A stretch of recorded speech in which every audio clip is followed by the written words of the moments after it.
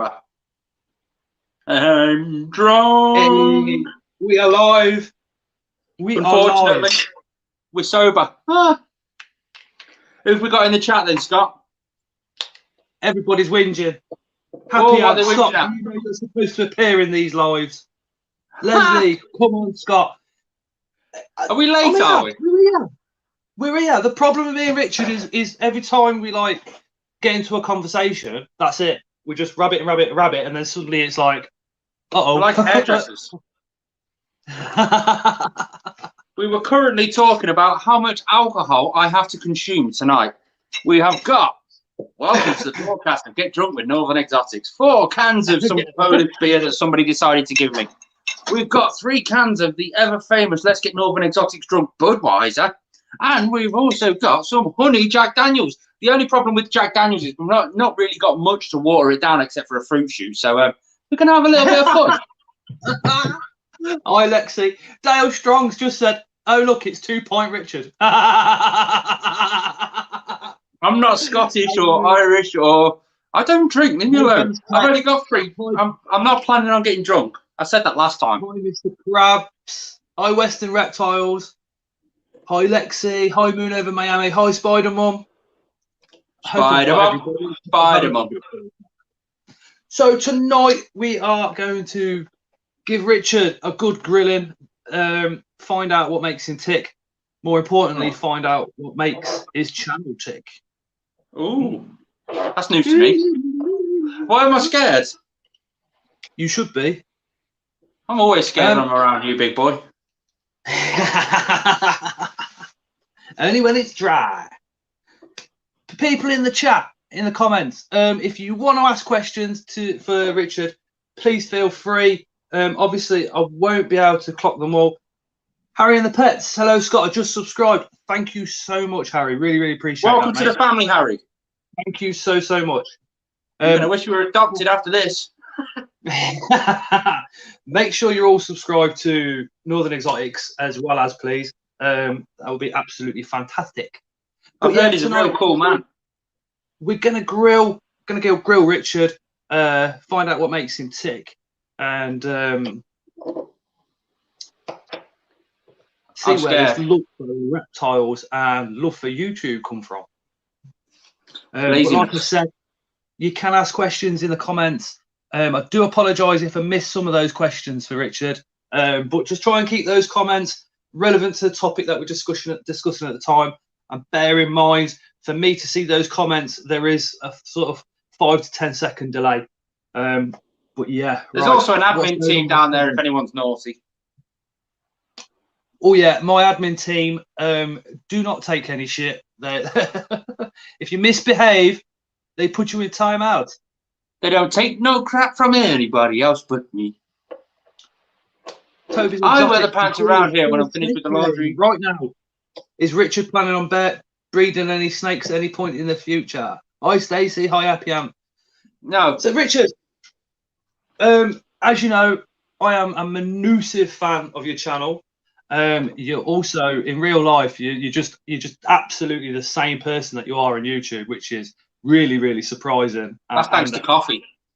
And absolutely brilliant. Yeah. So get the ball rolling. Where did you grow up? Put it this way, if you go out the front door of your house and throw a stone, you'll probably hit my grow up house, Coventry, West Midlands. That's why I sound a bit inbred. Well, I'm actually from Nuneaton. I moved here. Unfortunately. So you're a woolly bag. Yeah. The only way you got to civilization was the A444 when it got built. Literally. Well, the railway station. Talk. Yeah, my little sister. Yeah, that's it. The railway station when they linked it to London. I can't say anything. My little sister lives down there. When did you first start keeping reptiles or creatures, animals, insects? Depends if you class the ex-missus as a creature. I don't know. We've all got a few of those in the closet. Are they in the? Why have you got them in the closet? Have you got them tied up? I'm worried now, Scott. It's a figure of speech. That's what they all say. Are you really a serial ex-Mrs. Collector. Is that why you keep all those tarantulas? Because they'll go in and eat the bodies when they do eventually. Oh God, I'm getting dark here. Right. All the tarantulas, the substrate is ex-girlfriend's ashes. Yeah. I didn't expect it to take this deep of a turn this quick. So, yeah, where did it all start, Richard? My little lad, when he was a baby, my little lad Jacob, he's autistic. Some people would have seen him in a few of the videos. I think you've seen him before and stuff like that. And we used to go to Sherdley Park, a local park up here, and they had one of those free petting zoos. You can go in and just walk around. They've got pigs and stuff like that. But they closed it down, and he got heartbroken. So I bought the bearded dragon, and it made him a bit happier. Then I bought a corn snake. That made him even happier. And then I bought something else, and that made him even happier. And then the collection just grew. That's basically the bottom line of it all. He gets involved with a lot of things. He's got a fascination with all things dinosaur and reptile related and tarantula related at the minute, and it seems to be working just fine for him. What's your day job? I'm a bus driver. It's a night bus, isn't it? Harry Potter style. Oh yeah, I've got triple deck. Normally I go through low bridges. It takes the top deck off. Convertible. True style convertibles. Do you remember the old 36 bus route that used to? Oh, well, you probably won't know it. The old 21 that used to go past your house. Yeah. I crashed one of them. Well, I say it's still there. It depends. If the kids are all out in Wood End throwing bricks at it, it stops for a few hours. Oh, okay then. So that still goes on. We should film a video saying trying to get us some subscribers. And we should just go around spray painting, subscribe to Scott's Inverts on the side of the buses. I've seen worse things on the buses, tell you that. Well, but you have as well. When I was 18, I spent a few nights down in Coventry because I moved out of there when I was 16. And I was a bus driver when I was 18. And I was hid behind bushes, egging buses that I worked with. Work the maths out with that one. I was a kid. That's my excuse. Yeah, we've all done it. Yeah, but when you were 18, nobody does it. not 18, no, probably 14 to 16. Sounds about right. 18, it was police cars when they went under the A444 bridge. I wasn't that brave. I was a naughty little sugar when I was younger. A naughty little sugar. Yeah, but isn't that the chicken way of doing it? Because if you stood on top of the bridge and you're throwing them down on the dual carriageway at the coppers, then you can run away and they can't come and get you. Depends if they pull the bikes out, then you've got to be on your toes pretty quick. You seem to know all about this. This is back in the day where they'd literally take you back home instead of taking you to the police station, and then give you back to the parents, and knowing that you're about to get a twat around the back of the head. As opposed to sort of anything, criminal record. Yeah, stepdad used to twat me. That's another. The good story. Old days. This explains why we're both a bit simple. What was your first reptile? Diego down there, lazy shit's fast asleep. How did you get him? How did you find him? And where did he come from? Gumtree. Back when you could sell animals, back when you could sell animals on Gumtree. He came in a wooden enclosure similar to that, with sand on the bottom and a piece of like bamboo. I think the bamboo's actually still in his enclosure. That's sort of spent some time in about 4 or 5 different enclosures. That's the joy with hardscape wood and rocks and stuff like that. You pay an absolute fortune for it in the reptile shop, but you're going to have it for the rest of your life, so you may as well just spend that extra bit. Or you can be a tight ass and go out into the forest and rob some wood like I do. That one. I've got a load of hardwood chip-ins and hardwood bark because I went to a national forest to repair one of their logging machines, and they took a few down, and the hardwood trees were just lying there. So I said, "There's only one guy on site," and I said to him, "Would you mind if I strip the bark off?" He went, "No, go for it." So I literally filled the front of the van with bark. I still got loads in the garden. And then I got all you've got to do of hardwood dust. All you've got to do when you get something out of the forest is just leave it for God knows how. If you want to use it instantly, cook it, bake it, something like that, freeze it. But if you're not going to use it straight away, just leave it in a corner to dry out. Let all the bugs come off it. I've just done the same with a hell of a lot of moss. I've actually got tons of moss that I'm actually just robbed. The amount of spiders that came off that moss was unreal. I swear to God, there was like a little spider's egg sac in there, and it hatched while it was there. So I come in one morning, it was just full, and I was like, oh, I better go let them go outside. You've got to be careful of the cellar spiders, haven't you, with moss? Yeah. I've just left it there. And spiders carry a venom that can kill kill other spiders. But that's it. They just take the lid off, let them go outside. They'll find their own little place and stuff like that.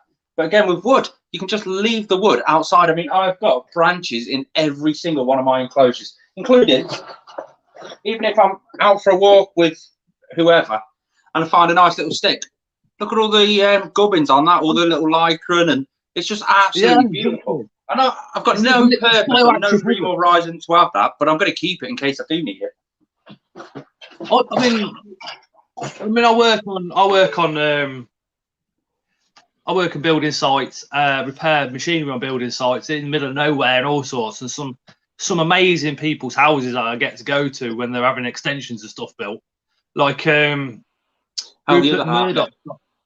Rupert Murdoch is building a new house, and I went there, and my God, his cinema room is a pit. The big digging out this pit. I had to drive down into it, 40 foot down into this pit for his big cinema room. It's probably about the same size as a football pitch. And then there's another cutout on top of that, which is going to be the foundation for his actual house. But that's out in the middle of nowhere. So there's lay-bys where you can pull over, walk 5 meters into the woods, and then you've got leaves, you've got anything and everything just sitting there saying, take me. Yeah, that's it. The joy with that is, if it's like a dark country lane or something like that, there's not a lot of traffic running up and down there. So you don't need to worry about oil, diesel, petrol, fumes, anything like that. As long as it's not right on the road, go 10 foot over. You're there. Perfect. Absolute perfect scenario. You only want to take as much as you can as much as you need, not as much as you can. But you find that. Well, with the lay boys, like you're saying, you want to do like a 5-minute walk into the forest. Because if you only walk in 10 meters, that's a lay-by out in the countryside. People pull into lay-bys when they can't find a public toilet. Dogs, everything, dust, dirt, all the crap. So leave that where it is. Go straight into the forest, as Richard was saying. And you never know. You might see Scott trying to find one of his exes or cutting up one of his exes to feed to his tarantulas. You never know. What? So, rumour has it, Scott, you're thinking of building new bioactive enclosures. I am, yeah. Give us some teasers. I've got one that's going to be coming out probably, at the end of this month, because I need to get some begonia, some pathos. What was the other one? And another type of plant that begins with a H. I've got it written down somewhere. Oh yeah, hosta. I need to get those. But I also need to wrap the roots in moss with wire and do some crazy stuff like that, because the bioactive setup that I'm going to do is not as rainforesty as what you think. It's going to be like a semi-dry. It's going to be sprayed lightly once a week, and it's not something that you would actually think to do bioactive. It's going to be absolutely epic. I haven't seen what I'm going to do done before, whether that's because I just haven't seen a video on it, I don't know, but certainly with the mainstream YouTubers, I haven't seen anything done like this before, but it's something that I've wanted to do before I actually started YouTube as well. So it's been a 2.5 year idea, and I've suddenly decided, right, it's going to happen. I've just started a project like that. Not so much animal related, more personal life related. But I've been eyeing it up for literally years, and I've only just started it. And I was like, oh, yes, feels so good. But is it an invertebrate species? Yes. Has it got more than 8 legs? No. So it's a tarantula? No. Oh, crap. Is it an assassin bug? Might be. I think Didn't Sam from Bug Rounds, didn't he do a tabletop big glass enclosure? What was in that? I can't remember. Oh God, if I remember right, didn't he start off with a scorpion and then went over to assassin bugs? I think so, yeah. What was it called now? It's amazing how that video has got to have been put out about a year ago. We're sat here talking about it now. Is Sam in the chat, actually? He's normally here, isn't he? It's a bit early for him yet, because he'll still be at work. Ah, fair enough then. It's amazing how that video was put out a year ago and we're sat here talking about it now. I know, yeah. Stacey says, "Hey Richard, how's the little fella doing since his return?" Oh, he woke up this morning with a cough. Didn't think nothing of it, no temperature or anything. He's come home from school with a headache and a cough, which is exactly the symptoms that I had when I got coronavirus. So guess who's going for a little test tomorrow? Uh-oh. There is a positive and a negative to this. Positive is I'm off work at the minute, and so if he's off school, we get a bit more time together. Negative, obviously all the negative connotations that come along with coronavirus. We'll see what happens with that test.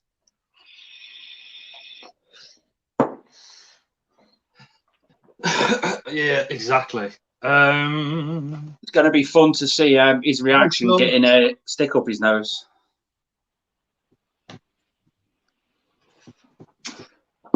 Right, everybody in the comments, if you share this video, and if we get up to 35 likes and 35 people watching, shall we ask Richard how much he earns per month off YouTube?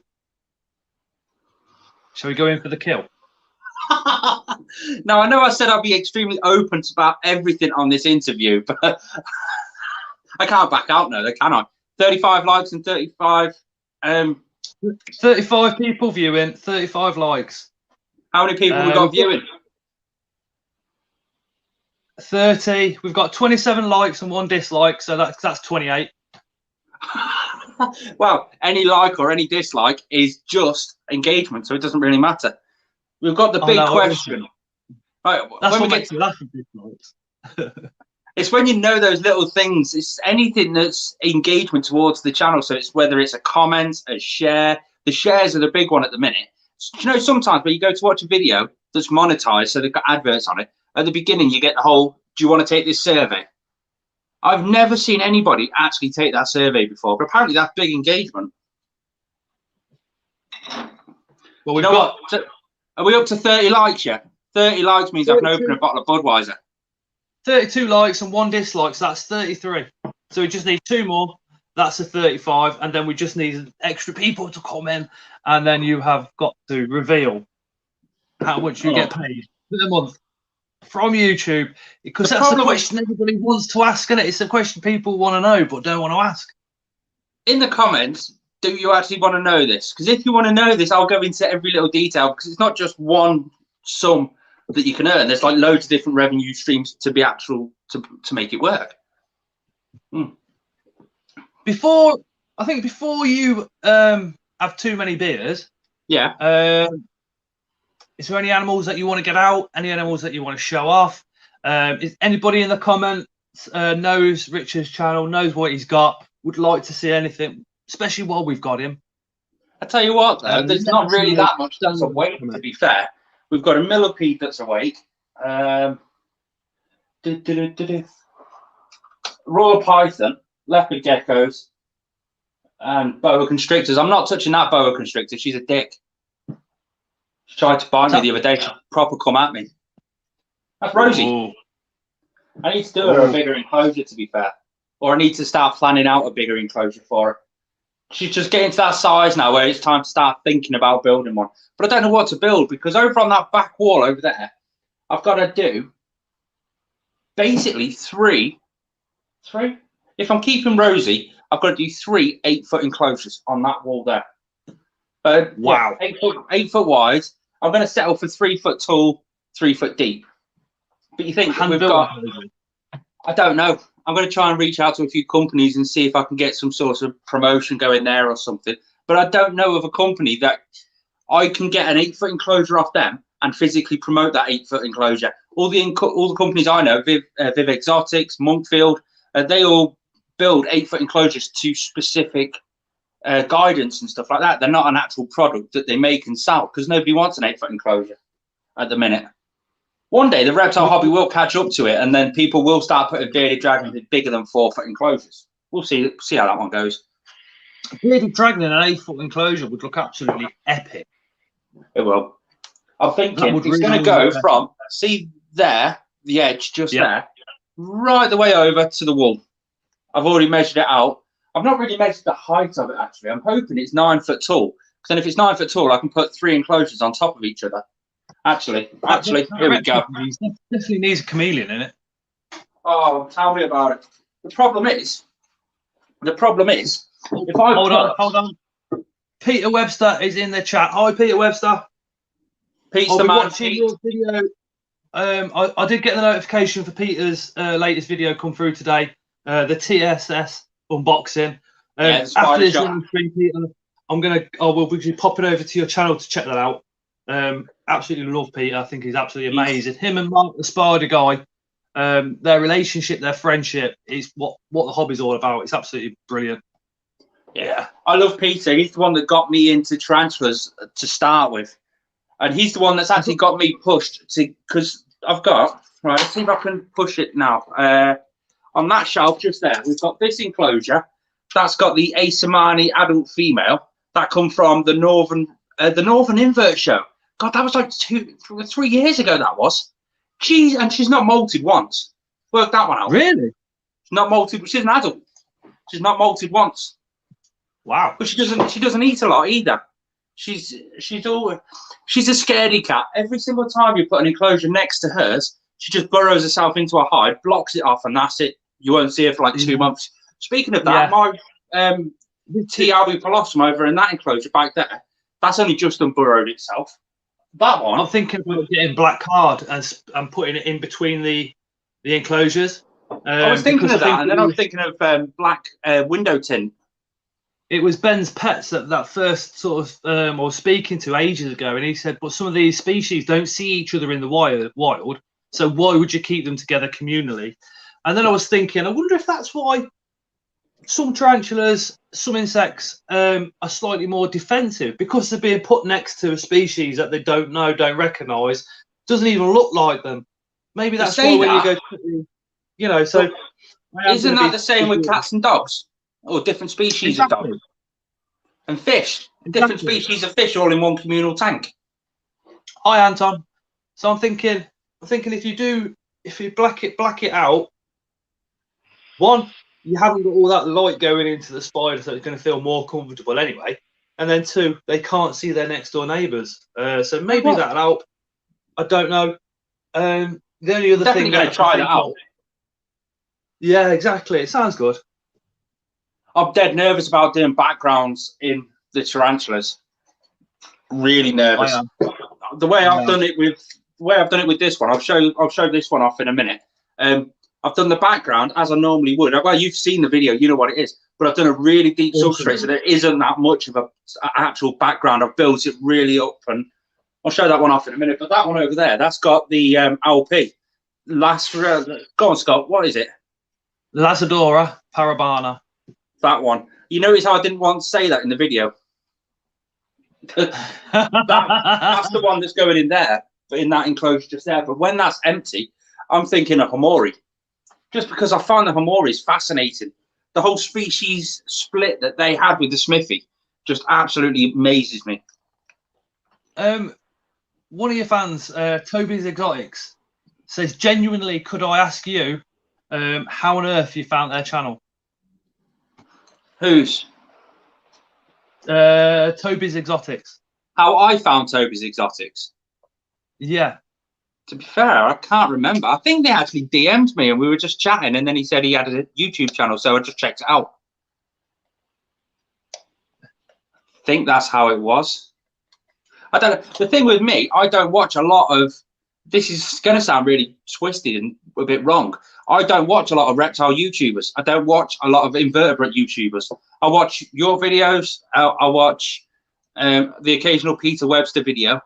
And occasionally I'll do like, you know, the top tier guys, the Clint Reptiles, the Brian. I'll do a few of them occasionally, but I don't really watch a lot of reptile YouTube. I tend to find I was watching all the reptile YouTubers, but then I was getting influenced by them to create videos that have already been created, and I found out I was stepping on people's toes and stuff like that. So I just sort of stay away from watching everybody now. You'll find somebody will put a video out, something, and then I'll try and copy that video, and I just didn't like that, so I stopped doing it. I watch quite a few. As you know, watch yourself, or watch Sam, Peter Webster, Ben's Pets, Bug Rounds. But my favourite thing on YouTube at the moment, and it's so dull and it's so boring, and it's just something completely bizarre that everybody in the chat is going to go, "What the fuck?" But Post 10. What's that? 10. He's over in America, and he unblocks drains and coverts. These coverts are like massive, and he unblocks some stuff like that. You get to watch all the water drain. I know it sounds absolutely boring to you lot, but mental health wise, at the end of the day, I watch one of them videos, I feel nice and relaxed, ready for bed. Do you know what I mean? There's something about watching the water build up and then just go poof, gone. So, you know, we've all got little guilty pleasures like that. Everybody in the chat, is there a random thing that you watch on YouTube that's totally out of your interest? For me, it's supercars, daily driven exotics, the Stradman. I watch all of them, and the joy with them is they're at the top of their game. So he's teaching me their editing style, their way of clickbaiting and stuff like that, and it's teaching me that. But I'm also massively entertained by it. But then I'll sit there and watch it and think, well, why haven't I clicked off yet? What is it that I liked? Maybe other people will like that. Maybe I should start doing that in my videos. And it just helps you improve. But supercars, I haven't got a single passion in life about getting a supercar. I just find it dead entertaining. Same with gold and silver at the minute. I've been watching a load of stuff about how to spot fake gold and silver. I haven't got an interest in gold and silver, but I just find it fascinating. We've all got things like that. So when I look down here, everybody, I'm just looking at the comments. So when I'm down like this, I've got the laptop on. I'm just checking the comments, just replying back to a couple of people. But yeah, we watch. Oh, what's it called now? There's an American program, and it's an oldish guy, and he restores old cars that he's bought, and he's had them for years and years and years. He's got long dreadlocks. He is absolutely ace. But then another one of my favourites, who is got millions of subscribers, and he does blacksmithing. So this guy's one to watch, especially for all that clickbait stuff and stuff like that. Is Alex Steele.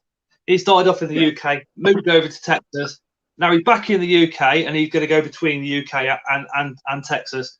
I've never done blacksmithing. I've always fancied having a go at it, but to watch him create things out of the metal and just to be self-taught is absolutely, I love it. I absolutely love it. One of the things I love, just seeing other people's enthusiasm towards creativity just inspires my creativity, and then I start building enclosures just like that one we can see just there, which I'll go over that in a bit, shall we? Anton says Pro Vivs do custom built Vivs. Isn't Pro Vivs, yeah, but again, they're custom built. I want to be able to promote a product that people can readily get available. That they can go on a website, they can click buy it now and buy an 8-foot enclosure. And there's just, I struggle to find a company that does that. How about a Northern Exotics flat pack, 8 foot? Mind blown. I mean, I could never produce that. That's the point, actually.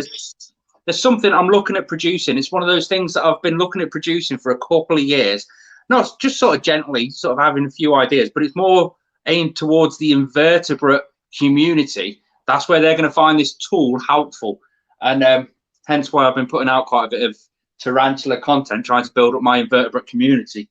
But I'll have a chat with Scott about that after the stream, because that's sort of like something that's not quite out in the invertebrate hobby, but something that will be extremely useful. And they're cheap. We'll have a look, see what comes up. Oh. It's just something I need to find. I need to speak to Liam from Mantis Den about it, to be fair, because I think he's going to be the one that could produce it at the right cost, sort of thing. He's got all the equipment to produce it. Any ideas on what it is? It's not an enclosure.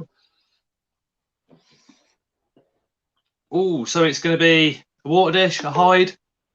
No. 3D printed background. Has Liam got a 3D printer? Yeah. Oh, I didn't know that.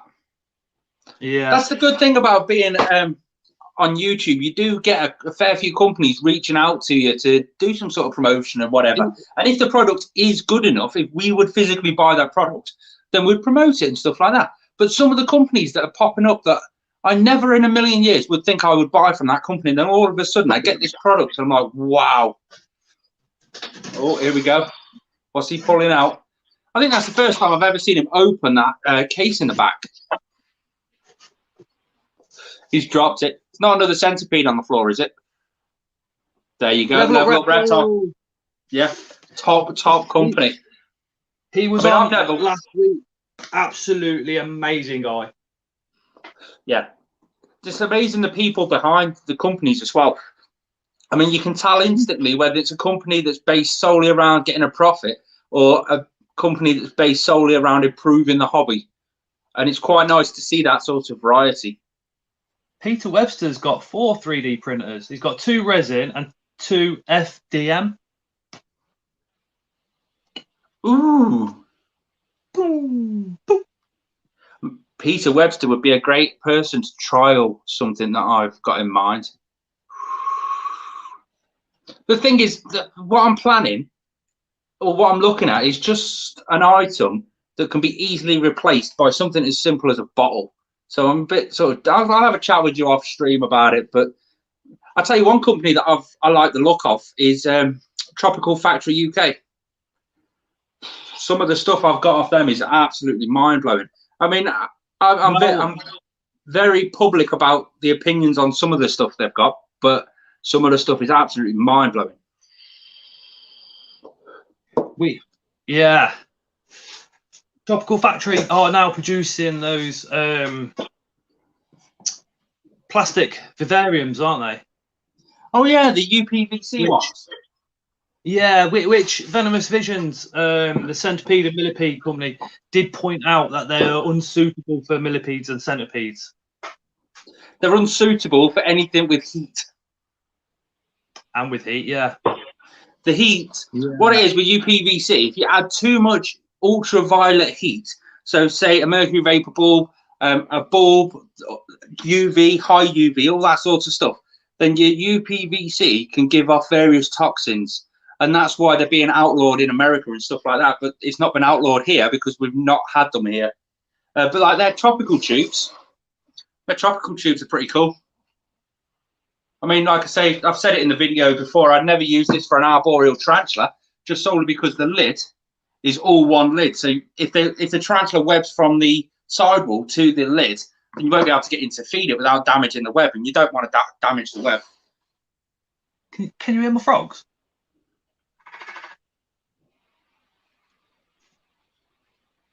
It's getting to that time of year, mate.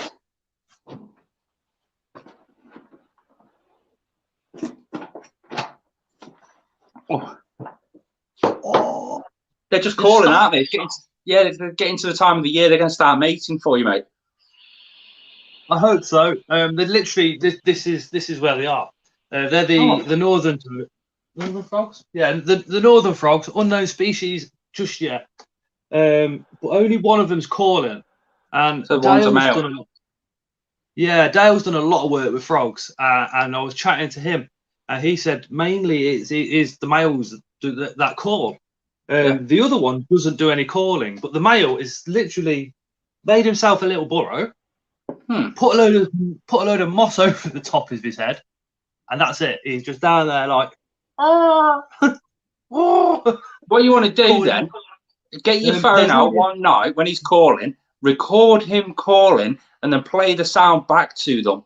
Get a good sort of a 45-minute recording, half an hour recording. Play the sound back to them. If they're both male, they will both start calling.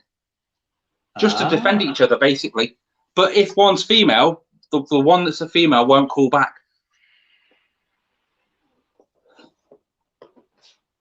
the one that I think's a female usually lies down like this, and he or she is up like this at the moment. Oh, yeah, and do you know why she's up like that? Because the male's calling and he's grabbed her attention. But there's a mini pond in there. There's tons of moss in there. There's a little plant in there. Ooh. I was gonna build it up and do a video, but if they're gonna pair up a mate, then that can wait. I'd rather them get on with it and be happy. Do you know what I mean? It'll be interesting to see how they mate with them being an unknown species, because some species of frog, you need to get made like rain chambers and all that sort of stuff for them. I know that's what I'm going to have to do with my white tree frogs. Tree frogs. Generally, I mean these are true frogs. Yeah. So they're about half the size of my hand. But yeah, I noticed somebody says unknown species. Yeah, they're unknown because that's how they come from Shirley Aquatics. Basically, because with the northern frogs, there's that many different species out there, and a lot of them are unknown. It's really hard to distinguish which ones they are. But I really, and they all have the same care requirements. I really do need to speak to a sort of an American frog expert to get them. Show us the frog, Scott, says Toby the Exotics. I will in future videos, mate, but while they're calling, I'm going to leave them to it. And if I open the door and they get out, I'll be 4 or 5 hours before I've catched it and put it back in again. Unusual pets. So Leah's in the house. We've got Leah in the house. Hope you're well. It's the same scenario with my morning geckos. If I open the door and one of them get out, that's it. I end up having to get a little kid's fishing net trying to chase it around the reptile room. Same with Mushu, though. As soon as Mushu comes out, Jesus Christ, he's up the walls and everywhere he is.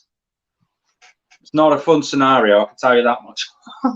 You know, morning geckos, that's a species Tara wants. So I might have to. I think she's upstairs. I think she's upstairs putting them still to bed, but I don't know. Well, between you and me, that's a species Tara's got. Got 3 in here. 1, 2. Yeah. So we've got a baby just there. See it running up the glass. There's one.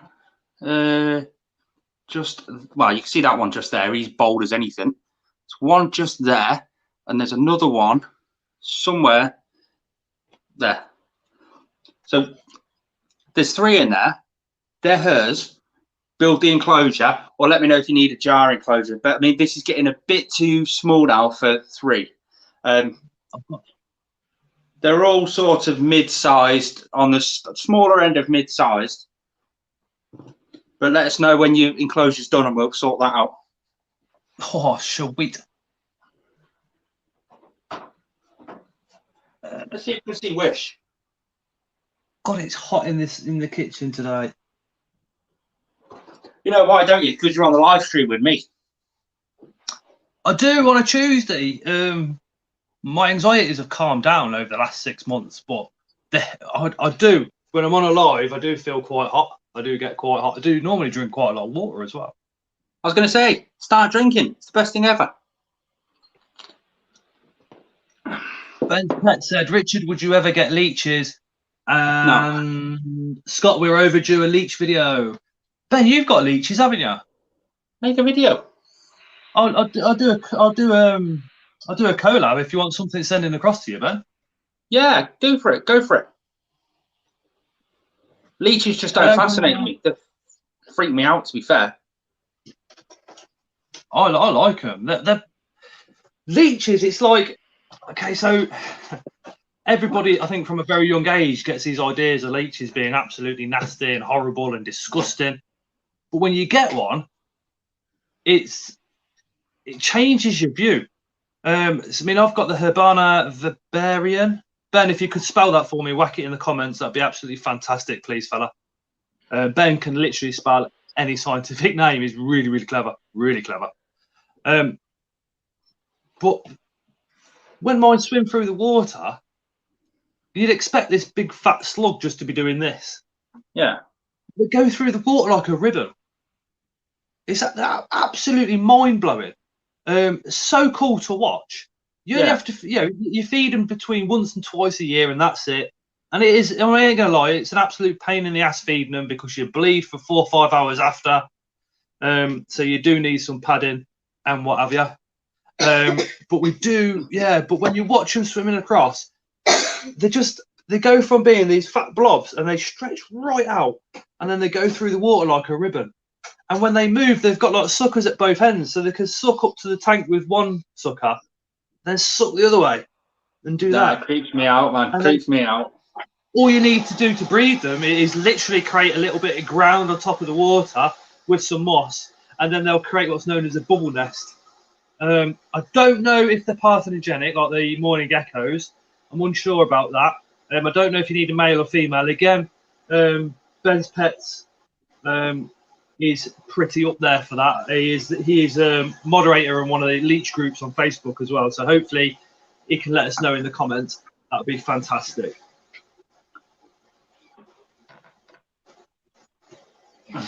Dale says no, he had one on him once and he nearly died. Dale is such a big geezer, right? He's a big security guard with a big beard.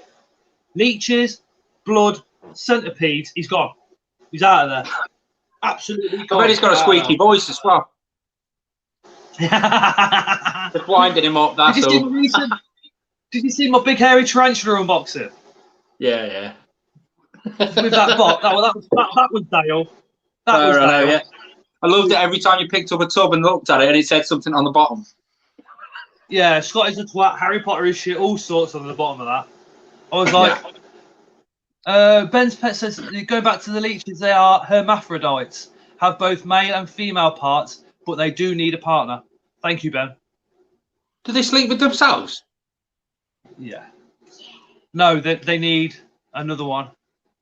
Peter Webster says he needs to get some more reptiles. So if they got like the male organ this side and the female organ that side, so the leeches have basically got a mate by going 69. But then, do they both give birth?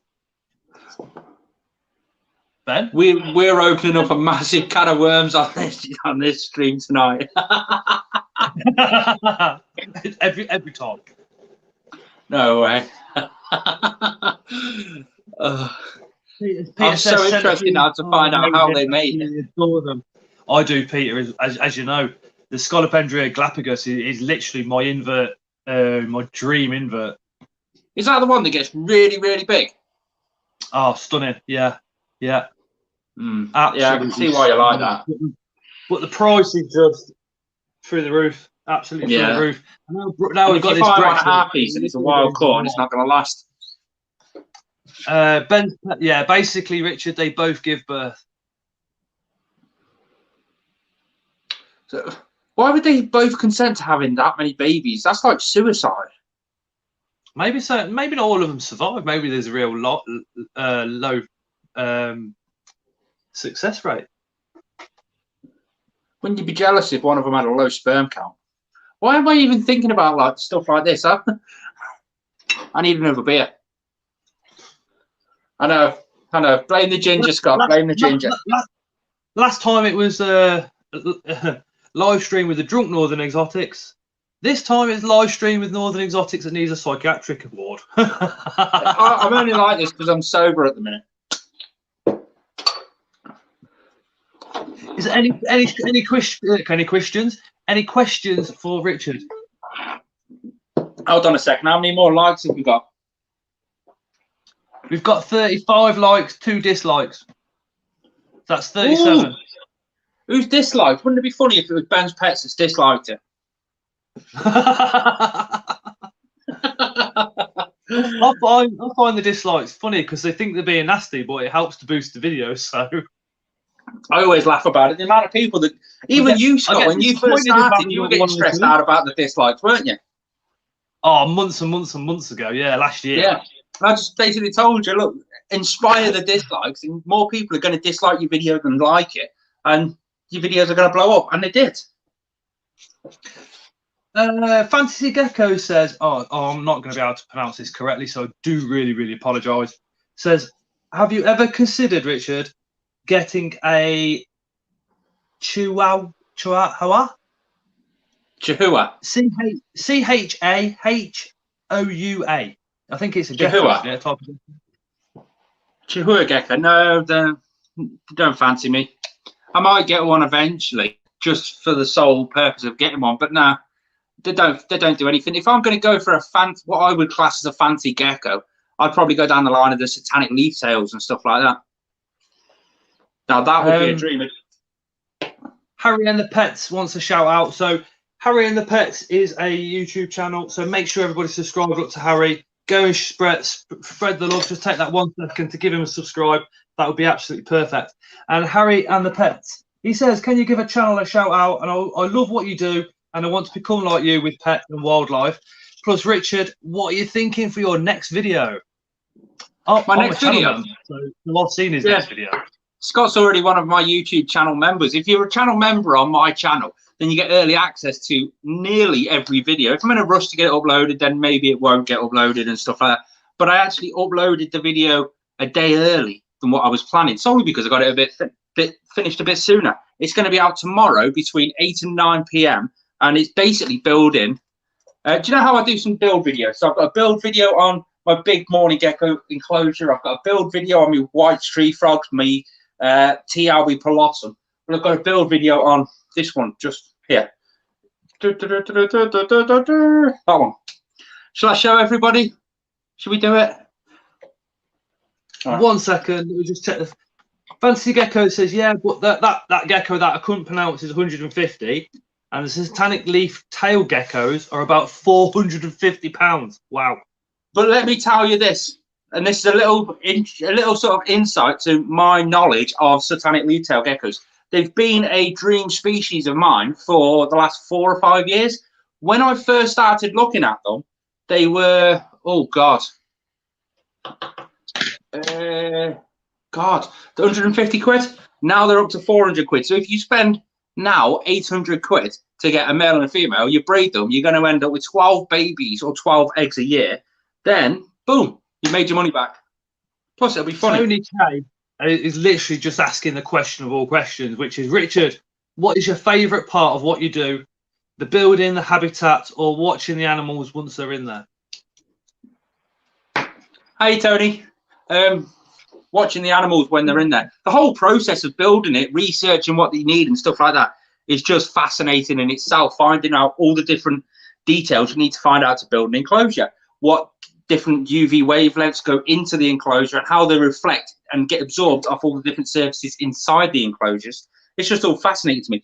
But when you sit back in your chair and you just at night time, all the lights are off and you start to see some of the animals, the nocturnal species or capuchin species, start to come to life and behave how they naturally would, that's when stuff starts to get interesting. I mean, you should hear my morning geckos when they start chirping.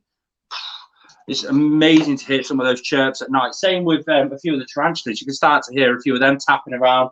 Same as the leopard geckos, they come out for a bit of bite to eat. And the most noisiest animals, the daytime animals, the bearded dragon, the savannah monitor, they're all fast asleep through the nighttime. So it's just the quiet and the sound of the animals. It's just fascinating to watch their naturalistic behaviours actually come out. Diana, you're not getting ignored, mate. I said hello to you at the start of the stream.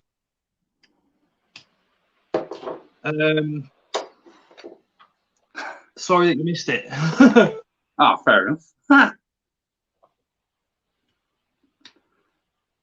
But it is difficult to keep up with the comments and holding an interview and be thinking about what to ask Richard next as well as. So bear with me if I don't see all your comments. I really do apologise. But we did cover that a little while ago, so don't feel left out. That was a good question, that one. I thought so. Yeah. Very, very, very good. What's your favourite tarantula? Me? Yeah. Brachypalma hamori. It's a simple tarantula. It's an inexpensive tarantula, but it's the one that I love. Now, the only reason I love it is because I know so much about it. That's all it is. It's the tarantula that got me started with tarantulas, and I've just got a history with them. I like the story behind the Brachypalma hamori because once I'm going to go into it again. I always end up going into the story when I'm on one of your streams. Richard started, so now he'll finish. Woo! The Brachypelma homori used to be the Brachypelma smithy. They live in. They live on the Rio Balsas River. The Rio Balsas River, over time, through general water corrosion, the Rio Balsas River slowly got wider and wider and wider and wider until that species could no longer communicate with each different species. So they were both the Brachypelma smithy. The river got that wide for that long that the two different animals over the same animal over the different sides of the actual river evolved slightly differently. So now we have the Brachypelma smithy and the Brachypelma homori. I just find that story massively fascinating because that river got to near enough 6 feet wide before the animals could stop crossing. So that meant they must have been climbing the trees and jumping the trees, walking across logs when the logs were actually floating down the river. Imagine jumping on the log on one side, then 100 foot down the river, you're jumping off the log on the other side of the actual bank. And it's all thanks to the Rio Balsas and the way evolution has worked. I love that story massively. Like I say, I could talk about it all the day, but that's my favourite species by far. No effort. No effort did come across from your channel to my channel, so big massive thanks to yourself and No Effort for that one. They don't even keep spiders, so we're trying and convince them. Sorry, but No Effort says, question for Richard: Will you make a bearded dragon enclosure build at any point in the future? Yeah, 100%. I want, because that's my bearded dragon down there, Diego. I want to build him. The size is just vague at the moment because that's not until either the end of the year, the actual physical build itself. I'm thinking autumn going into winter, so just going into brumation, just before brumation, that sort of time. And I don't know the size yet. I don't know whether to go a 6 foot or a 5 foot, but it's going to be 3 foot tall to give him that extra arboreal height that he actually needs. That enclosure is 18 inches deep, so I'm aiming to go for a double that, which is 3 foot, and it'll just look absolutely amazing. All depends on the size of the big enclosures that are going up there as well, because I'm going to need 3 huge enclosures down there. Absolute huge enclosures. Nice question. No effort. Peter Webster said, how's the female getting on, Richard? Absolutely perfectly fine. It's absolutely amazing. Again, that's another one that's only, I think that's only molted twice since we've had it. We've had it. God. Peter Webster, get this. This is it. Peter Webster sent me a Brachypelma homori female when I was at 1,200 subscribers. Jesus. And that was only, what, a year ago? There or thereabouts? Tell you what, he's a genuine person. I met him a few times at the shows and stuff, definitely. Yeah. I can't wait to get back to the shows. Oh, Doncaster. I miss Doncaster so much. I really don't talk to him enough. I should really make more of an effort with you, Peter. I do apologise because me, Tara, and obviously Layla are absolutely massive fans. Layla loves him to bits. Absolutely loves him to bits. And if Mark the Spider guy is still in the chat, we love you too, mate. So chin up. I was gonna have a quick look. Something he put on Facebook the other day, just making sure he's still all right, still all good. Ah, that's a bonus. I like. Shall I show this enclosure off yet, Scott? Dale said it's been an hour and you're not drunk. Do you know why, Dale? Solely why? Because I'm only on my second. I need 3 to get drunk, remember? And that's only. Don't shine your lightsaber at me, big boy. And he was just saying I wasn't drunk. I can beat it up.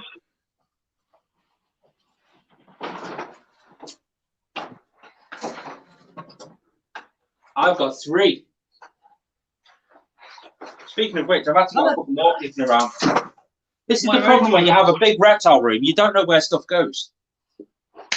This is a kitchen as well as keeping all my bits of, as well as being like home to all the animals. Right behind me. They were literally right behind me. I can't do anything over there because that's the kitchen, the cupboards and stuff like that. There's work surfaces. But if I even touch that with any of the animal stuff, Tara will literally cut my balls off while I sleep. I have to leave all that over there.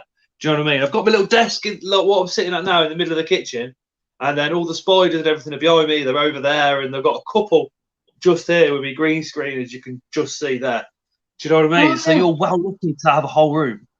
Do you know what I mean? Believe me, I want a warehouse. I would love a whole room. I want a warehouse. Jade's Jungle's in the house. Hi, Jade. Hey, Jade. How's the mantis getting on? Jade, if you've got any questions for Richard, just drop them down. I think we should start asking Jade some questions. What's your trick with TikTok? I've just come out with it. Everyone wants to know the same thing. Yeah. What is she? 200,000 followers on TikTok now. She has the best animal TikTok out there, full stop, don't she? Yeah. 200,000. I mean, come on. Absolutely amazing. Would he buy a Chondro? What's a Sondra? It's CHONDRO.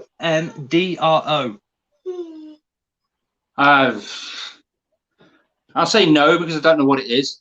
Normally, that sounds like the kind of thing your man would pull up in a van saying, "Do you want some sweets?" Do you know, Anthony? I think it's probably going to be one of the snakes. What is it? Say that again. A Chondro, CHONDRO. I haven't got a clue. I'm tempted to Google it though. Jay's Jungle says, right, the secret to TikTok is just put bugs on your face. People get super grossed out and then follow you. I think her Instagram picture, she's got the tailless whip on her face, hasn't she? Yeah.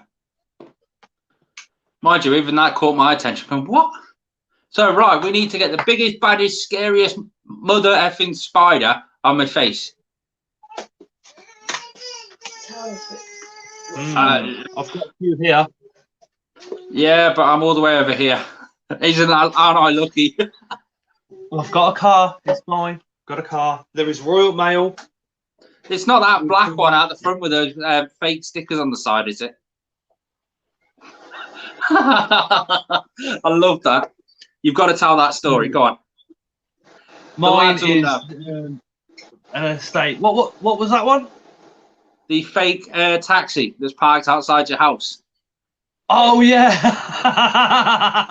So if anybody's got any knowledge of the fake taxi, we're not going to go into detail on what it exactly is, but it might be Scott. One of the neighbours. He's a young lad. He's a good lad. He's got his own taxi. It says bad cab on it, but then it says in yellow writing, yellow and black, fake taxi on the side of it. 90% of the lads should know exactly what we're talking to, and yes, it is the same logo. Stick a thumbs up in the comments if you know what we're talking about. Stick a thumbs down if you don't know what we're talking about. In the comments. Yeah, in the comments. I'm just curious. I'm actually going to go over to the chat now just to see, because I'm a bit bad with this stuff. Richard, here's one that pulls a little bit. It says, Stacey says, Richard, not to be rude, but you don't use UVB on the morning geckos. Nope, correct. Why? No space. Fair enough. Simple as that. There's no space. We've got the basking lamp on the top. We've got the Pro 10 LED light on the back. Then we've got the fog system going in the back. We've got the rain system going in the back. Eventually, it's going to be UV across the whole bottom end of the rack, so the whole lot's going to be done, and it'll come down. But everything's working. The eggs are calcifying. They've got all the stuff. The way we supplement it is we add D3 into their vitamin D3 into their diet, and that's the supplement that they get at the moment. The whole of the chat is smiley faces and thumbs up, and there's Mr. Krabs with a thumb down, going, "Am I too innocent to know?"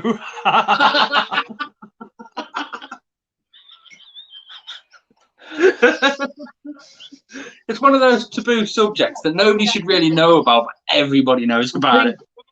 I think Mr. Krabs, yes, as Tara's just said, is only 15. So, okay then. Yeah, fair point. You're going to have to wait 3 or 4 years to find out what fake taxi is. But in 3 or 4 years' time, especially being 18, you're probably going to be watching it. No effort. I don't believe you saw my question, so I'll just say it once more time. Question for you both. Reason to keep tarantulas, their qualities, and of course, their disadvantages. The disadvantages are they are venomous. They are completely unpredictable. The advantages... Dickheads. super low maintenance. Literally, absolute super low maintenance. Adults, feed them once every 2 weeks, depending on the species. You're spraying once, twice a week, and that is it. So easy, such an easy animal to keep. Depending on the species, again, depends on what temperature you're at. Majority of tarantulas are at 28 degrees anyway, so yeah, there's nothing I can add to that. You can make an enclosure look quite nice. You can make them look quite pretty, but you're not really going to see them that much. The bonus with the spiders is if you go for something like Chromatopelma cayenne pubescens, which is the spider that's behind me and Richard, that they're one of those funny spiders where even the people that just say scientific names only still refer to them as a green bottle blue. So GBB, what is absolutely phenomenal about those is they're absolute amazing heavy webbers. So you make your enclosure how you want it, all the rest of it, and a GBB goes in and makes it how they want it, putting all the webbing up, literally creates a web castle. They're semi-arboreal, so they will climb up. Mine spends all its time stuck down on the ground, and she has literally created webbing that comes up the sides and just comes down into a mat. So with some spiders as well, you can get some amazing webbing. OBTs as well. OBTs create a lot of webbing. So I like the M-Balfours.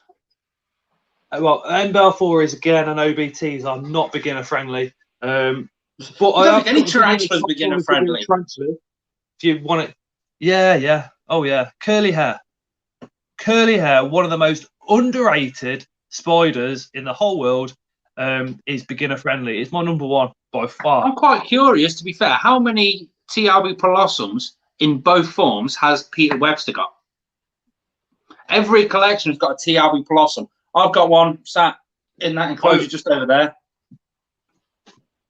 He doesn't keep many of the same species, does he? So I'm going to say he's got the hobby form and the Nicaragua. Yeah, I think he's got them both. But I don't know whether he'll have them both or both sexes of them both. Everybody's saying hello to Tara. Yes, the beautiful little Tara.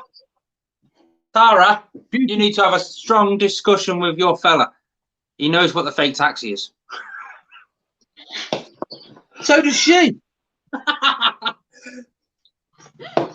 The neighbours like this. I still think all over the place. I still think it's you that's the fake taxi. That's why nobody recognises you with that tosh. Jay's Jungle says, my OBT made a gorgeous webbed enclosure, and as soon as I put her into the final one, disappeared into a dirt hole, never to be seen or viewed again. Yeah, well, my TRB Blossom's done the same.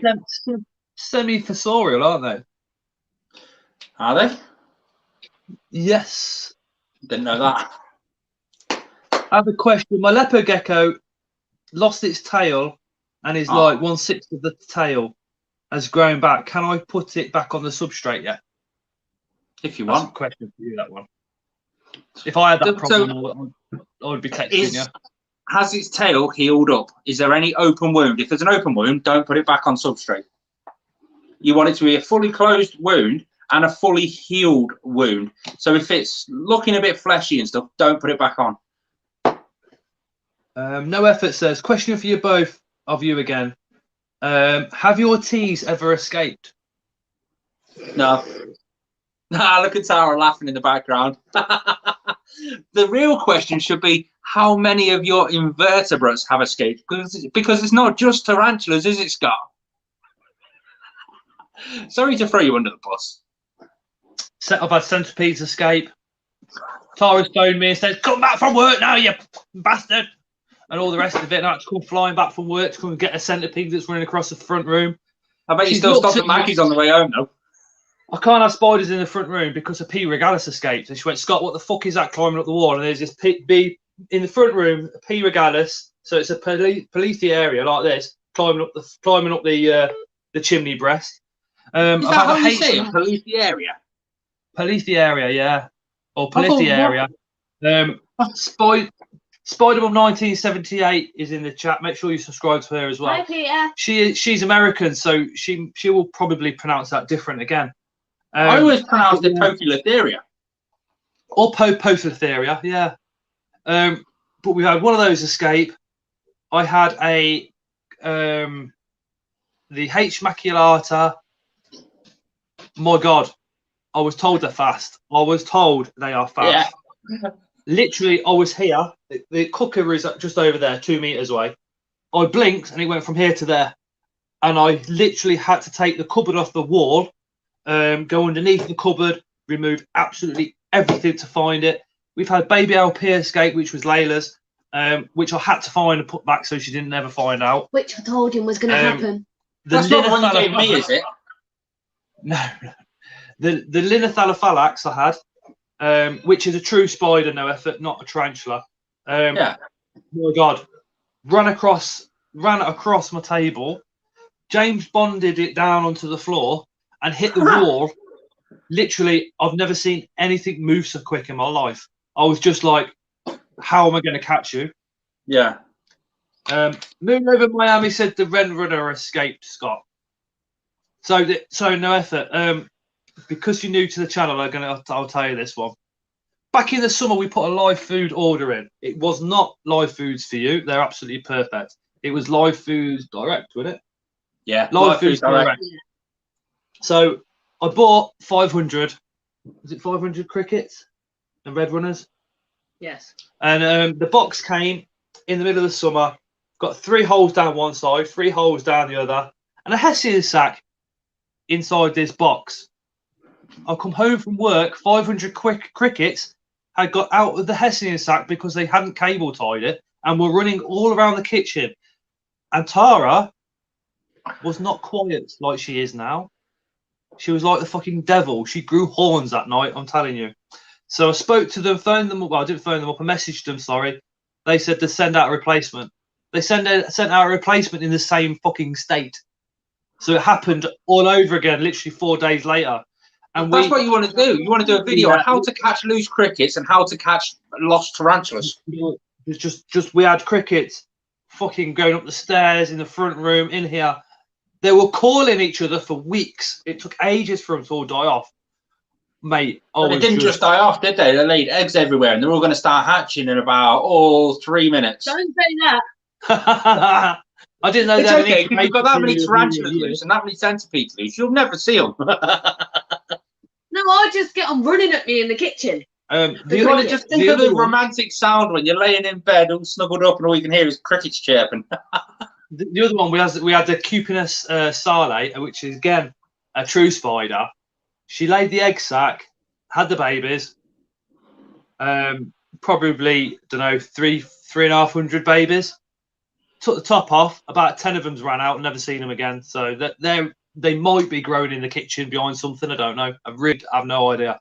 But they're very, very skittish, very fearful of absolutely anything and everything. So God knows. We'll see. What's your next pairing? Have you got anything pairing at the minute? Yeah, we've just paired up the Hi, Ellie. Chiropagapus lividus, which is the cobalt blue. Yeah, I saw the video on that.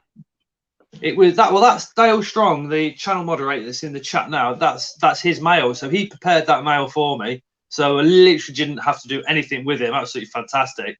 And he's gone in, done the deed a few times, as you've seen on that video. But then we are going to put him in again over 3 or 4 times over the next couple of weeks. You're just going to put him in until he gets eaten? Basically, until he gets eaten. And as cruel as it sounds, I know people say, yeah, but you want to keep the male spider so it can live out its life. If the female, if they pair and it's successful, and the female eats the male, it is the best start that you could possibly give to those to the eggs. They are a lot stronger when they're laid, and when they pop out, they have much more chances of success. That's why the female munches them. My name's on one of those cobalt blue babies. Yeah, definitely. We've got the Taylor's Whip Scorpion. That's just bred those. Yeah, you've got your babies on them as well, haven't you? Yeah, we've got babies of those. Am I right that they don't have a mouth and they don't eat? What? All spiders. I don't know. No, they've got mouths and they eat. There is a misconception that says they don't need a male to breed. That's one species. I don't think that species is in the hobby yet. Between but that and the morning geckos, there's going to be no need for males in the world ever again. Yeah. Our Damien Midias, they do need the male and female, but what we did with those was we put the male and the female in together and just left them well alone, just kept them nice and damp, just didn't even disturb them, just opened the front gate once a week to feed, and that was it. And she got fat, she had babies, and we were chuffed to bits. In fact, Mark, the spider guy, is going to be getting a couple of them because I know he's been after Damon Media for absolutely ages. Can you keep them in a communal? They can keep them communal. Yeah. Oh, yeah. I've got space for one. We've just given them away. Yeah. She's like, yeah, you could have made a fortune. You could have got me a new handbag, but no, you gave them away. Handbags? We don't do handbags. She's not a typical girl. She's not handbags or makeup or crap like that. I'd rather a new pair of trainers. Jade Jungle says, I would buy some from you, Scott, if you ever decide to sell. Jade, I'll send you a couple up at the end of the month. Just remind me towards the end of the month, though, Jade, because I've literally got a memory like a sieve. But in giving them away is costing him a new pram at the end of the month because they're mine. Ooh. It's the buying the 300 buying all the spiders off Dale. You're having another gecko at the end of this month. So now he needs a new pram.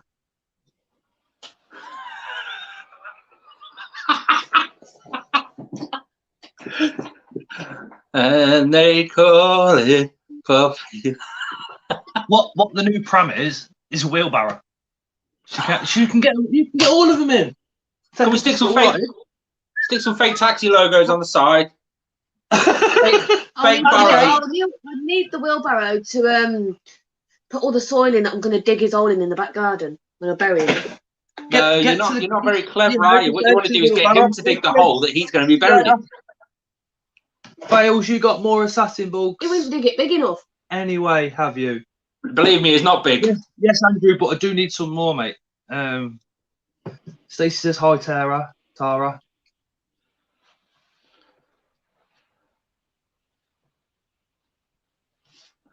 Oh, go on. What's in the chat? You look dead engrossed.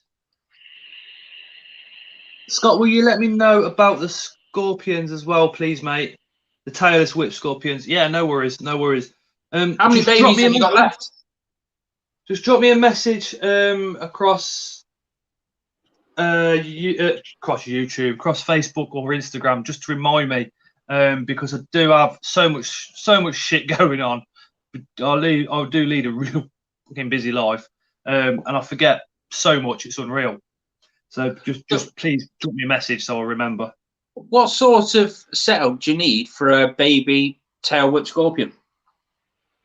Cave-like, dark, and arboreal. And damp. Hi, Exotics Radio.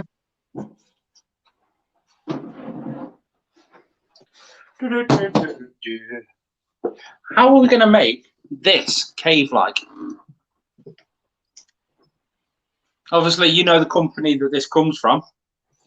Yeah, that company, they sorted me out that one for doing the video. Yeah.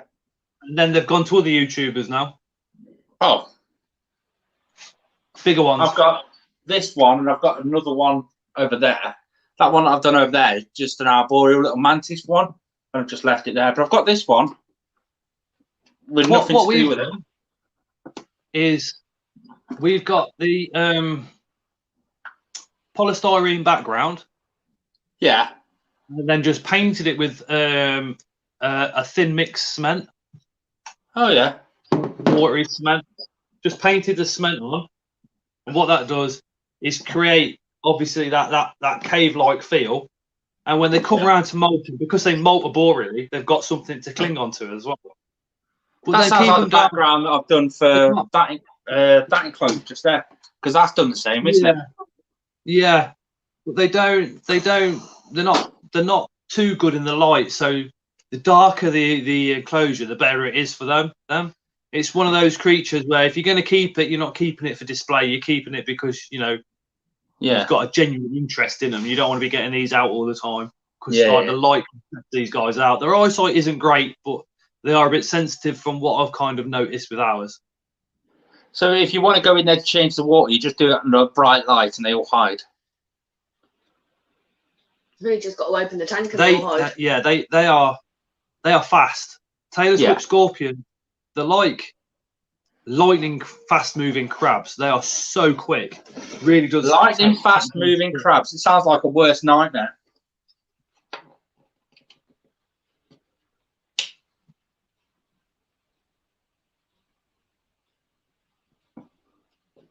He looks so engrossed. You can see the cogs turning.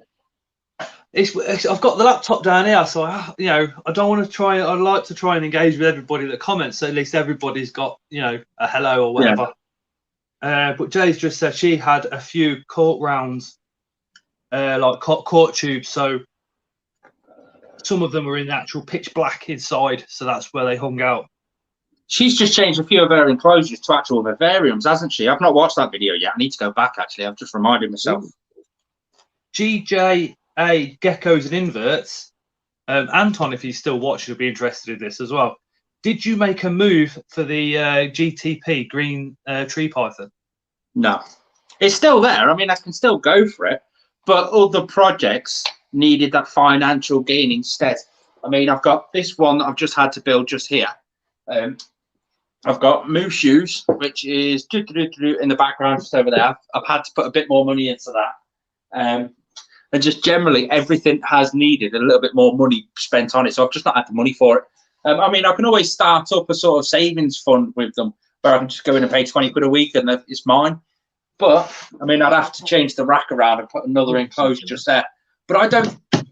If I'm going to be getting an enclosure for it, it's going to be a big 90 wide, 90 tall Exoterra. And I just think for a GTP, it's a bit of an elaborate setup for that species. If I'm going to go for that size of an enclosure, then I'd go for something like a mangrove. But then the GTP does look absolutely amazing. Do you know what's even worse? They've had a Bayak Green Tree Python up for sale in one of the local shops. It's only a baby and it's absolutely beautiful. And I'm like, and it's the same price and my legs shaking and I need it. But yeah, I want a mangrove. But yeah, if I'm doing a big enclosure like that, then I can do a massive group of dart frogs with our boreal morning geckos. That would be amazing. This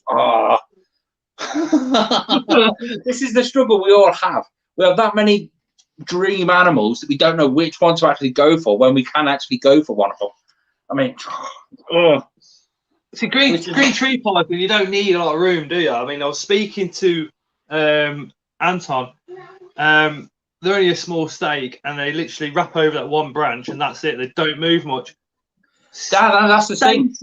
They do move, but they move at night. Oh, the Chondron, which we were on about earlier, is a type of green tree python. But Stacey's just said, I don't know. I'm up here thick. Fake taxi. If her name's Stacey, then it's a good thing she doesn't know. Fake taxi is, putting it very politely without getting demonetized in the future, adult content. We'll leave it out there for all the kids that are in the chat. I'll send you a quick message on Facebook. Yeah, there you go. Oh. Yeah, so I'm trying to figure out now. I need your help, Scott, with the bottom end of this rack here. So the bottom end of this rack, we've got our 60 tall, 45 by 45 Exoterra. We've got enough room to put 2 more in there.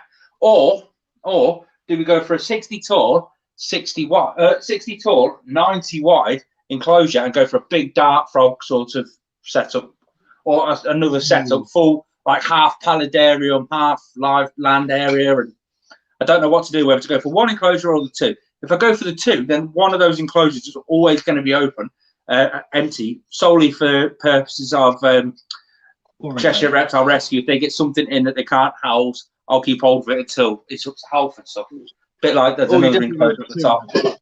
Yeah, you definitely need the 2, just purely for that reason. Yeah, I think you're right. I mean, this next shelf up, I don't know. Oh, we can't see it.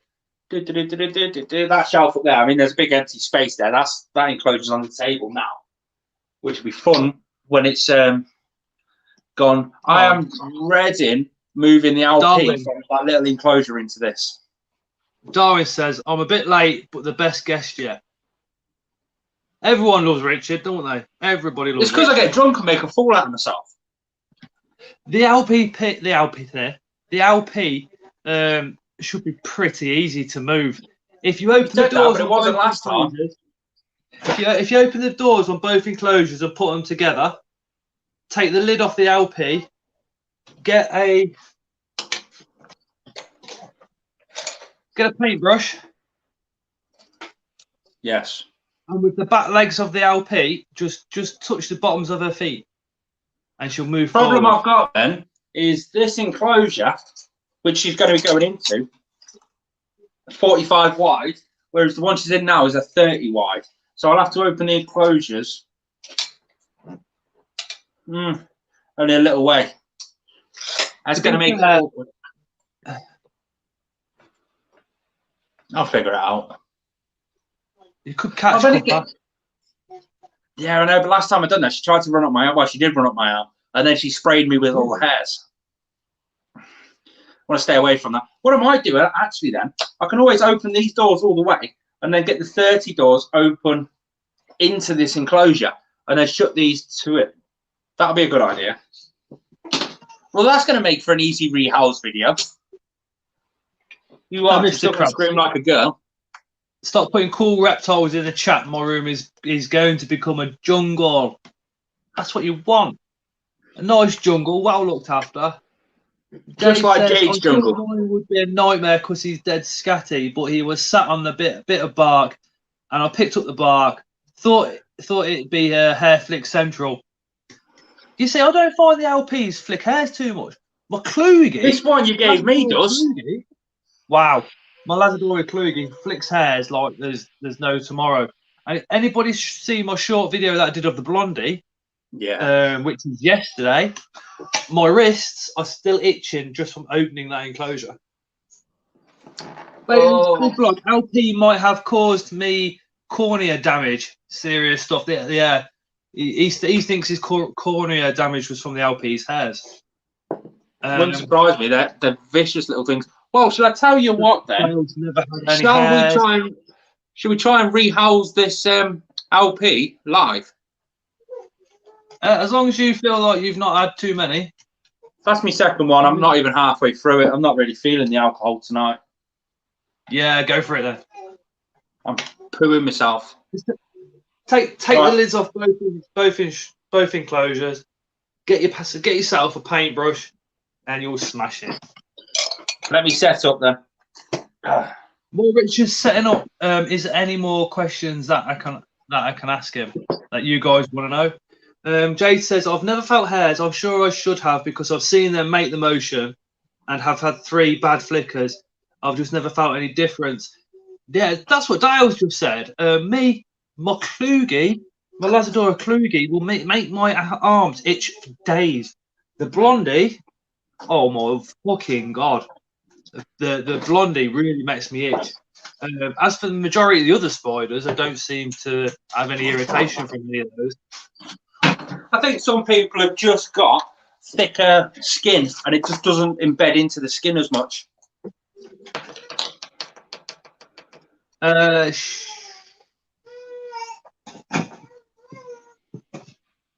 Mr. Krabs, what are your top 3 dream reptiles, both of you? Ooh. I'd like a tegu, probably the green tree python, but I know I've got to go for something like an Amazon boa first. But then the crested geckos, I do like the crested geckos. Jade's just getting into crested, isn't she? Yeah, it's a cost of them puts me off. And I've got so much other stuff to set up and do with the inverts and other reptile stuff that I've got going on at the moment. Time will come to you eventually, and there will be a time when you're eventually going to be able to get your dream species. Just not right now, is it? Same with everything. I mean, for me, mangrove, definitely a mangrove snake. Do you know what? I've always had a fascination with Gaboon vipers. If I had a DWA, I'd get a DWA solely for a Kaboom Viper. Pwah. Yes. Well, we had a guy called Paul Dunn on the other week. Yeah, I saw. Absolutely fantastic. His green mamba was absolutely Amazing, isn't it? stunning. And I do plan to visit up to Paul's at some point in the future, just to be in the same room as that mamba while it's out. I think we need to go. We need to go. Where's he from? Yeah, Middlesbrough, Scotland. Whereabouts? Stacey, you still in the trap? What is it? Is it Perth? Paul's area, which is only just over the border. We've still got to go to Shirley Aquatics as well. Oh yes, I haven't been there for years. Last time I went there, they've still got a pond outside where you can feed the fish. No, they've moved. They're in. Because didn't it used to be called A5 Aquatics? Or am I? No, Shirley's in Birmingham, isn't it? Yeah, Shirley's now in Solihull. A5 Aquatics is closed down. Oh, has it? Yeah. I've got so many childhood memories. Yeah. Do you know Lee, the owner's son, the big lad, big muscular guy? Yeah. He passed away after crashing his car, and the parents didn't have as much interest in it no more. So after about 10 years of keeping it afloat, they sold it to developers. Okay. Oh, no way. Yeah, I was absolutely gutted. I did my work experience there when I was a kid. Did you? Wow. Russell says they were at Shirley's Saturday, Scott. It's at Beckett's farm. Yeah, these northern frogs, the cane toad, the burrowing frogs, the Anaxachius terrestrius southern toad, they all come from Shirley Aquatics. I used to keep a lot of fish, Russell. So when I go there, I am literally in my second element, you know what I mean? The marine tanks that they've got going on are just unbelievable. But me and Richard do plan on going on a visit there. So we are going to go there, get a couple of videos out on both the channels, video their tanks. Their fish tanks and marine tanks are just, like I said, absolutely mind-blowing. They've got this big, massive one with some huge fish in there, some big trigger fish, and it's upstairs. And you can look through the tank, and then you can look through the whole shop, and then you can look out into the car park through this tank. It is most surreal feeling doing it. But Shirley Aquatics is like the outside wall. No. Well, you go upstairs, and it's like on the end of a balcony. So at the edge of this balcony, there's this big marine tank, and you can look through that, and then your view then goes across the whole of the shop, right through to the front door. It's absolutely amazing. Oh. Just trying to work something out. Don't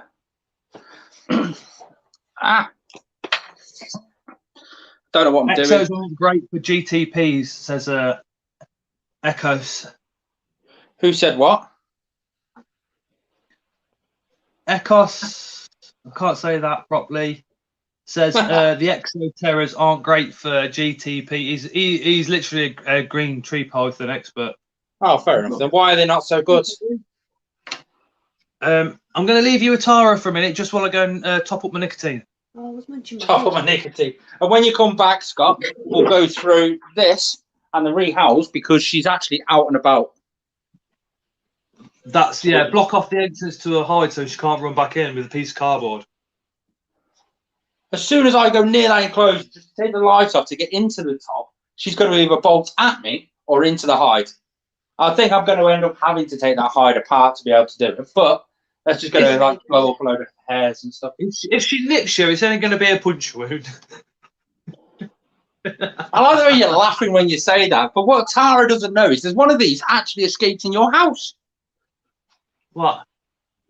An LP? Yeah. It wouldn't phase her. It wouldn't bother her. She don't get bothered about stuff like that. She just says, Scott, sort it. And then I have to go and sort it. Well, if he's not here, I'll squish it.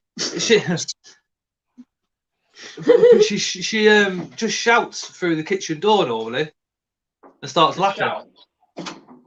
Right. So I say to him, what is it this time? Don't I?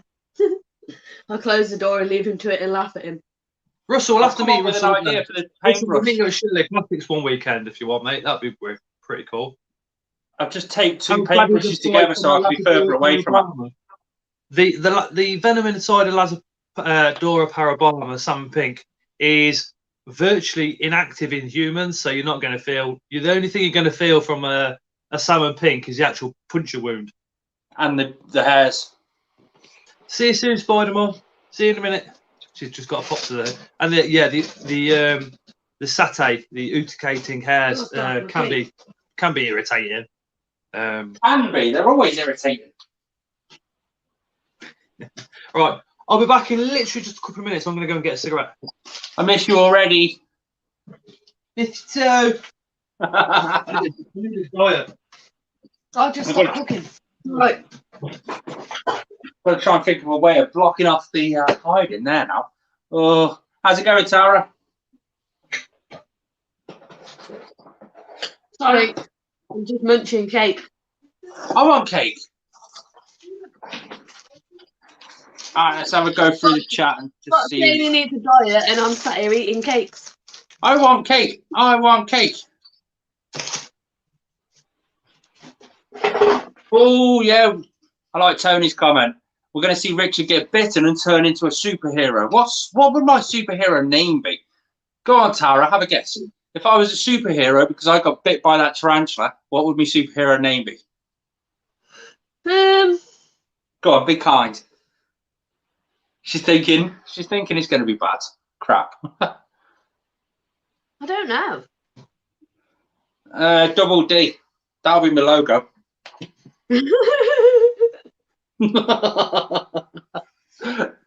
Go on, we'll put that in the chat. If I was a superhero, what would it be? When you say double D, would that be bra size or? Yeah, that's my bra size. See you later, crabs.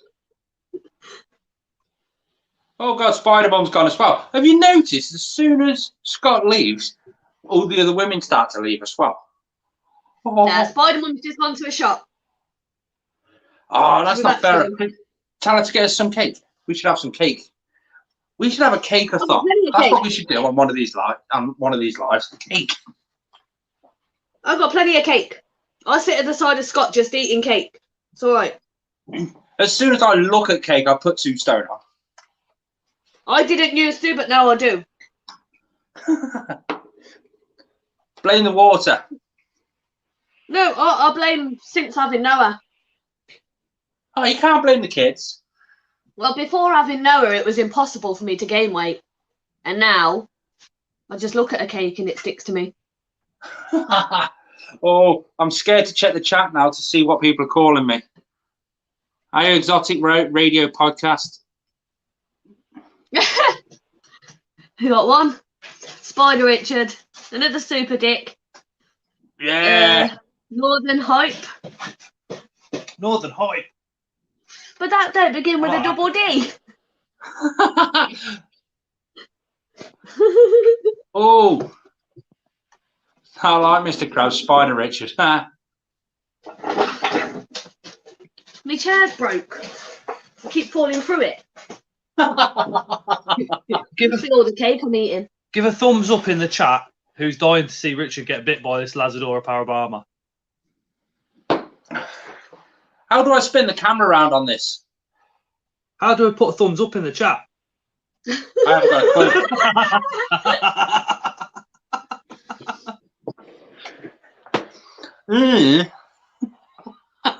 I can't find the thumbs up. I'm going to try and figure out how to spin the camera. Go down. Not too far. Oh, there we go. Have I done it? Yeah. Oh. Ah. Let me clean it. Ah, wrong way. By the time I found how to put a thumbs up in the chat, about 10 people have put it. It's just an emoji. Just click on the emoji button. I have to show him how to do all of this. Exotics Radio Podcast. Tara, why did Scott send all the snow to Sweden? A quick shout out to Exotic Radio Podcast. She does a radio style invert based YouTube channel. She's live on a Wednesday and live on a Friday. Fridays at 8 p.m. start. I'm always about on the Fridays, giving that a listen. So is quite a few people in the chat actually as it goes. So if you give her a subscribe, pop along on a Friday. What I do on a Friday is I put the earbuds in, listen to Cracks, listen to the music she's got on as well, listen to the stories and everything else, and feed the tarantulas. But you put Leo to bed first. Yeah, I usually put Leo to bed on a Friday with the earphones in, listening to Exotics Radio podcast, and then carry on feeding the tarantulas while listening. And as Bailey's Bug Blog says, Cracks, which is her name, is an damn good show. It is. It's something a bit different to the normal YouTube. Like I said, it is just purely a radio style based program. And I really enjoy it, and Cracks is exceptionally knowledgeable as well. So if you could just take out a second, go subscribe to Exotics Radio podcast, get your notifications on, and we shall see you all on her live on Friday. Have you been on there as a guest yet? Yeah. Oh, have you? I'll have to go back and have a look. Yeah. Yeah. Stacey, right guys, I'm off soon. I'm finally getting sedated in the morning to get my back teeth pulled. Thank God. 2-hour drive. Ooh, Stacey, hope that all goes well for you. I'm so excited for you, Stacey. It's a real. Yeah, Jay says that's unique radio style. It's really good. Just pop along. In fact, Jade, Exotics Radio podcast is on Instagram. I'll drop you her link a bit later on. In fact, I might be able to do it now actually, because, and then no doubt she might nag you to be one of the guests. I like the way you put that. You want to nag her. Scott, she's gone into her hide. What do I do besides destroy the hide? Destroy the hide. Damn it. That's well, you're supposed to be my friend. You're supposed to have loads of good opportunity, good ideas, and I did. I told you to block it off while she was out. You didn't do it. That's what I tried to. I tried to get the lid off. As soon as I touched the lid, bang. I mean, look, I have my card and everything already, and she's just being a typical woman. Ugh. Oh no, her ass. She's sticking her ass out at me now. Yeah, it's going to be a typical woman. Oh, you might get a bit of grief. You might get some grief off my subscribers in the chat now. Oh, this is the enclosure anyway. This is the one she's going in. I'd love people's opinion with everybody who's actually a tarantula person. Paul Dunn is from Fife in Scotland. Oh, we can go there. It's quite high up, but we can go.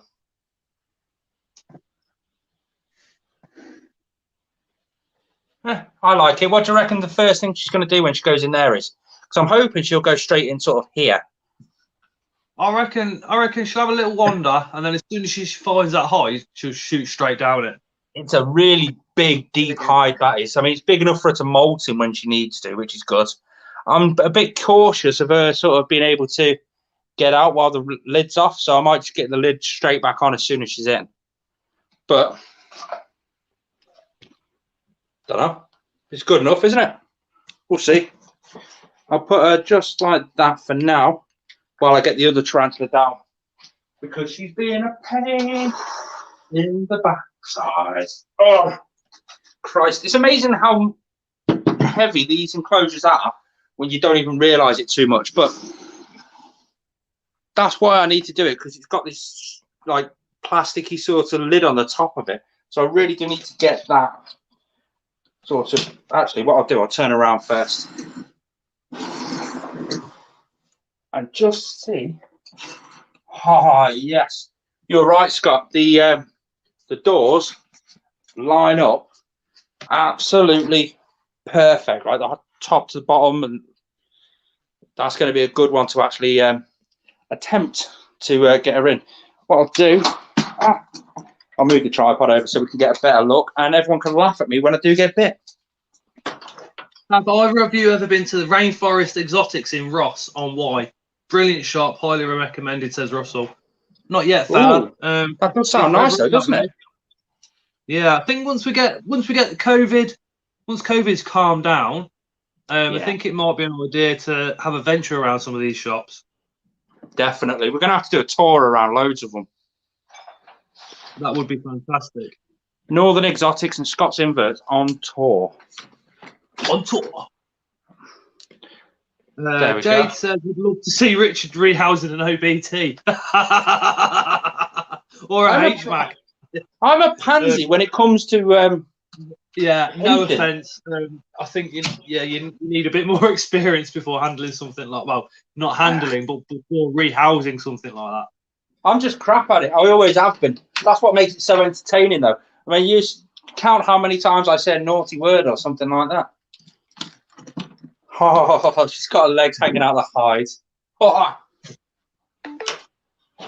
Right, I'm moving stuff out of the way to make it easier.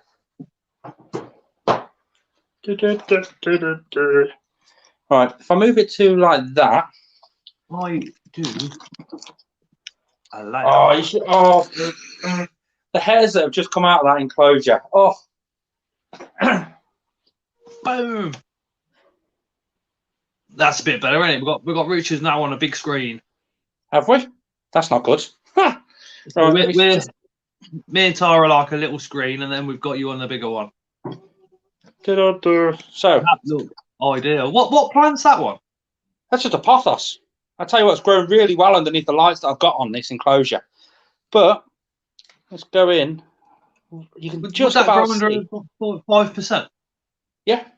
You've got to think with the UVB lights for plant growth isn't the best because the those lights give off both UVB and UVA. The UVA helps grow the plants, but the UVB helps destroy the plants. But it is such a low percentage, you shouldn't really have a problem. So the Arcadia Forest 5% will be fine. Yeah, not a problem. I mean, I've got a 12% over the top of my tree frogs, and they're doing perfectly fine. Yeah, full spectrum lamp produces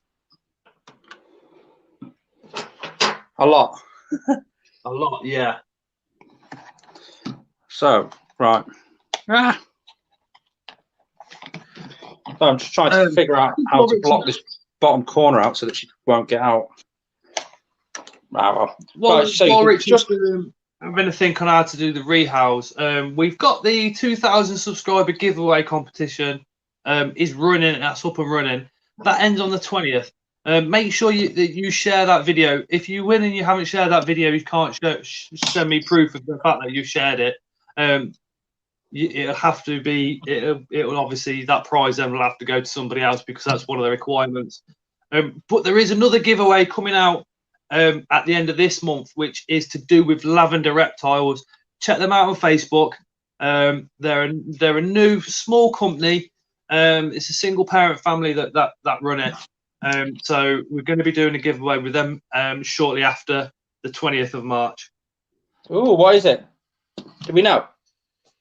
You have to wait and see because there's a video explaining about it coming up because I've got one, but I'm very much if a company gives me something for free, I expect them to then sponsor a competition or do a giveaway with myself as well because I like the subscribers to get something. Do you know what I mean? It's a good idea, that is. Right. Shells and Legs says, Scott and Rich, what is your favourite invertebrate website to order from? Personally, mine's a Spider Shop. I know I'll probably get some grief for this, but the Spider Shop mystery boxes are just the best. I absolutely love the £60 mystery box from the Spider Shop. Such great value. There's that one. And then obviously Fantastic Tarantulas, Hadley Davis. Hadley's a close friend of mine. So instead of ordering from his website, I just go and see him or he'll pops down here or whatever instead. So in fact, he's just had some of my Taylor's Whip Scorpions for his personal collection. And I've swapped him for something. And you're going to be seeing that pretty soon. I'm not going to say what it is just yet, but it is absolutely fucking epic. Venomous Visions for millipedes and centipedes. Definitely. So many legs as well. So Many Legs and Venomous Visions as well for True Spiders are absolutely phenomenal. But like I said, I do love the £60 mystery box from Spider Shop. Didn't get one last month, but oh, where are we at now? Where are we at now, Richard? Shitting ourselves.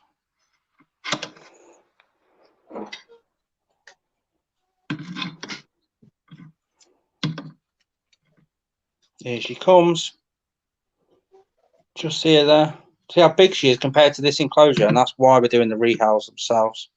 Yeah.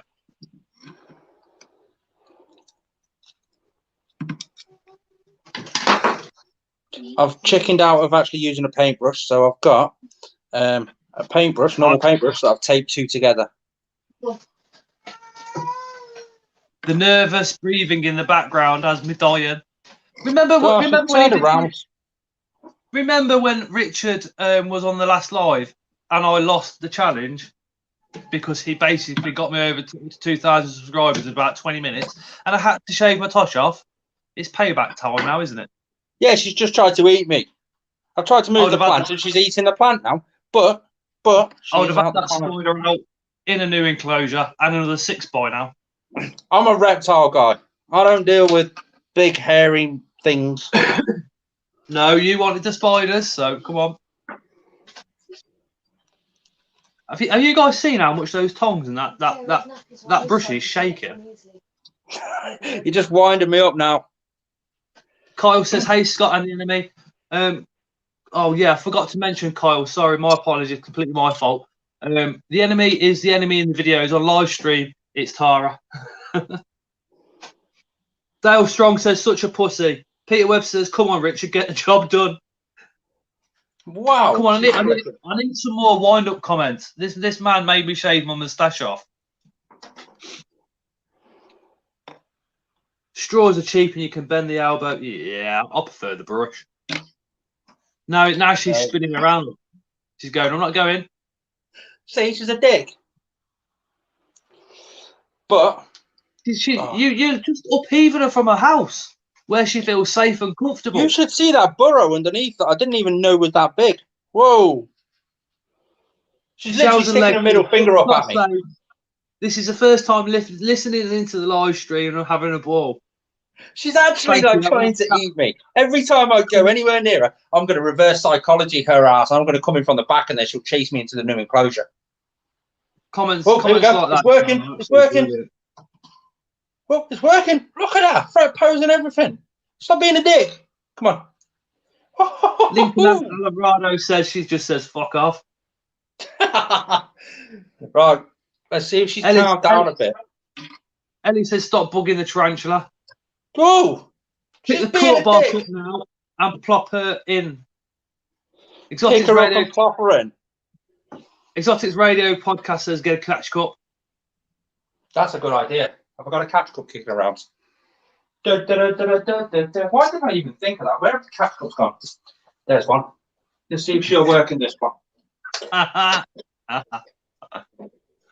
Mark the Spider Guy says so wimpy. I am. I'm a wimp. Layla would have done it by now. I would have done it by now. Tara would have smashed it out by now. What are you playing at? What are you playing at? Me, I'm a faggot. I'm a fanny. Come on, girl. There we go. Come on, you go. And now what are you going to do now you've done that? She's not a boreal. I'm loving this. She's burrowed. She's just pushed herself underneath the catch cup into a burrow. Come on. Look, she's gone straight back into a burrow. Move the court bark out of the way. That's what I'm going to do. Just use your fingers. That's it. Nah. The spider runs off while he's gone. Richard, it's done a runner. It's gone. Well, she's going to get burned down if she escapes because I'll set fire to the place. Right. Oh, that's not working. Ladies Bugster says you're going blind, man. Peter Webster says bring on the bite. Just coax her across with the brush. That's what I'm going to do. But she always chases the brush and wants to eat it. That's all right. You got to show her that the brush is the boss. There you go. Just don't push her that too hard. No. Jay's Jungle says she's only a little one too. She is. Has she had a malt review yet, Richard? No. Ooh. How long have you had her now? About 6-7 months. No, that's 3. Huh? Leslie, she's gonna fuck you up. Leslie says she's gonna fuck you up, Richard.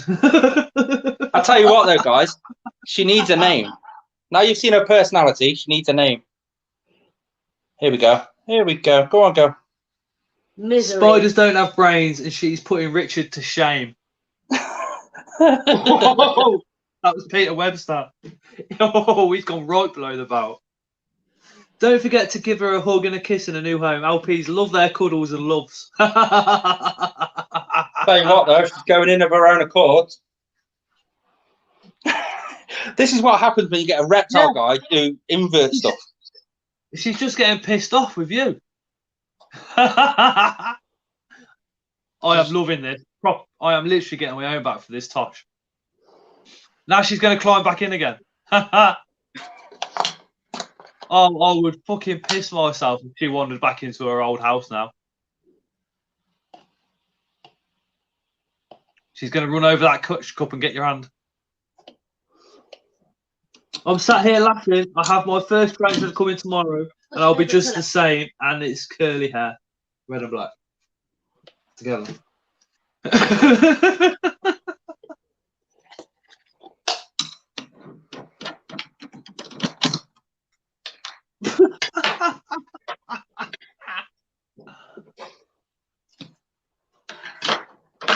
Oh dear.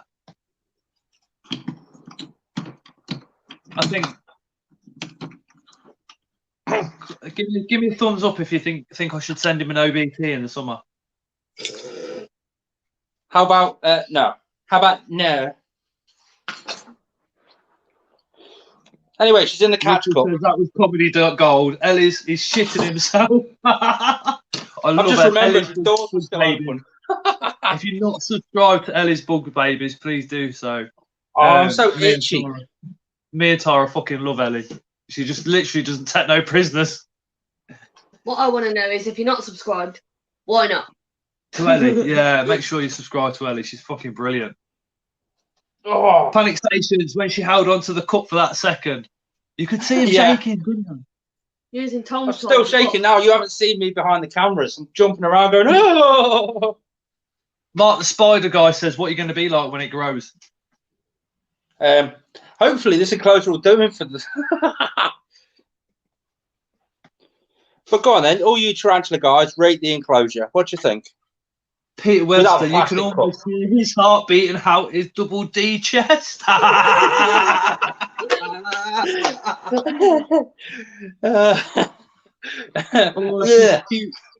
Boot. Oh Lord. Mark the Spider Guy says Ellie is brilliant. She is, mate. She is absolutely fucking phenomenal. Oh God, I'm glad that's over. Pick the cup up and say hello, says Peter Webster. Very nice. Pick the cup up and say hello. How many likes have we got? 44. Get us to 45 and I'll pick him up. No, get us to 50 and I'll pick up the cup. Crap, I say that as she's turning around inside the cup.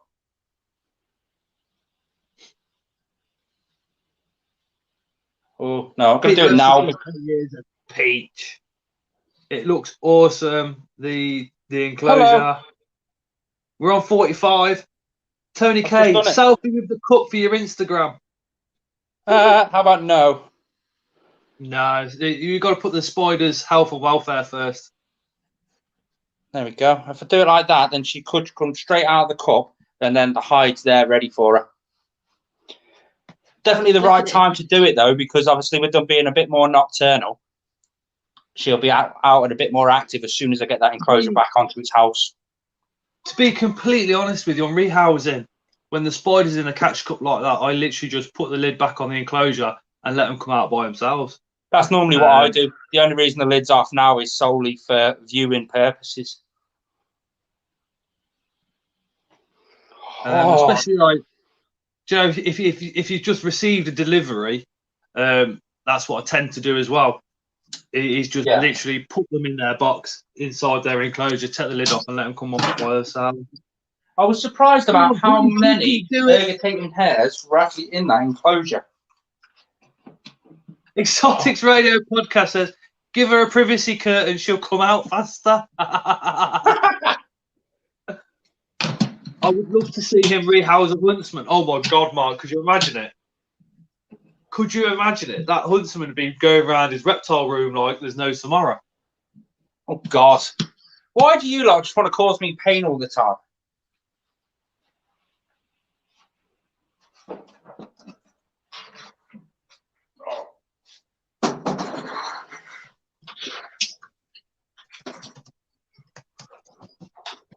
Ah, crap. What's she doing? I wasn't even looking at her. She not out yet? Oh, she looks scary. Yeah, she's chilling. Hopefully she'll chill out now. She's got a bit more space to explore.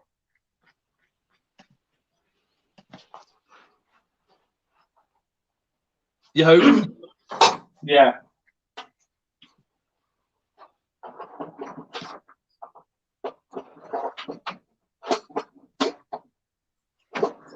Ah, crap. Bollocks, shit. I'm not going to do this. Oh. Alright.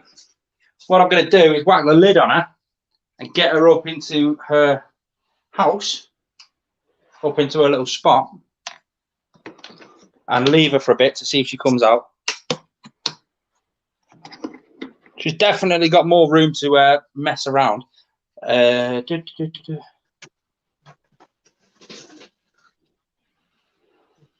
Hi, how are you? Oh, look at me double chins.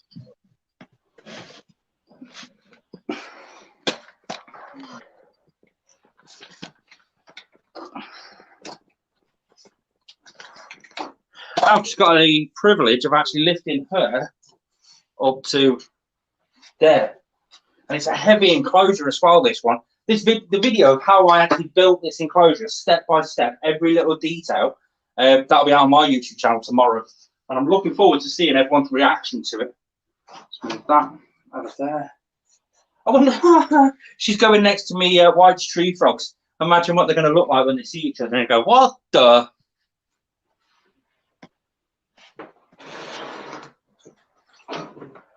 Oh snap! This is a heavy enclosure now.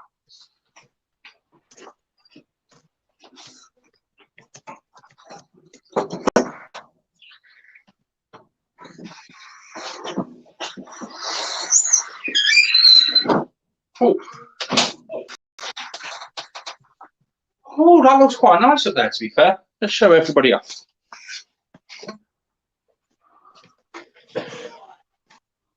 That was quite nice having all the Exoterras just sat there nicely. I've got to put the canopy back over the top of these guys, but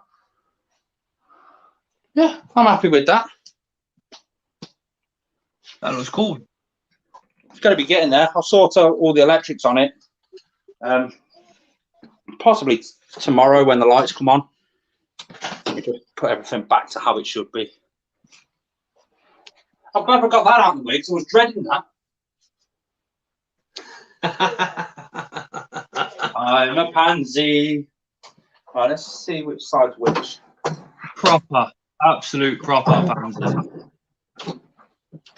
I don't do tarantulas. I'm telling you, Layla, our 11-year-old would have got that in and out within seconds. Yeah, but she's grew up around that sort of stuff. And plus, she's a woman. They go through childbirth. Well, I can't do that.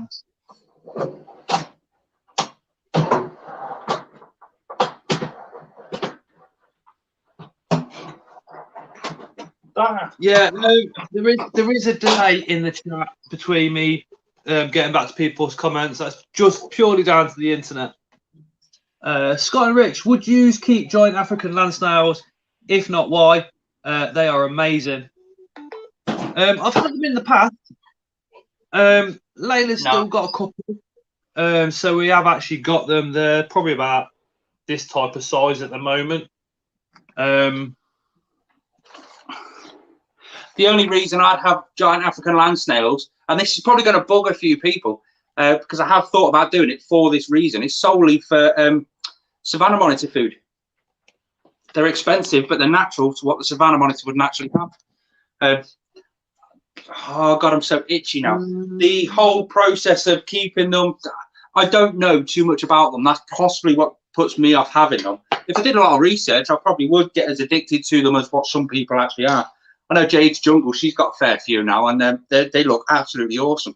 It's just not my cup of tea, I don't think. Serena Shamak, the leopard gecko lover, says, which Exoterra should I get for my leopard gecko? Do you want to take that one, Scott? I don't keep mine in Exoterras. No, I wouldn't keep them in an Exoterra either. You won't be able to get any UV light through the mesh on the top. You won't get the correct heat balance. You won't get the heat gradient. If you are determined and set on an Exoterra, go for the 90 wide to 3 foot, the big one. Right, Peter Webster's disappearing. Mark, Later, just give him a shout out. So Mark the Spider Guy, he's doing a giveaway live on Peter Webster's channel tomorrow at 5 p.m. Pete and Mark, hopefully I shall see you guys there. If I don't, it's because I finish work at 5 and it can be a long drive home. So if I'm not there, I do really, really apologise. Peter, I will be checking out your the Spider Shop unboxing that you did today after this live stream, mate. Though 5 p.m. on Peter Webster's channel. Ooh, shall I make the journey? Sorry? Shall I make the journey? Definitely. Dale said you should do a forfeit shot. A what? A forfeit shot. Because you're such a pansy on that Reals, you should do a forfeit shot. Yeah. Right. No, this is where it gets even worse, actually. My subscribers are crazy. Oh crap! Good night, Peter. Take care.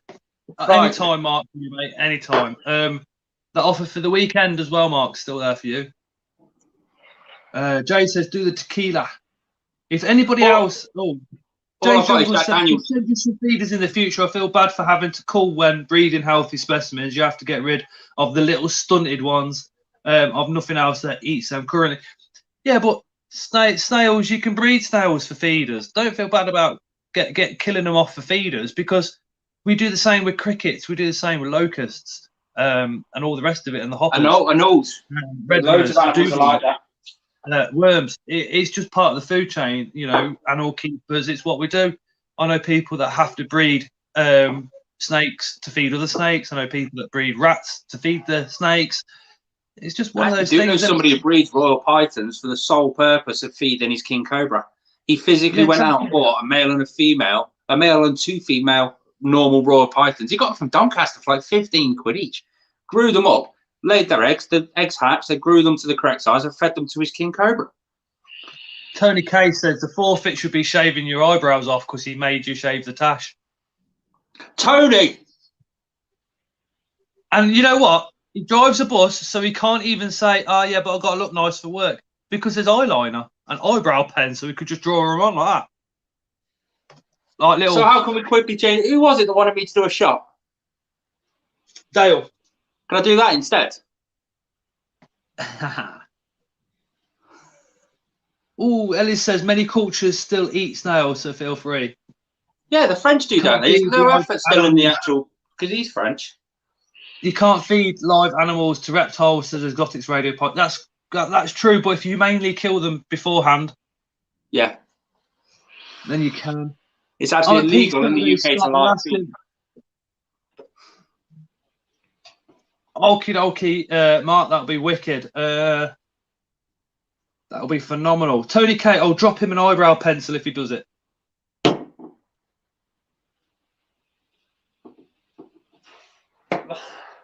Off.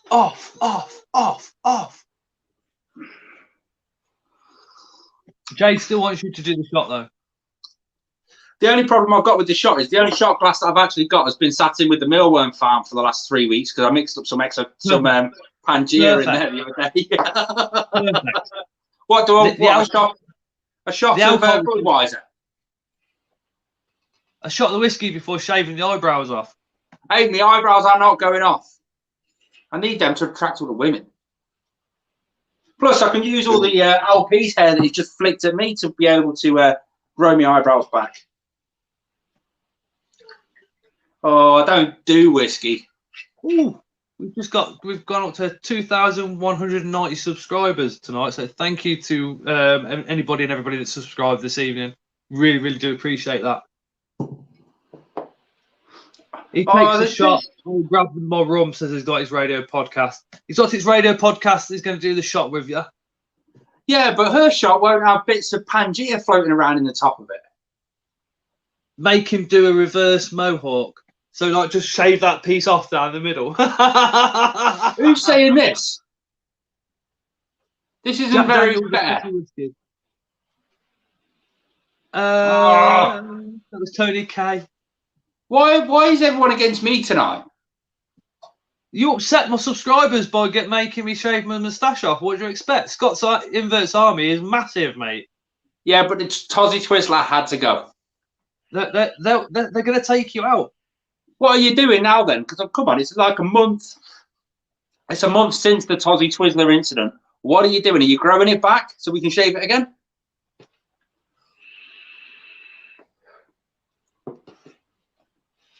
Scott told us to. Scotty, Jason, hi Jace, Spider-Man's other half. You all right, mate? Tony K says 2,200 subscribers and Richard shaves his eyebrows off. He's having far too much fun with this one. No. I reckon if Scott's Inverts Army get me up to 2,200 subscribers, which is only 10, then you should shave your eyebrows off. Or no, because this is the thing. I'm getting old, so my eyebrows are going to grow back grey. I'm going to look like a poster. I'm 42. You're still a young baby. Or half an eyebrow. So you look like an old guy that's trying to be down with the kids. Yeah, okay, then half an eyebrow, but I've only got one eyebrow, so I'll shave the middle off for you.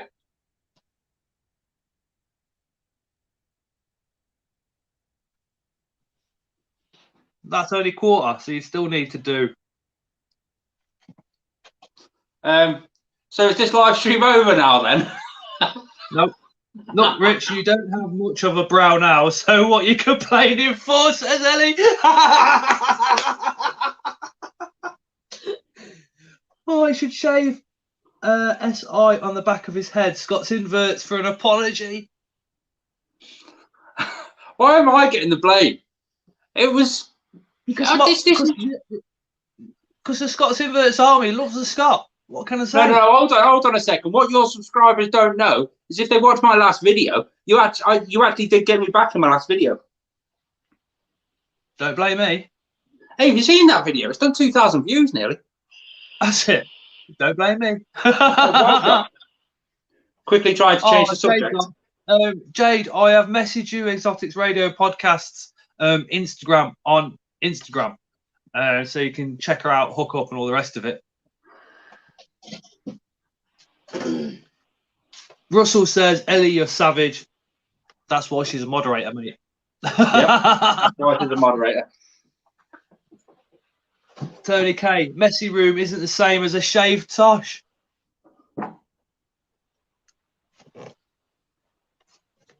This isn't fair. Everyone's having far too much fun at my expense. That's the theme of the night. Be cruel to be kind. But Daddy. Oh, hold on. Ostiletto 1, Blondie. What's up, gents? Toss up between the Cairo Cosmos Elegans. I've got one of those. And the Dolichothelli Diamantinensis. I'm a beginner with teas, but have many other inverts. Is a Dolichothelli Diamantinensis okay for a first? I know they're fast. They are fast. I would personally go for the Dolichothelli Diamantinensis just purely because they're a little bit bigger and they're literally beautiful. They're absolutely gorgeous. It's easy to pronounce their name. They will create a house made out of web and they will literally just sit inside there. Keep them the same as a GBB, so you're looking at dry substrate and you won't go wrong. If I had toss up between the two, Dolichothelli Diamantinensis. I haven't got one in the collection at the moment, the one that I did the care video on has passed away through old age now. We have got the elegans, but Dolichothelys diamantinensis is one of the most beautiful spiders on the planet, in my view. So get yourself one of those. Oh, some of these comments are brutal. You're all supposed to love me. Brilliant, Mark. Just make sure it's okay for Tara and the kids as well, because I don't really, yeah. See who can grow the best beard before the summer, says Kyle. Where's the shop then, says Dale. Hi, Moon everybody. Hello, just got to work.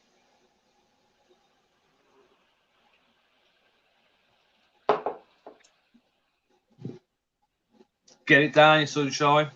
It's all full of Pangea. I should have really cleaned it before I actually used it. It's got alcohol in it. You'll be fine. Good point. Screw the shaving, wax the chest. It's a good thing I've got nobody here to actually be able to wax my chest. Ha!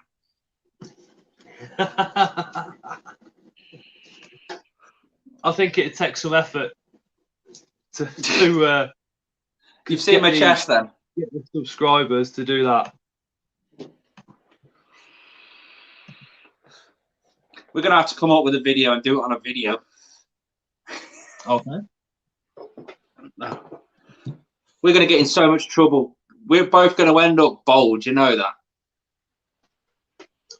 You're okay with that, that's the thing. Doesn't bother me. Fucking does me. Does not bother me. How would you fancy, Tara, if Scott looked like a Tic Tac? I'm off. She's going to jump in the fake taxi park outside. I've got wax strips actually over there. So we could post them off to Richard, couldn't we? And he could. Yeah, but come on, you've just seen me rehouse a tarantula. Do you really think I've got the balls to wax my own chest? We're on 191. We need 9. Yeah, but we haven't set anything in stone. I'll wax a leg. I can cover a leg up. Ellie says, Kyle, I'm lucky I'm at a safe distance. We're only on about yours actually today, weren't we, babe? Yeah. There's a couple of invert YouTubers over in Wales, which is Ellie and Leah, looking at visiting over in the summertime. Rich, don't have a ball. Once it's on you, you have to, Richard. Oh. How else do you get it off? With a hairdryer. I'll go out and physically buy a hairdryer to melt the wax and then just peel it off without... Yeah. That's my logic behind it. You are a proper pansy, aren't you? I could set fire to it, just like... No, because that won't work, will it?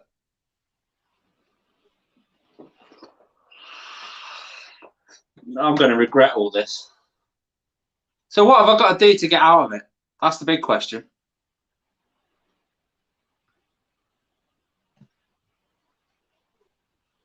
Ooh. Scott's Inverts Army. What's he got to do? How can he get out of it? What's going to be the challenge? I'm regretting it already. Hold on a second. I haven't even agreed to anything. Why am I regretting it? We're on about visiting Wales in the summertime, Dave. Oh, which part? Where Ellie is and where Leah is. Well, where are they? I don't know if they want to say whereabouts in Wales they are. Do you know what I mean? I'm really cautious about stuff. Oh, fair enough. Then, fair enough. North, east, south, or west. That'll do. Lincoln, we don't handle tarantulas on this channel, mate. Mainly because you do more damage to the tarantula than anything. It's just not worth risking a tarantula just because you want to show it off by going, look what I got. Not doing it, mate. Any chance of visiting Pembrokeshire? Yeah, we can go there. Why not? Yeah. Why not? Add it to the tour list. Yeah, might have to cancel a few shows and do stuff like that. Your Unusual Pets Leah is in South Wales, Richard, she says. Oh no, she's not going to like that. The video I've got coming out tomorrow, is she? No. Do you remember a few of the comments I made while I was out exploring? Yep. Should have thought about that. Really, shouldn't I? We're going to have to do some sort of tour. We've got We've got to go to Liverpool as well. We were planning it for 2020 though, weren't we? We were, yeah. Yeah. Will you guys be going to Doncaster show? Might be going to. Definitely going Doncaster. No. I think with Doncaster, I think they're only accepting members to go in, and they've only got a certain amount of memberships that they're willing to sell for people to go in. I think that's the way they're looking at doing it. So we might not be able to even get into Doncaster. I better go and buy a membership as soon as we finish down here because I forgot about that. That's all right. We'll know people that are going in and just send them in with the camera. That's a good point, actually. I might be able to get in with Reptile Systems or House of Venom. On their store, yeah. You might be able to get in with the Spider Shop. Oh, we're going to have to sweet talk these companies. What Life Foods for you if they do a stand? Do they? I don't know. No, I think the only Life Foods stand in there is Pangea. I know Reptile Systems are going to be there because they're one of the sponsors. I want cake. The nosebleed, now my headache's gone. A bit of cake. So what we're going to be challenging Richard to, is it shaving off his chest hairs? Oh, why did you have to remind everybody? If well, we can't do waxing because Richard's a single guy. He's not going to have wax strips with him, right? We'll send him some in the post. So if we go to shave his chest off, that's the forfeit. But what's the actual challenge? If he fails, that's what happens. What's the challenge? I'll shave my chest with a pair of hair clippers, but you ain't gonna like seeing me man boobs. My moves are coming on quite nicely. Dad bods are in anyway. Well, fair enough. Then we'll escalate this up to shave. Instead of shaving, we'll cut them off. Yeah. I want that cake. Tattoo Scott's inverts on his arm. I'm down.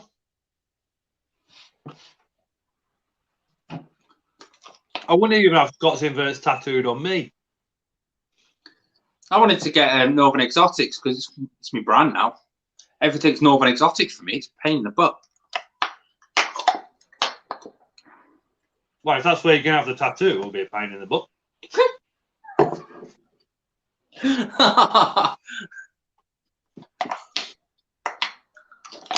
Shells and Legs says, I like a move. Shells and Legs, well, Richard is free and single. Usual Pet says, I'll do it. The tattoo, yeah. She will.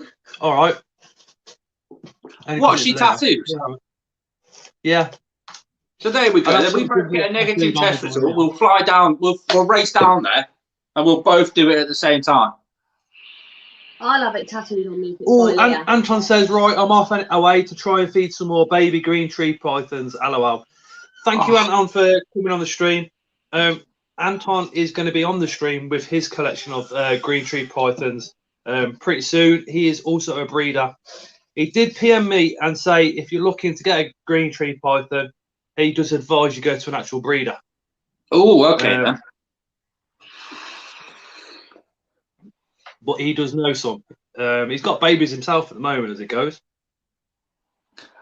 For all those people that are commenting about dyeing my hair, I've actually got a professional trade which stops me doing it. So company policy is I can't have wild hair. Otherwise, I'd have Exotic Radio Podcast said, first one to 5,000 subscribers wins. Loser has to tattoo the logo on them. Someone Richard's at nearly 22,000. You just say that again. 22,000. Cheers, Anton. See you again, mate. Thank you so much for joining. What did Dale say? Tattoo on his arse saying Scott was here. Do you know what we should do? What's the challenge? We should do a poll. What have we actually settled on? No, well, what we'll do a poll over the stupidest tattoos, and we can't decide them. We just have to go down to somebody who does it and let them do it. and we don't know what it is. I'm scared. No. No. I'd hate to think. Like I said, Scott's Inverts Army are brutal. Absolute brutal. What would Tara put on you, though?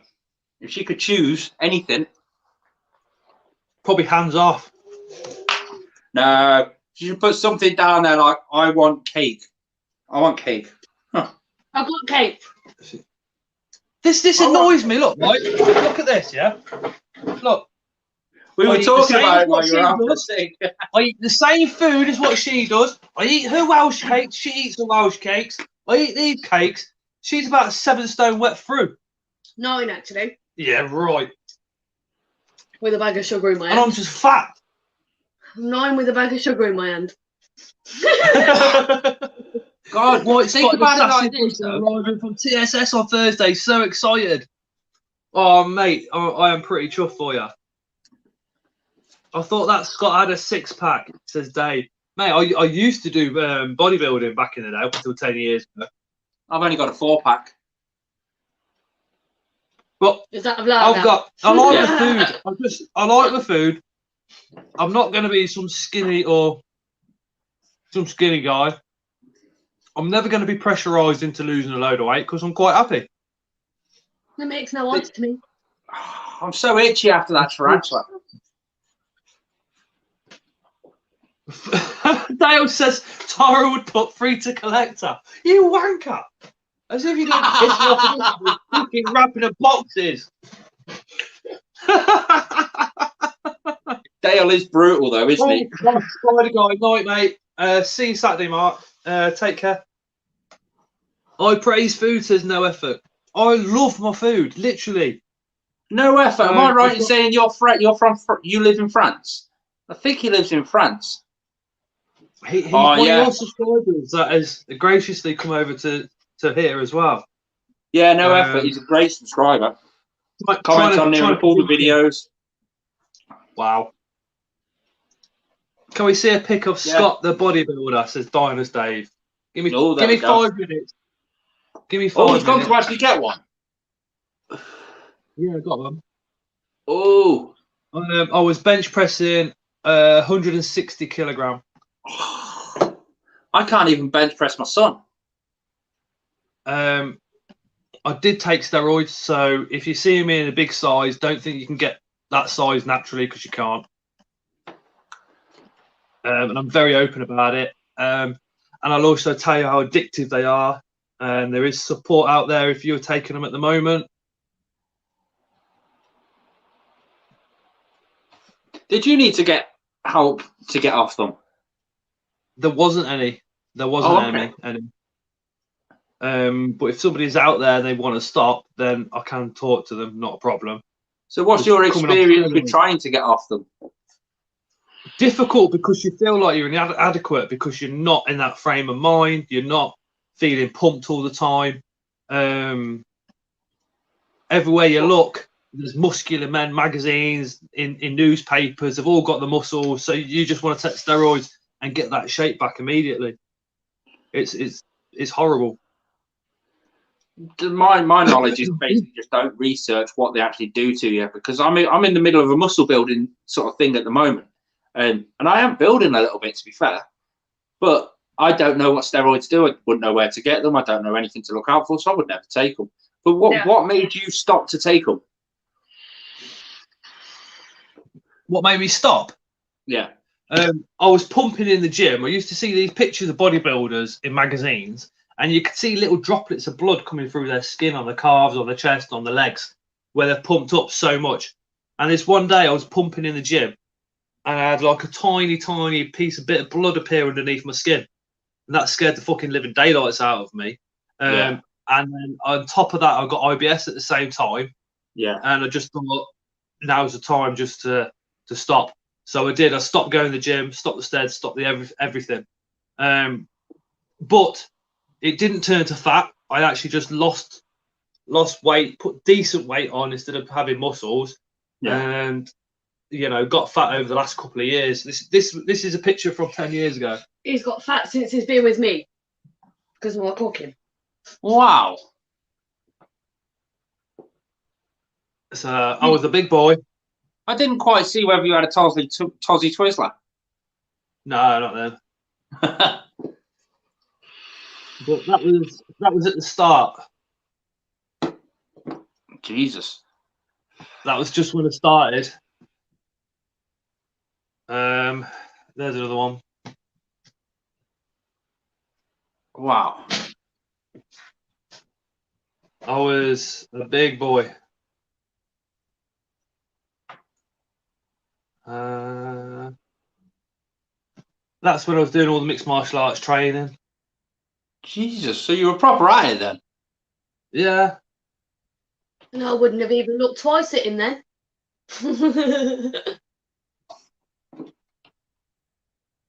Look at you now. 150 odd tarantulas, and you're going to let your missus tattoo something on you without you even knowing. Fat, bold, and ugly.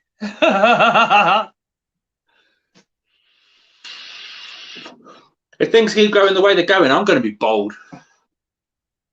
Who's going to shave my head?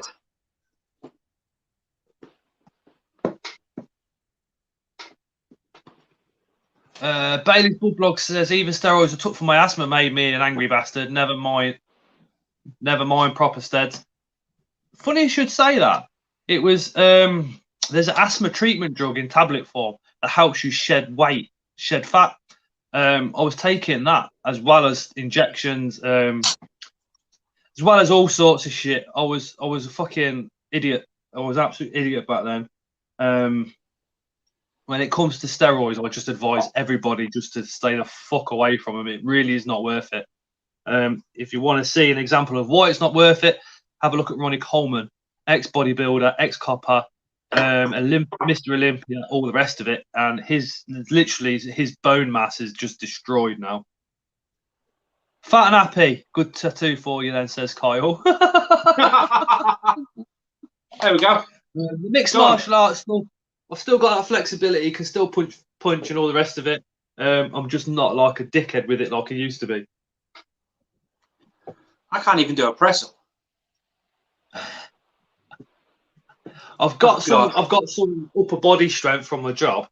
Being on the spanners all day long with nuts and all the rest of it, taking off the hoses and all the rest of it. Yeah. These are strong. Yeah. See now, I've got good shoulder strength, but that's because my job as well. Tell you how strong my hands are. Does one of you have white spotted assassin bugs so I can see? Nope. No, we've got Pistelia horridia, which is the assassin king. Just keep them the same. Keep your substrate slightly moist and keep them arboreal, and you won't go wrong. Have you found yours are breeding in that situation?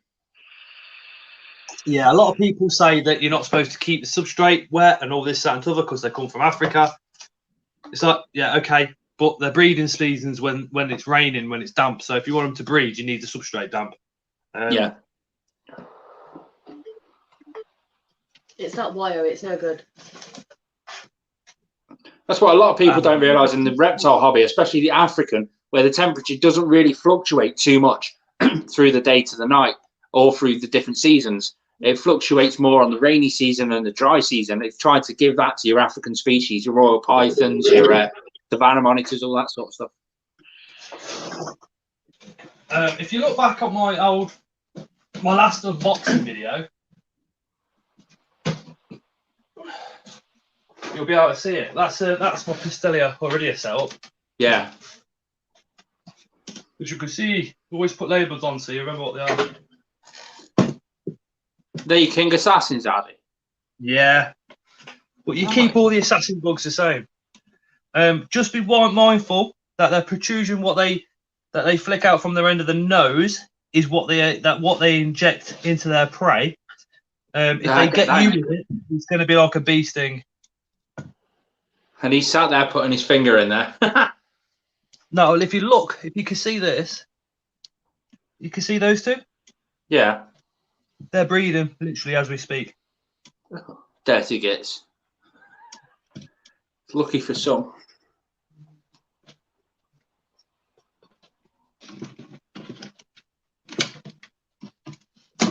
And the babies The babies are fast and ferocious. Dale says you've got to try and catch one.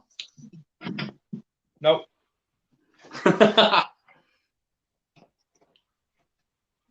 A lot of these did come from Dale. Oh, that's handy.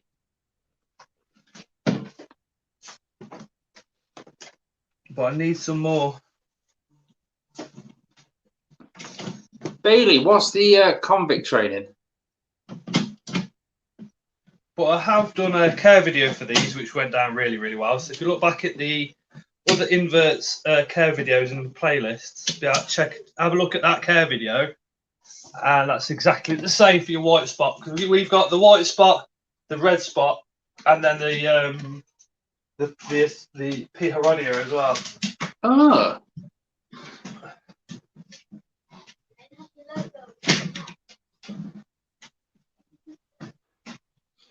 But I absolutely love. See you later, No Effort. Thanks for joining us, mate. I appreciate you. Who was that? No Effort. He's gone home. He's gone to bed.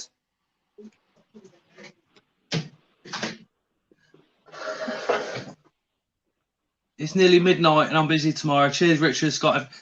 Thank you for coming across. No Effort. Really, really do appreciate that, mate. He's over at the dark side now. He's over in the dark side.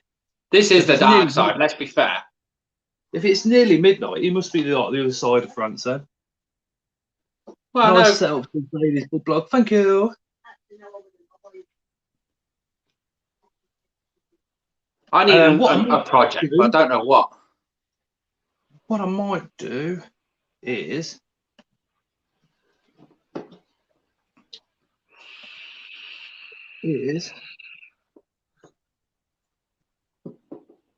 do this. Give me 1 second. I'm literally doing something. Don't encourage him, Tony. What's your sub count? 2,100. I need 9 more. We ain't gonna get that done. You say that, but she's probably going to go and make 9 more accounts just to subscribe. It don't work though, does it? No, it doesn't. I'll drop the link to come on. Put the stream link in the chat. Ellie, if you want to come and join us and annoy Richard with some absolutely brutal questions, she will kick your ass. You may as well whack the link out onto your Facebook page or something. Just see if anybody does want to come on. See if you get some randomers on. Dave says, "Can we see the corn snake, Scott?" Richard, look on torrents, bud, and find convict conditioning book. Ooh, Yeah, I'll have a look we can into get the corn Nangini is back here. I'll go and have a cigarette. I'll come back, wash my hands, and then we can always look at getting him. Oh, Ellie's in bed. That's fine. Richard won't mind, Ellie. I'm sure Scott's Inverts Army won't mind. Tara will be happy. Just do a headshot. Okay. Exotics Radio, may I join? Of course you can. Send her the link. Let's get him on. You've got the link. She may come on video. She may just come on as a voice. But that's what her channel is about. Yeah. She is literally an absolute gem, Richard. Looking forward to it. The radio podcast. Check it out, Scott. She's out. To watch Eyes with them assassin bugs, they can shoot venom too with a good aim. Yeah, I've heard that, Mike. I've never witnessed mine do it. And I have read that they can do that. But like I said, I've never seen mine do it. Chris told me that if it ever does happen, if you just wash your eyes out with water, that's fine. You don't need hospital, don't need doctors. My advice would be, if you wash your eyes with water and it still hurts, seek medical attention. Always. My advice is just wear goggles. Or wear goggles, yeah. But then goggles, you've got the air holes in those, haven't you? Yeah, good point. They have got good aim, apparently. I wouldn't know. But yeah, she's out, Scott. She's out. Woo! I'm well chuffed. Hey! Walking around. The first thing, when I went in there just now to have a look, she's literally up on the top of the back hide, leaning up against the mesh on the top. So she can actually reach the mesh on the top, so I'm going to have to keep a very close eye on that. But she's wandering around, having an explore, which is good enough. Won't be long before she fills that enclosure full of irritating hairs. Nope. That's what they do. I can tell. Flick 'em That around. luring clothes proper made me itch. It hold on, Exotics Radio Podcast. Exotics Radio Podcast is joined us. She's called Hello. Cracks. Hello, Cracks. Hey, how's it going? Yeah, Hey. not too bad yourself. Question. How come Oh, I've got so much snow? Scott, Because we sent it over to you. I make one comment, I miss the snow, and then suddenly it snows. I want snow. I want to go out and make snow angels. Well, this time last year it was sunny, and then towards the end of March, beginning of April, we had that downpour of snow. If you remember, Yeah. at the start of lockdown. We had loads of fun. UK weather is a bit crazy, isn't it? So you never know, we might get it again. No, here in Sweden, it's coming down pretty hard. It's like a blizzard. I sent the video, so I don't know if you got it. Ooh, are we all going to see a Is that on video now? Is that on the Instagram? Yes. Oh, can you show that, Scott, or not? Oh, he's hard at work. See the cogs turning. Yeah, there he goes. Finally sent. We've got so many messages on Instagram. To be fair, my phone's gone wild tonight as well. I've got that many different things. It's unreal. I get so much stuff sent on Instagram, just random messages and. Hey, Ellie. That's not coming. Hey, Bailey. That's not coming down hard. It was Oh, coming wow. down. It was That's coming awesome.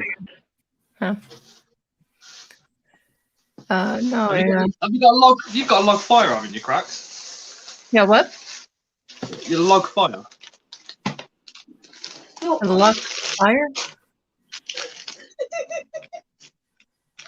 What the fuck are they? Oh, God.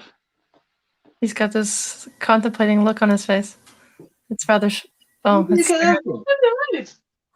The missus had just bought a dodgy 10-pack of fags. Oh, my God. How old are they? When's the last time you've seen them? Mate, they got outruled in 2016. Well, they're proper ones, like, but they're just what the shop does is what the shop does. We just buy stuff from them. I can't really say much more than that, can I? Thinking about it, but I'm sure taxes were paid somewhere. I've got Skittles. I've got toothache, but I'm still eating Sweets Skittles. and Skittles. Do they have Skittles in Sweden? Yes, we have Skittles. We also have M&Ms, but it's rare to get M&Ms from the US. Ah, I want Skittles now. This isn't fair. You've had cake and Skittles and everything tonight. Oh, you won't like it at my house then, because my brother and I just had our birthdays together, and so we still have. I have to make a cake for his work here pretty soon. When was that, Cracks? We need cake in this place. Cracks, was that your birthday today? No, it was the first. It was when, sorry? The first. It was the first. Oh, happy birthday. I probably said happy birthday on a stream, but happy birthday. You did. Hey, you didn't forget. Sorry, I forgot. Well, like I said at the start, and in the middle, and about half an hour ago, my memory is awful. No, Michael, that's one thing we don't have in Sweden. We don't have the Mars bars because Mars is copyrighted. So we have to have a generic version of the Mars bar by under. So we never had a real Mars bar. No, we have ours under YAP. It's JAP. We would Stop. call it YAP. We've Yeah. got to send a Mars bar. I'm sure I've had one of those. Not in Sweden. No. David says, happy birthday, Cracks. She can't remember saying it either. Uranium We're such Smart bad friends. We even had a drink together. Thank you, Ellie. Thank you for the happy birthday again. I appreciate it. I see Spider Mom is in the house. Hello, hello. Spider Mom! Cooking with cracks. Yeah, people have been telling me I need to do a show about cooking. Mainly because when I get into cooking mode, as my brother says, I could open up my own bakery or my own restaurant. You need to get on Facebook, Cracks. I refuse. Stop the bullshit. I refuse. Facebook is just no. I like my Instagram.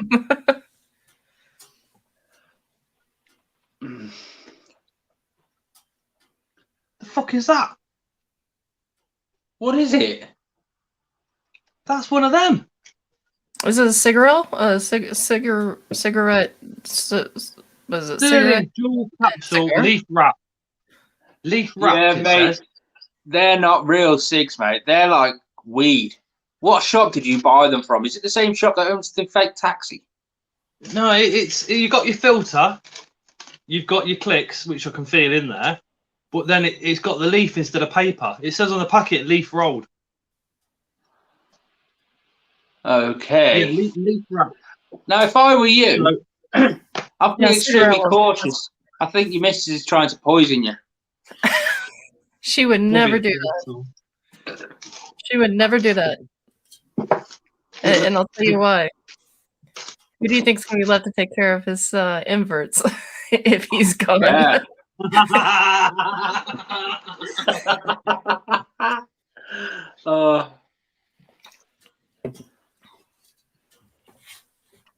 This isn't fair. Cigarello. I don't know. So, Exotic Radio, tell us about your show for the people who don't know. Well, I think most people do know, but for those who don't, I have a live. I don't. Okay. I have a live cast on Wednesday and Friday, and it is mixed with music. And on Friday, we have a Drink With Me Friday, where I have an interviewee come onto the show. We drink, either they have an adult beverage of some sort, or because I'm always going to have an adult beverage, I'm just going to say that.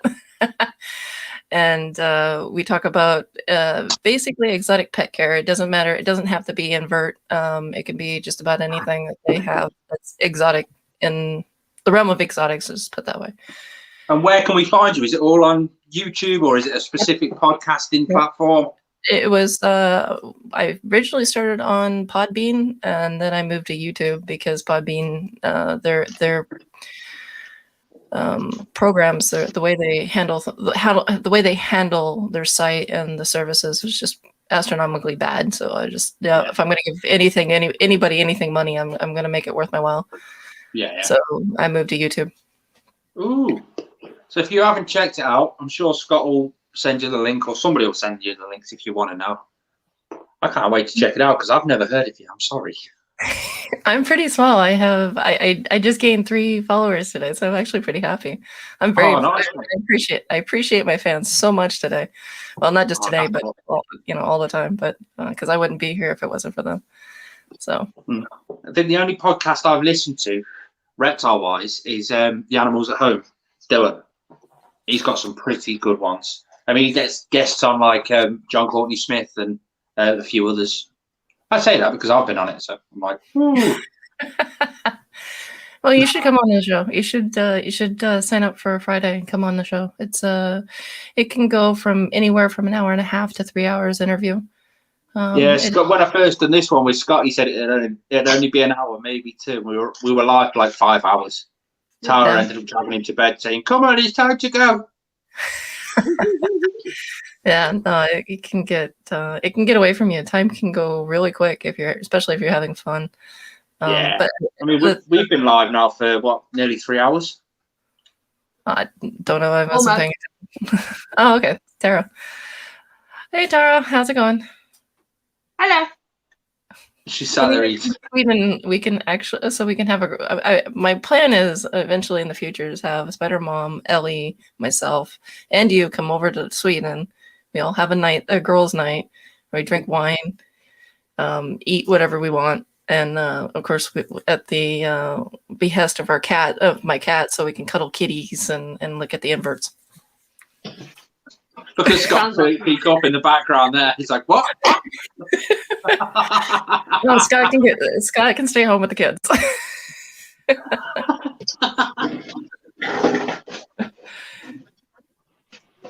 Sorry, Scott, you've been binned off. What? All I heard was Scott can stay at home with the kids. Yeah. They're planning a girls' night without us. Halfway across the world. Halfway across the world, yeah. Ellie Bug Baby says, before Cracks, the only podcast I would listen to was Hail Satan, Tom Morgan, or TED Talks. Oh, thank you, Ellie. I appreciate that. That really, I don't know, it kind of makes me blush. So I really appreciate it. Travel sounds great. Yeah, especially right about now. I'd love we to go didn't traveling. Mm. I miss the way and traveling. Oh. I miss work. I would do just about anything to go back to work right now. Unfortunately, I'd do just about anything to have a week off work. I'll trade you. How about that? Yeah. Cracks, I'll go to girls' night, you can go to work. Tell Richard what you do for work, Cracks.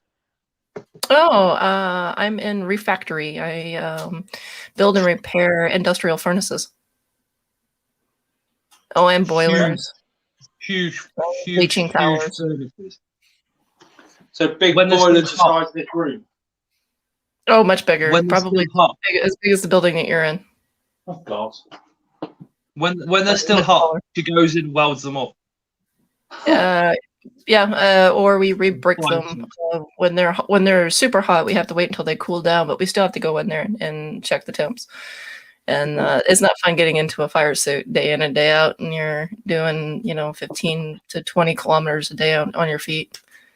Oh. There's a reason you get paid. Second, Scott.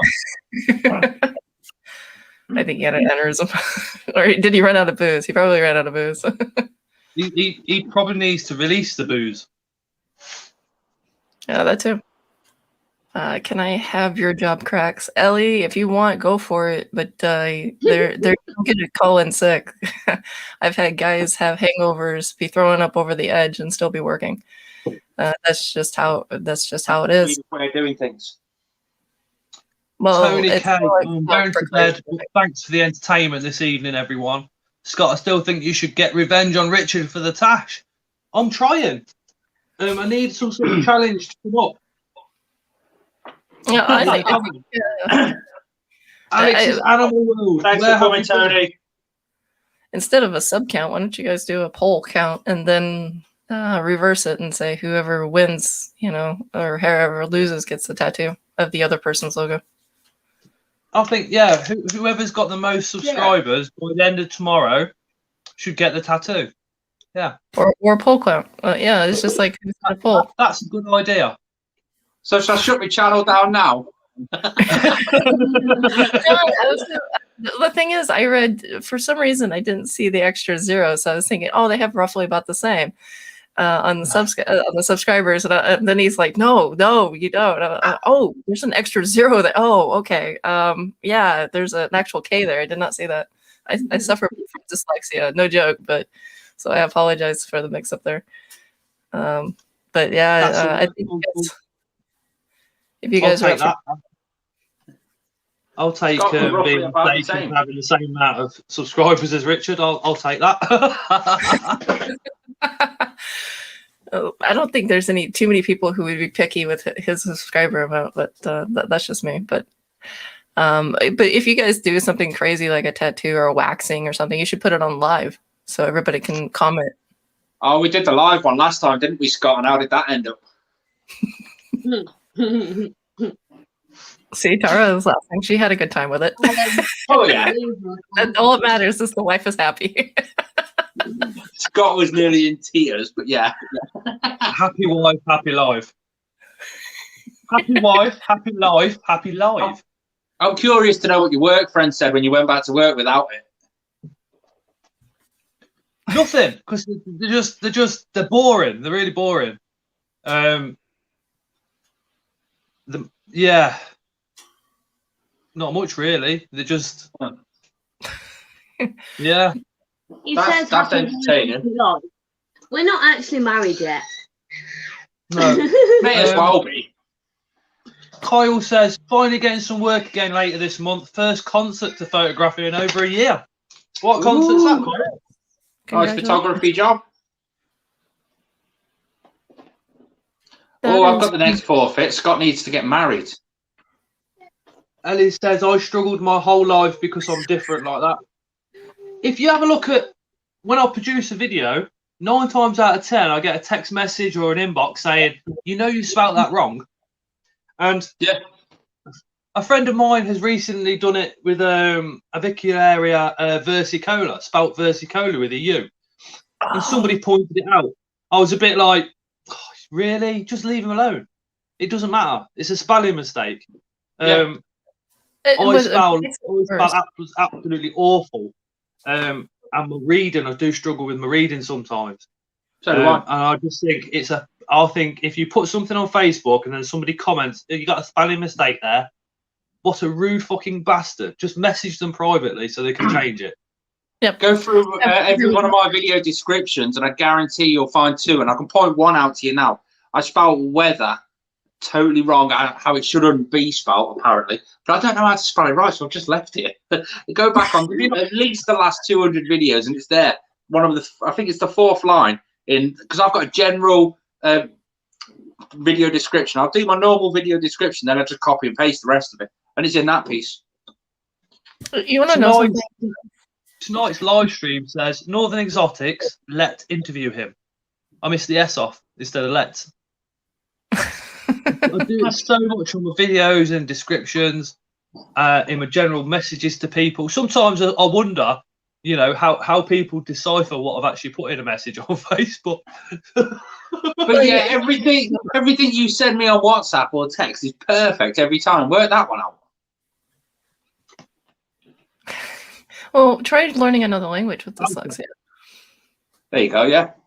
No, see, I moved from Canada all the way here, so I had to go from English to Swedish, and of course I had to. So it was rough. I have to feel Ellie's struggle. She's got dyslexia, so I feel her. But it was nice to have somebody sit down with me and read with me daily.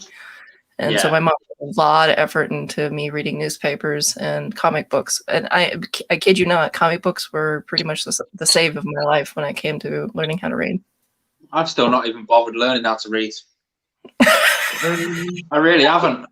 I got to a point where I was 22 driving a coach around Europe and I couldn't read road signs. I couldn't read anything. Showers and legs. Rich says, how's the LP settled in? Currently on top of the hide. She's actually come out of the cup because the cup's there. She's in there. She's working away. I mean, do you want me to show you? I say, do you want me to show you? And then I just automatically take it off. Anyway, let me just adjust the camera for you. Is that the right angle? At the back. Right the way up the top. She's gonna. I'm gonna tell you now. She's gonna have fun chewing on that screen. Yeah, I already know that. I've just noticed that because that was the first place she went to. So Yep. I've got to keep an eye on that. My LP doesn't chew yet. I'm waiting for her to do so. But as soon as she does it, I'm gonna have to change out the top immediately. It's no joke. They'll go through it pretty quick. Oh, don't say that to me. I'm going to come in one day and that thing's going to go everywhere and I'm going to have to phone Scott and then he's going to take the mickey out of me and we're going to do a live stream about it and everyone's going to take the mickey out of me. Oh, crap. I'm just looking forward to the point where she starts seeing the frogs in there.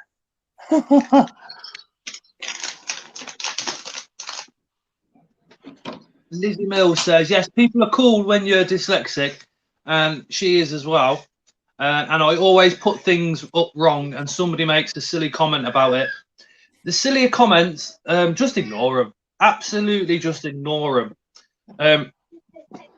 The more attention you pay to a stupid comment, the more it just affects you.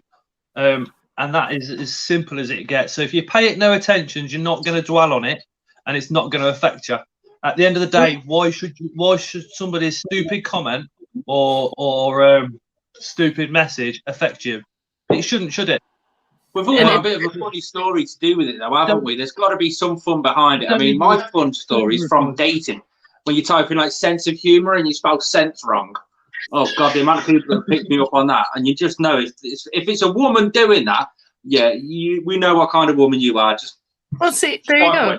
The perfect way of dealing with it. What you also say is like, look, I'm glad you actually paid attention, so you're paying attention to my videos, right? You know, turn it into a positive. You know, have fun with it. My mom always said that, you know, if you let everything that get to you that's negative, you wouldn't find anything worth in this world, including yourself. Concentrate on the positive.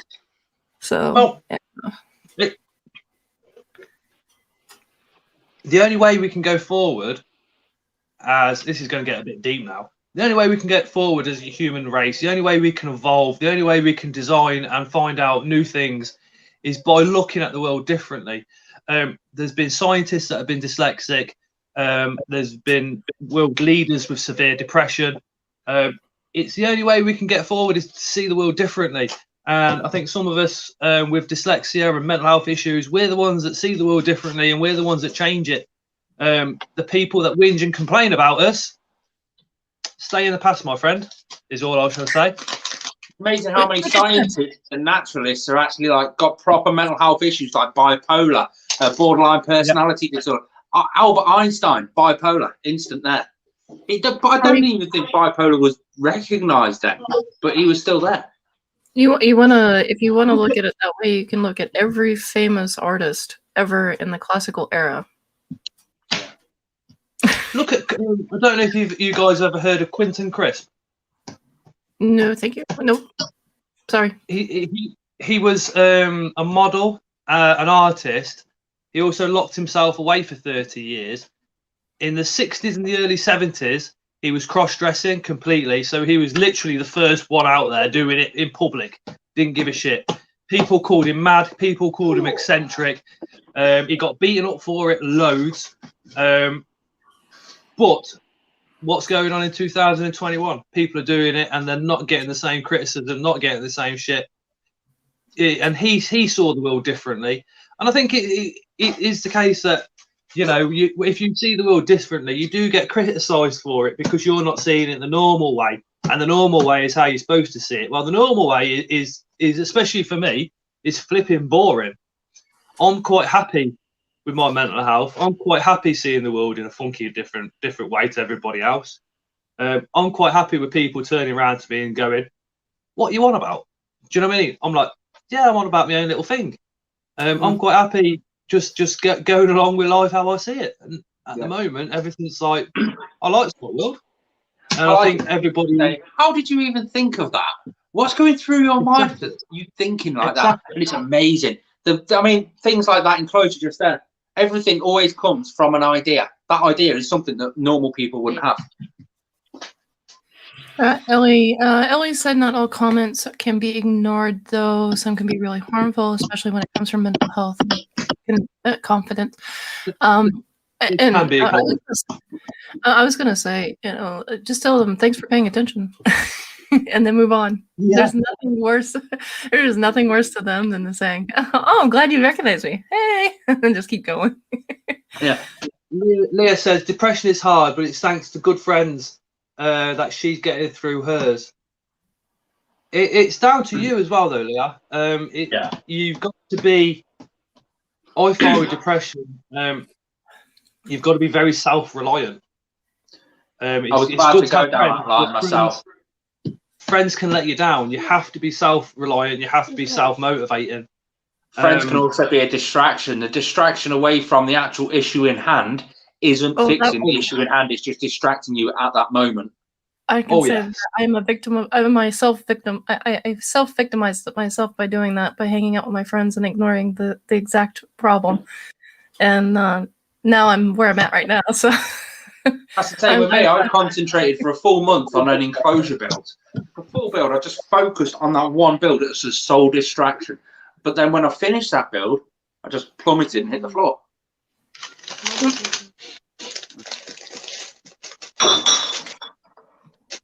with my depression, I used to be very much like if somebody did say the wrong thing, then I wouldn't say anything, but I would feel absolutely shit. You bottle it up and then build it up. Yeah, and then it come out in negative ways, come out even aggressively. Well, over the last 6 months, I've learned literally just stupid comments, stuff that you can't control. You can't control it. Just let it be. I just explode, don't I? Mm. So we've gotten off topic of the invert talk. Can we get back to the invert talk? Oh yeah, we forgot about that. We completely gone into a philosophical chat. I really appreciate that. I really do. But it's like on the invert on this channel, we always go off topic onto something. I like going off topic. So on that note, showers and legs. As a mixed race pansexual, I get a lot of abuse, which is hard on my bad mental health. But fuck them. Think of yourself as gold, and people are like to come within 10 feet of you. We are not strange, weird, or ugly. We are limited edition. I like that. Yeah, that's actually pretty good. I hate it when people, people are racist, because everybody in the world is mixed race. We all came from Africa. So every single one of us in the world is actually mixed race. And the sooner we can get that across to a lot of the idiots, the small-minded people, the better. Rob Steele's lockpicking and musical mystery cure. Hi Tara, hi Scott. That's the brother-in-law. Hi Rob. Sometimes people need to hear they are not alone. Very, very true. Yep. I went back to working in retail as events are dead due to COVID, and the way some people try to speak to me is insane. Yeah, I don't stand for it anymore. I just got I think I'm quite lucky to be able to keep working through. Grind my luck. I worked in bricklaying for way too long. I don't take crap. I just watched a video of Gypsy Boy TV, said he is depressed.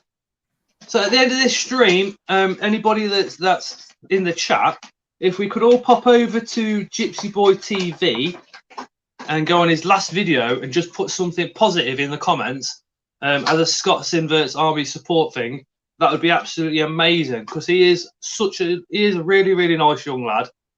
He also sees the world differently to everybody else. It'd be nice if we could just all go over without him knowing that we've said this on this channel tonight, and just go and put something positive in his last video in the comments. It's amazing how that one little positive comment really does help. Oh yeah, just to pick him up. Leah's off to bed. When I feel down, I watch Rich and Scott and look at my animal, and I feel better. When I feel down, I look at this face. That's got me. Shells and legs are a bastard. That has got me right in the feels. So I'm going to ask you a quick question on the inverts before we continue with the chat. How long have you been doing? How long have you been in the hobby? Not just inverts. I'm talking about exotic pet keeping in total. 6 years. Okay. So what was the most funniest blooper that you've ever come across or experienced? Oh God. Probably most recently, that build that I've just moved the tarantula into, I actually set that enclosure on fire while I was building it.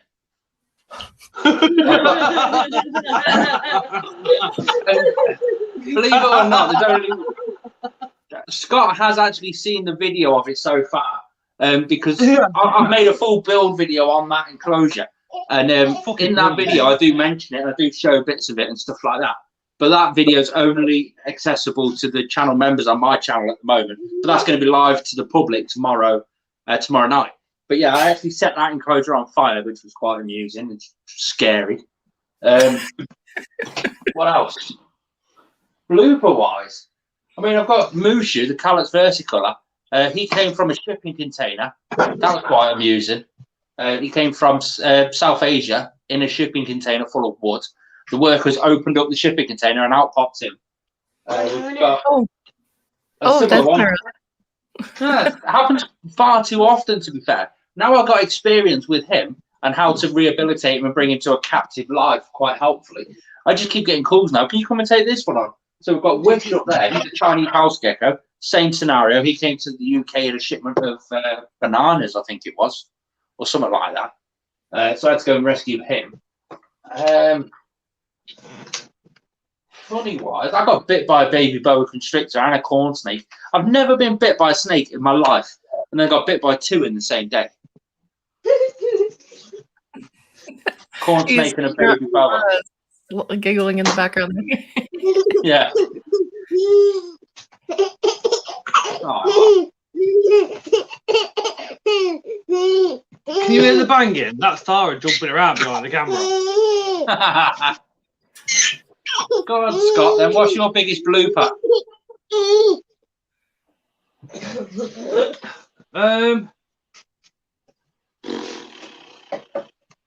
What, apart from the spiders escaping, like I mentioned earlier? Yeah. I had a C. lividum, not the one that I've paired, another one, adult female, run up the tongs onto the back of my hand. That was interesting, to say the least. But recently, I fed. No, it was on one of the live streams. I forgot to shut Nangini's enclosure all the way, and he got out Twice. I was like, dickhead. I was literally like, could have kicked myself. Do you know what I mean? I was I think like, it was Ellie that told us the snake was out. Ellie was like, Scott, your snake's out. I was like, oh fuck. I've only ever had one snake escape, and that was Charlie. He escaped, but he was just like coiled up behind the back of his enclosure because he got out the back vent. Oh, Nangini's an absolute arse. If the door's open, he wants out. He's just like, yeah, I'm going there. Boom, gone. I have I have an Eskel. For those who don't know what an Eskel is, it's a Streptopelma ciliatum. I know I said the name wrong, but it's just how I say it. So bite me. Anyway, every time he molts, he has to go around the edge and push it up to try and get out. Every time, ever since he was a sling, all the way until now that he's hooked out. Definitely now he's hooked out. So I had to literally tape down the lid. Well, that little bugger now has figured out how to even get out of that, and I'm like, "Are you kidding me? Are you really kidding me?" So, has anyone ever bred Madagascan giant hissing cockroaches? Oh, hold on. That's a game. Russell, thanks for joining, mate. See you again. Oh, thank you for your time. Thank you, Russell. Take care. Yeah, the baby Madagascan giant hissing cockroaches can get out of anywhere, literally anywhere. I moved out of my old house with the next girlfriend, and I bred them there. 2 years later, she's still finding Madagascar giant hissing cockroaches around her house. Just a little left over. Remember me? So no, that would terrify me. I suffer from actual phobia of cockroaches, which is odd because I have Regalis, an Eskel. I have a Rhodonilus. I have no issues with that, but I have issues with a cockroach. It cannot hurt me whatsoever. That's actually, and like I said, I'm actually terrified. So if I ever woke up with a cockroach anywhere near me, oh god, nope.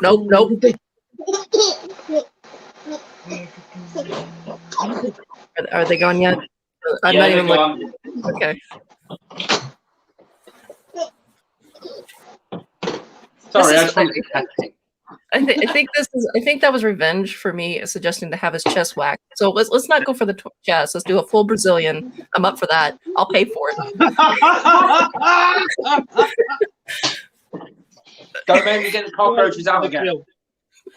No. I'll be nice. Too late.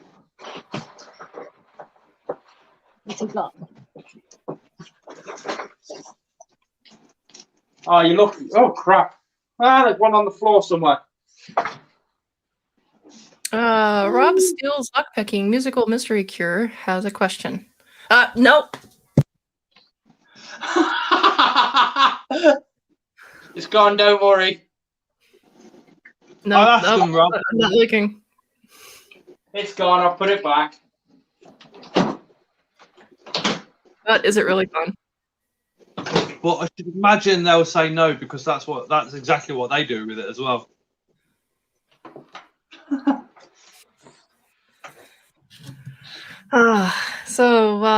There's a question for you, Scott. Scott, can you ask the artist if you could use his design as a tattoo one day? I have to ask because I hate it when people take the piss and use someone's art without permission. Oh, that winds me up too. Yeah, I was just saying that person's art, that's what they use it for. So I doubt if they're going to agree.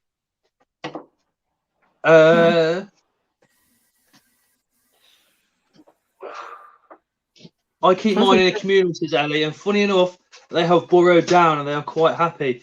I kept my hisses in a communal. They still got out. The babies, you open the Exoterra door and they'd fall out. No. Must have got up at the top of the door and just sat there. Excuse me, I'm going to take another shot. Speaking my language there. I was waiting for him to say something. Thanks, Scott. I won't use it unless allowed, as it's. Yeah, it is. Yeah. Did you get Tara's messages? No. I'll try to. Good shot. Okay. I went down the wrong side. That one burned. Was that a strong one, crap? That was my Merlot. My Mardot from my cognac. Remember, cognac and rum are the only two things I drink. Well, that and whiskey, but I can't find a good whiskey around here. JD does not make a good whiskey, and I'm sorry. And Tennessee honey, that's a bourbon, and Tennessee honey is too sweet. Yeah, but it was free. Oh, then that makes it all. That makes it perfect. I knew It's she'd say that. everything. Free whiskey is free booze is best booze.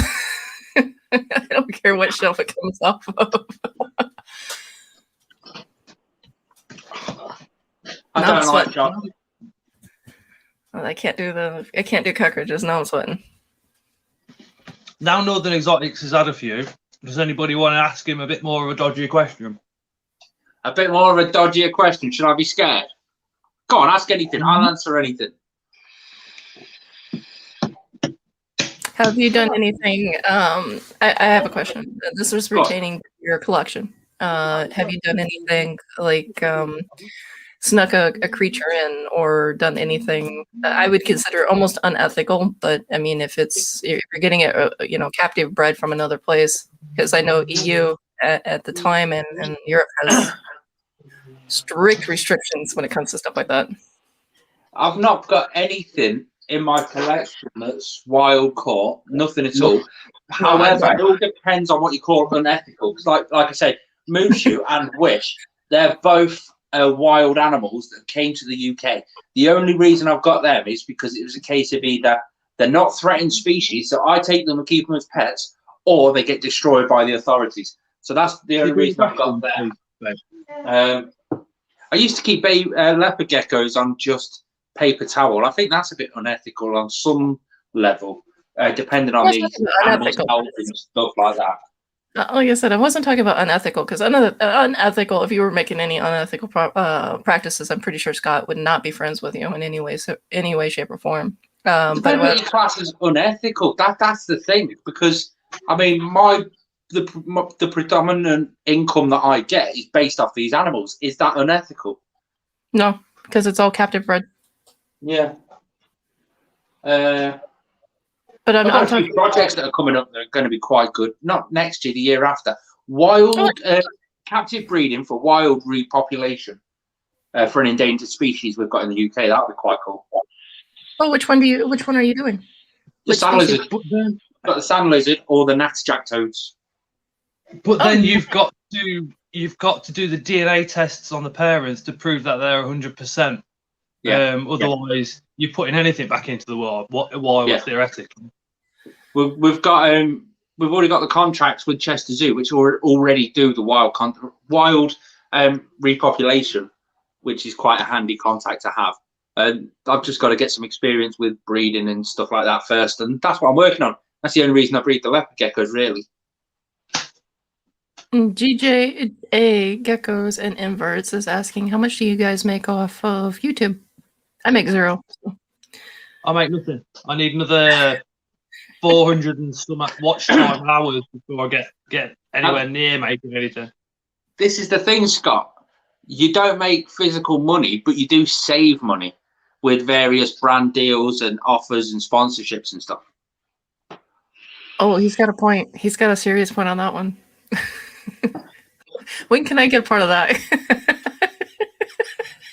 In all fairness, though, no, Scott has got a deal going for his live food. I'll say that. I'm not going to say what the deal is or anything, but Scott puts a hell of a lot of work to get that deal. Because, I mean, he runs their full Facebook page. He does a lot of videos for them. He does a lot of stuff. And all he gets is physical products. He doesn't get any financial gain out of it.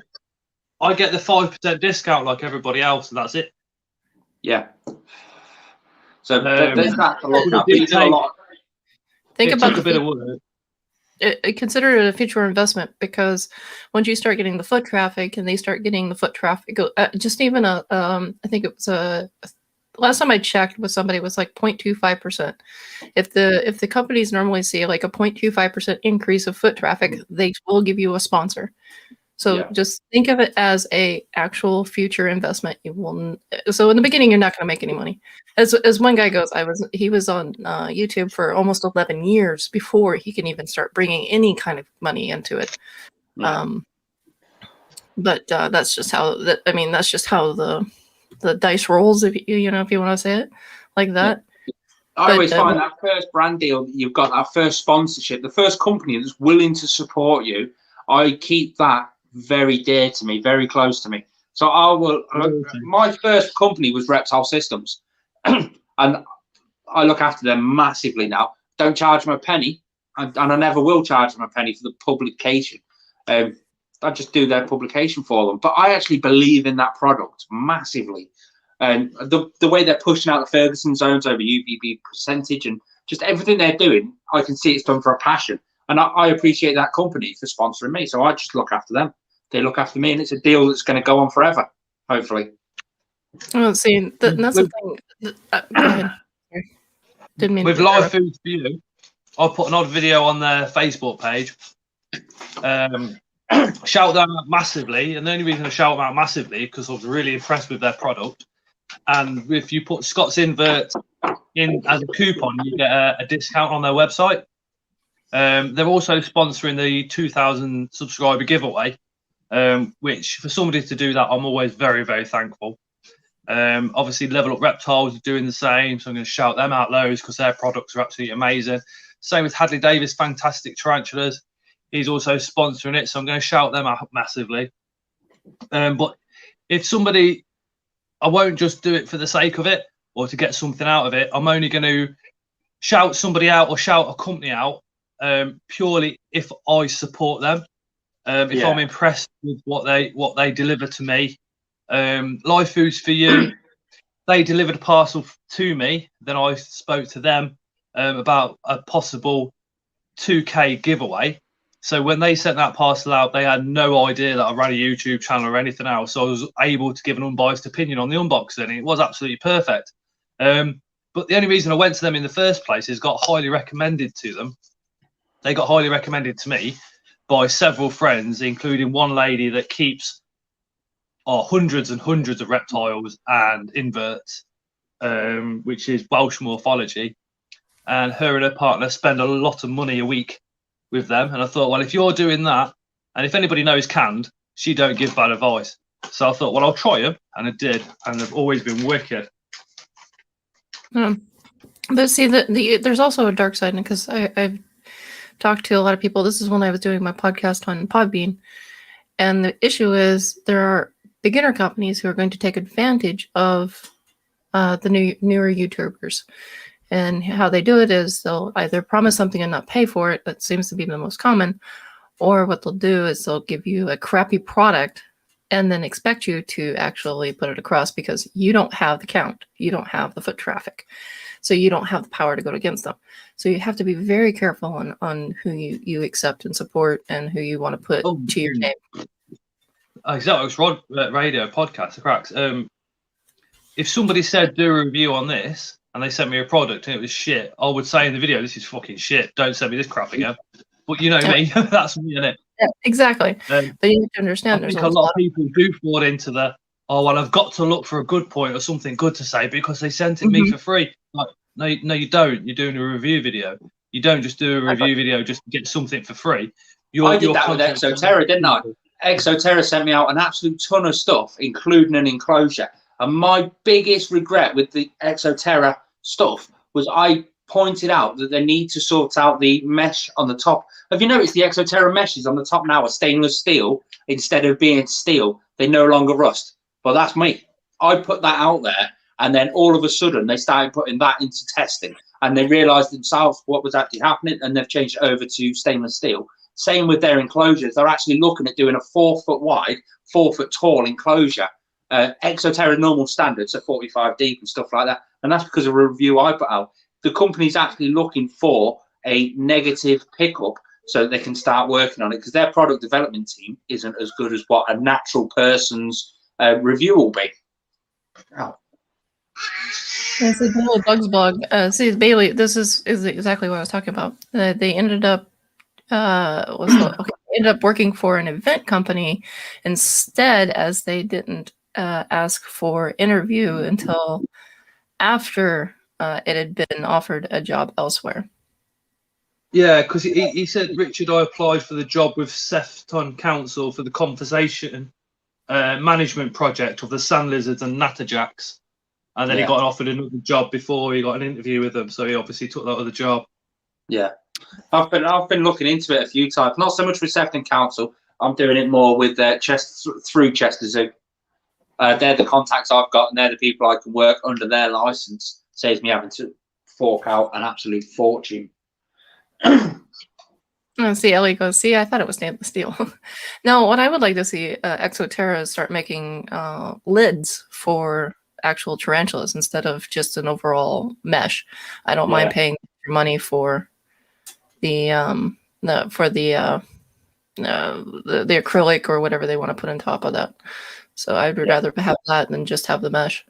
So you would have to be able industry standard. They need to have the airflow, and that has to be a registrable number. So they need to have that extra flow. I think they're always going to have the mesh lid, but having the option to have an additional plate or something to go on the top, an acrylic plate or something like that, manufactured by Exoterra, I think that might be a good way to go forward with them.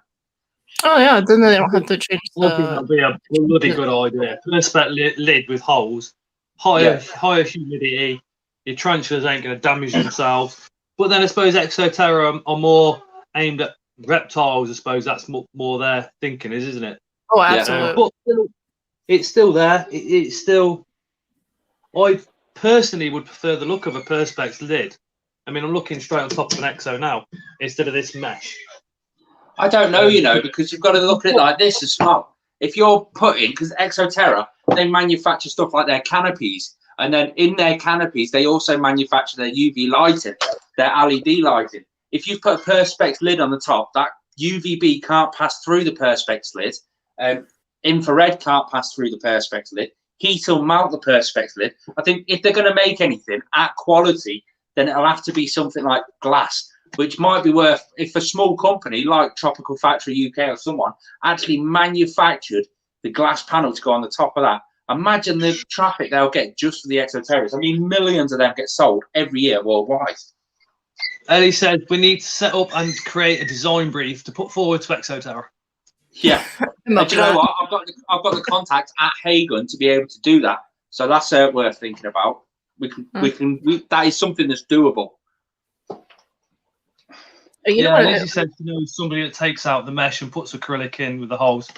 Yeah, there was a video done on it, which was a suggestion by somebody else actually, and then somebody else did a video on taking the mesh out, putting plastic on the roof, which I think is a good idea. Scott, I'm going to then- interrupt you for a second.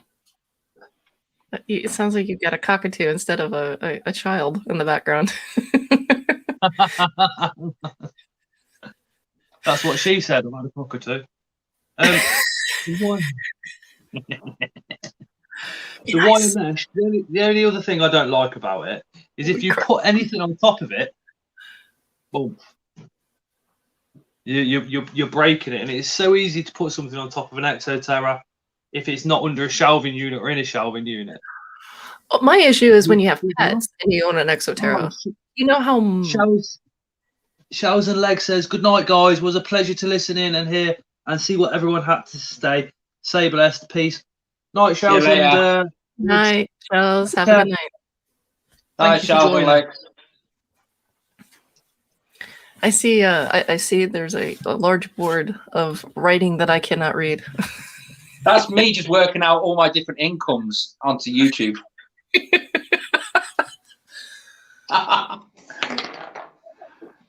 Somewhat, I needed to write it down. There's just that many different outlets that I've got for how I get money through YouTube, and that's it. Are we going to run through it? That's the thing. Or can we not be bothered? There's a lot of that. We don't have to bother with that. They just want to know how much. Right, I'm going to work out how much that. Oh, God, right. Bear with me. Take a shot before you do that. You're a bad influence on me. I win. I'm popping for a cigarette. I'll be back in 2 minutes. Cool. Scott, when you come back, if you want to run through any of this or run through any of this in private, that's how many different companies I earn money from or earn something from. So it might be, you might find it interesting with you growing your business. Yeah, it's a tax side of it that I want to make sure I've got my ass covered, because I think there's a lot of YouTubers at the moment that don't pay it. You know what I mean? I want to make sure I've got all bases covered. There's a big change coming in the next 3 weeks where your AdSense revenue page, which is a Google page, not a YouTube page, you have to declare and get your own tax numbers and stuff like that. But that's only taxable through American views. Anything UK based, you just get your income and sort it out with your accountant. Sweet. I was gonna say it's so much easier in Sweden to pay my taxes when you do something like that. It's all good when you're on YouTube. You've got news coming in from all over the world, or at least I have anyway. Exactly. Well, for us, is they just take over the overhead income of what you've made, and then you pay your percentage, and then ta-da, it's done. Hey, Tara, me and Scott were discussing a gift for you earlier. Run, Tara, okay. run. Am I supposed to know about this? And what? Am I supposed to know about this? You do know about it, you just don't know when. Oh, okay.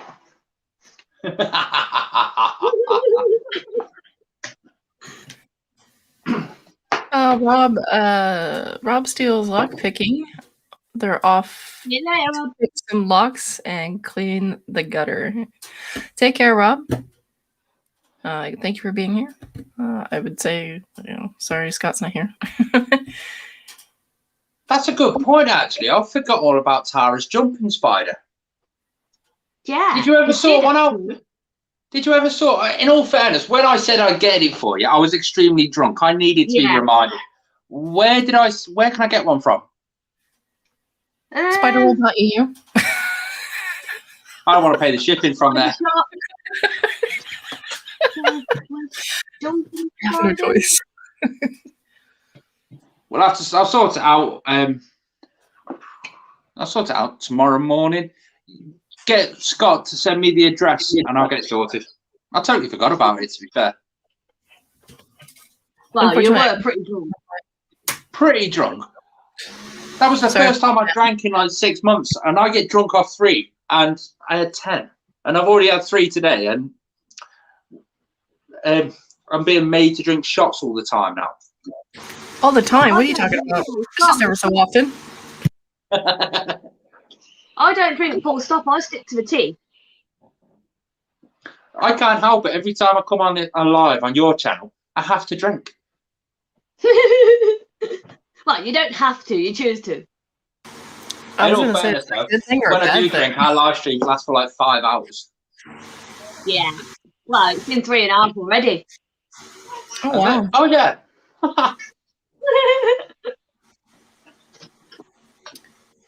And the sad part is when you guys are done here, then I gotta go on and do a live for my mom. So this will be interesting.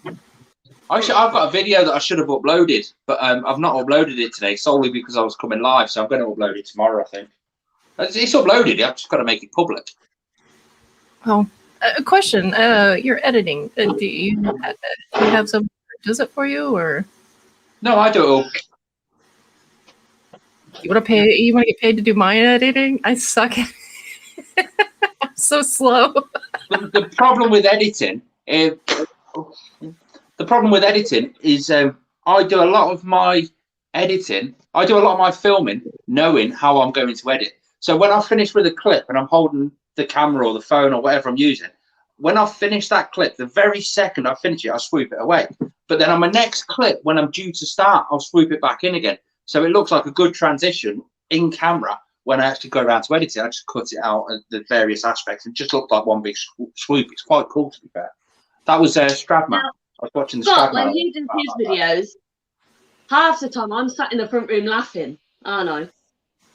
Because he gets so far through one, he's like, oh shit, fuck. And I'm I'm just like that sat when in I'm the room filming. laughing. When I'm messing up while I'm filming, especially if somebody's here, Jesus Christ, the amount of takes I have to take is unreal. It's almost every video, isn't it? And I sit in the other room and I'm laughing. And if anyone's here and he's doing a video, I'm like, listen to the fuck ups. And everyone just pisses themselves because it is really funny the way he does it. Because he's there talking away, next to me, for fuck's sake. Yeah, I did the same thing. And then it's always like, oh, fuck. But then if anything escapes, he's like, fuck. I'm like, Okay, I'm so what going is to it this sit down and time? watch you filming, Scott. You guys say fuck so Sorry? much. Mine is son of a whore. Yeah, son of a whore. That's how I know when something escapes. He's like, fuck. I'm like, what is it this time? It's only this, yeah, all right then. I leave him to it. How are you getting on with your longer videos, Scott? Is the audience retention picked up and stuff like that? Yeah, it's not too bad. You wait, if you do a full month of doing the longer videos, you wait till you see the audience retention or the minutes watched by the end of that month is mind blowing. I remember when I was off last time and I'd done a video every other day and a few live streams and stuff like that. That was 10,000 views a month, 10,000 minutes watched more than what I would normally get in a month. That's mental. See you later, Rob. Yeah, I'm very sort of conscious about not padding a video out, you know what I mean, for the sake of it. If I'm going to make it longer, there's got to be something interesting there. Do you know what I mean? What I've started doing lately is a couple of different topics in one video.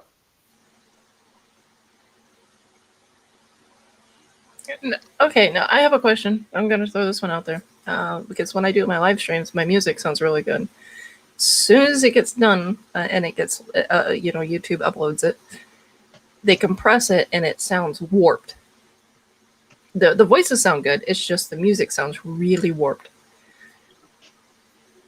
Where are you getting the music from? Epidemic Sounds. Ooh, that's unusual then. What editing software are you using? I don't. The editing is no problem. It's when I do the live and it automatically just uploads. And for some reason, it's like night and day. Because I've been blowing my mind trying to figure out the quality. Why everybody kept saying the quality is great, and I'm like, oh, okay. And then when it uploads, I'm like, no, it's not. It's completely off. Is that you saying it's completely off, or your viewers saying it's completely off? Oh, you can tell it from night and day. Oh, okay. So how are you doing the music? Are you having the music on in the background when you're doing the live stream, or are you having the music added to the video after it's uploaded? No. It's during the live stream. It's through a Voicemeeter, the soundboard. Ah, I couldn't have you there. Okay. It's worth a listen, Rich. Richard. I'm going to, yeah. It is worth the listen on a Friday. Go listen to the original lives first. Actually, this Friday, why don't you come on and so you can get the full experience of being interviewed and get the whole music and get the whole experience that way, and then listen to the records after that, so you can hear it for yourself. Oh yeah, I've got you. I'd have to think about it because I'm so busy. It's unreal. But send me a DM and we'll sort out a date where we can do something. Definitely, 100%. It'll be Instagram unless we can get Grax on Facebook. Yeah. I hate Instagram, Facebook. I'm not doing Facebook.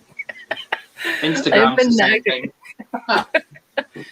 Two different companies, same name but two different companies. I'm happy. There you go then, Scott. £1,158 last month.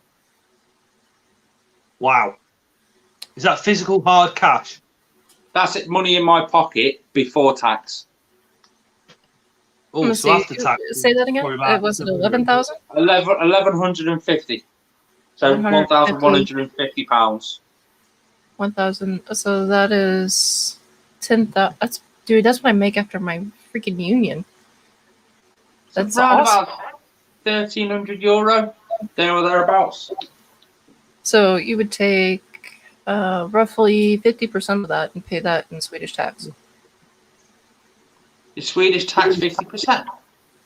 It's anywhere from, when you're making that much, it would be 50% almost. If you make more than that, you're paying 60%, and that's where it tops out. Wow. So now here we're paying 20%.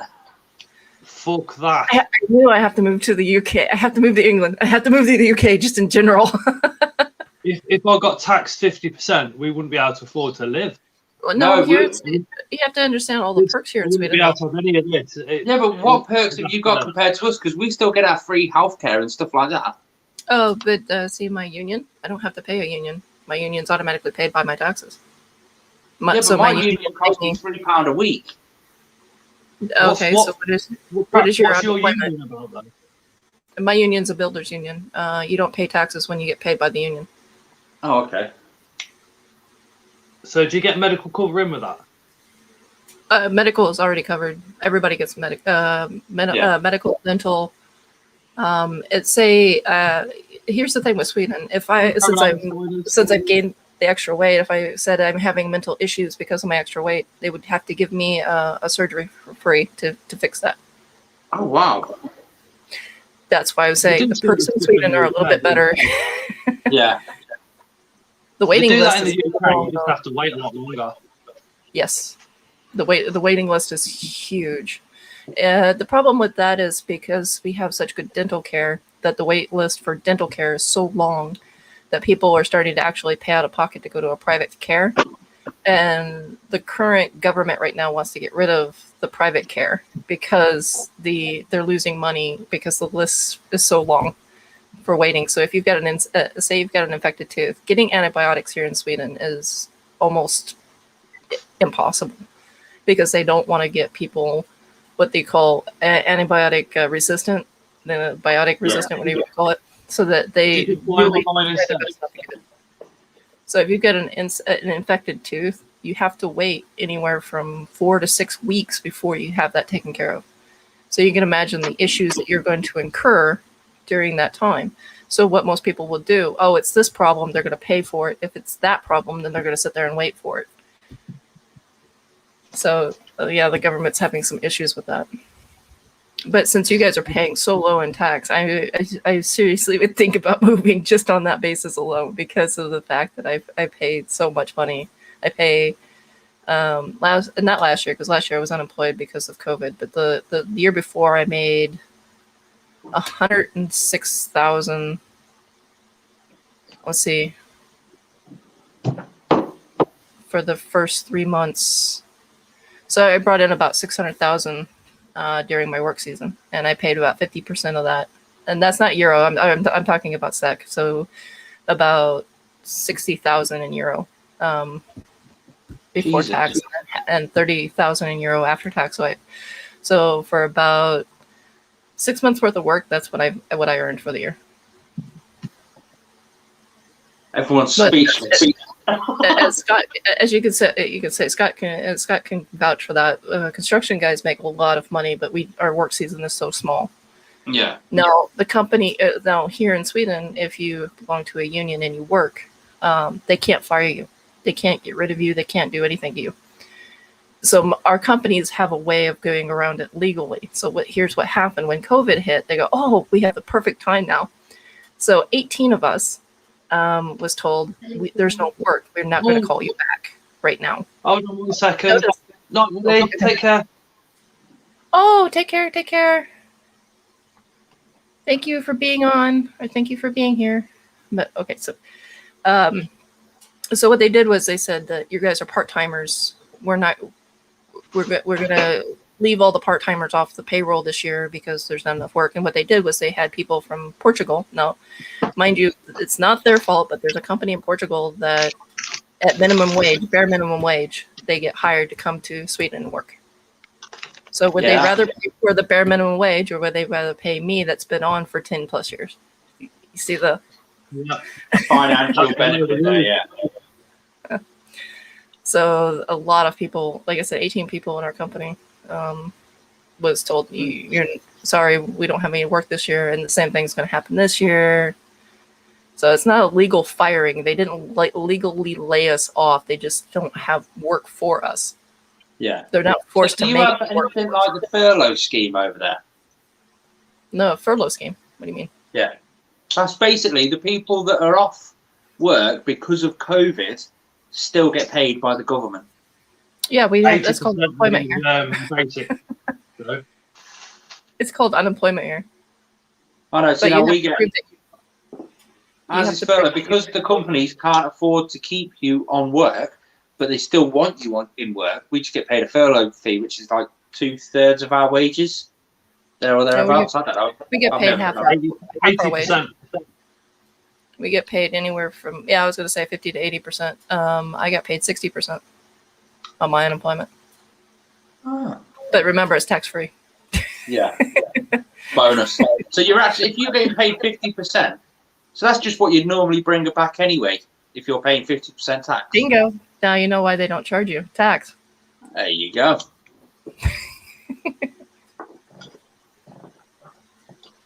And the thing is, if mind-blowing you to work- see how the other, Here's the loophole though. If you work just one day, you're not eligible for that month.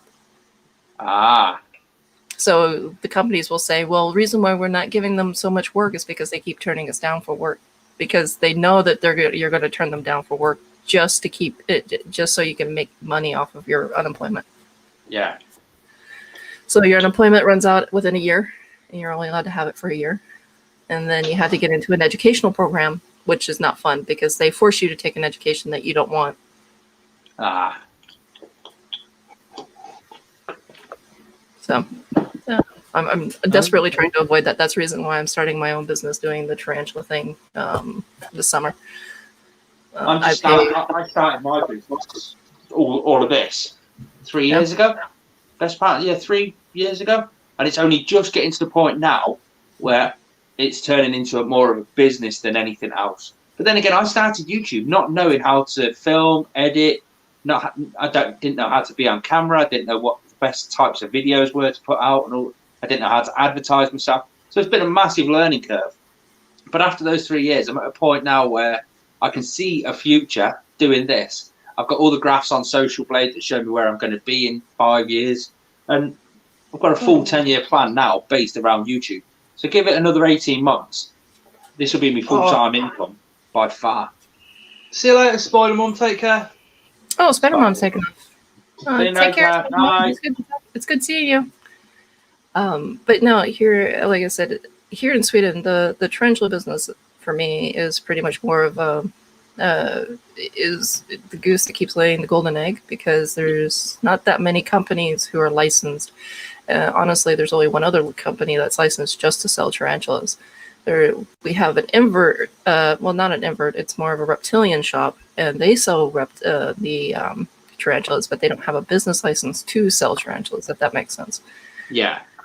So they have to file, but they haven't. They're getting under the radar, calling it an individual sale. Now, I covered this in one of my podcasts a while back.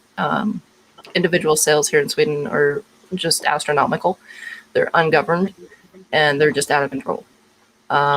We did the numbers. They make between 1.5 to 2 million euro a year. That's so you can imagine that's untaxed. We're in the wrong business, Scott. Definitely. Well, you have to understand, we're Sweden. Where do we sit? Yeah. It's only if I lived up north, I would only have to drive. Well, living where I'm at now, it'll be about a 15-hour drive one way to go to the border of Russia. Do you see why it's useful? Why they're getting away with it? So Russia's not part of the EU, so yes, it's a bit shaded to do that, but a lot of people do it. I'm of course not going to do that. I'm going to stick with my EU because there's a reason. There's a huge reason.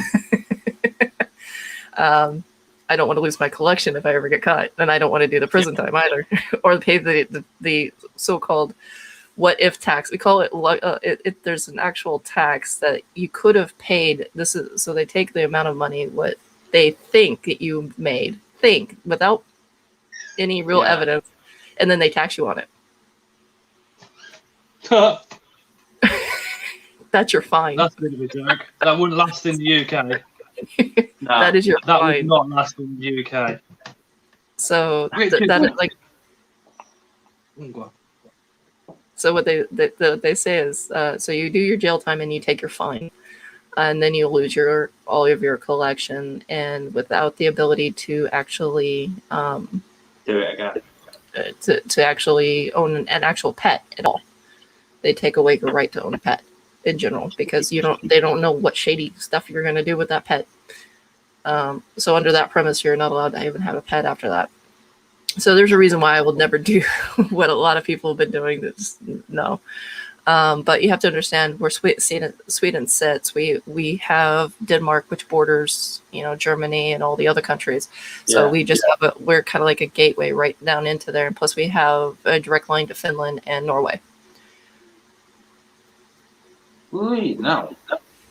So we think we've got it bad sometimes. So, would any of you ever go into business like the Reptarian by Brian in the USA? I would have had the chance. My 10-year plan. Let me explain this. Scott, I know you've been there before. Stratford Butterfly Farm. Yeah, love it. I want it. That's my dream. 10 years time. I've worked out all the maths, all the sums. Stratford Butterfly Farm, but with a more reptile twist to it. Because whereas Stratford Butterfly Farm, you've only got the one iguana. For those who don't know, who have never been there, it's basically like you go into an entrance to a building and you've got like the gift shop, the counter where you pay for your access. Behind that, it's a massive, giant glass building, and it's just got free roam geckos and butterflies just flying around everywhere. They've got a massive pond with a big koi park sort of area. You can pay to feed the fish and all that sort of stuff. And they've got an iguana just running around. And it sleeps on top of one of the hill eaters. They've got one area which is more for the butterfly catalyst. They've got another area with a giant fire ant farm and a load of reptiles in one section. I want that. Not that exact building. I want it more local here. But imagine if I had that 10 years' time. Yeah. How about you, Scott? What is your future? What is your future idea and plan? I really want to get this YouTube up and going. See where that takes me. Besides that, I haven't had a pay rise at work for over a year because of COVID, I suppose. But now it's got to the point where it's like, hold on a minute. I seem to be working and not earning nowhere near as enough as the other two. So my priority over the next 12 months is to try and earn some money from somewhere, because my family deserve a bit better at the moment, I think. I love that. It's difficult. It's really being an invert channel is very difficult, because it's such a niche market, if you like. It is difficult. It is difficult. Or is it me that's gone quiet? It was you disappeared. It is difficult. It is difficult to get up and going. Is difficult to get the views and all the Okay, rest I of it. can't hear anything now. Can anyone hear me? Stick your thumb Yeah, up, we Scott, can if you hear can hear me. Yeah, I was gonna say I can't hear anybody else. I'll try and leave and jump back in. Okay, You got some more waiting. so continue, Scott. Yeah, I've really got to consider what's going on with work and stuff like that, because another company's approached me, and I don't know, it's confusing. You don't have your union doesn't demand that you get an annual raise? I didn't get an annual raise like I'm supposed to. Oh my but God. I've got a lot of loyalty to the company that I'm with. Do you know what I mean, though? I have a so it little puts me in a company, really but my union funny says they position. must give me a raise. But my manager's very good at going, yeah, but you need to be doing this, you need to be doing that. And I'm thinking, I already am. And then, oh, yeah, but you made a mistake. And it's like, well, where's the evidence? You don't get any. So, Scott, basically, you just want to earn more money and be able to turn YouTube into a business. Yeah. The other two members that I work with, it's really weird because we're not supposed to discuss money. Yeah. But they're on a lot more than what I am. And it's like, well, you know, I have to hit bonus and do several call outs to be near your basic money. Do you know what I mean? Yeah. And that Yeah. makes you feel shitty, yeah. Yeah, and I don't think the manager understands that bit of it. Put it this way, I'm earning now exactly the same amount of money I was earning 13 years ago in Coventry. That's an improvement. 13 Tell me years ago, about I it. was on £300 a month. Bloody hell. I was going to say 13 years ago, I was making way more. But don't get me wrong, the YouTube is basically half of what I'm earning. So it's like I'm earning quite a bit because of the YouTube. Oh yeah, But no, at least it's not. At least it's turned over. Now I saw a question from GJA Geckos and Inverts. You know, one of these days I will get your name right. I apologize. No, they were asking you, what would they have to do to get better, to get more subs, basically. What is the key secret to what you? I think Gary, I think you've already started off by starting your own group. That helps.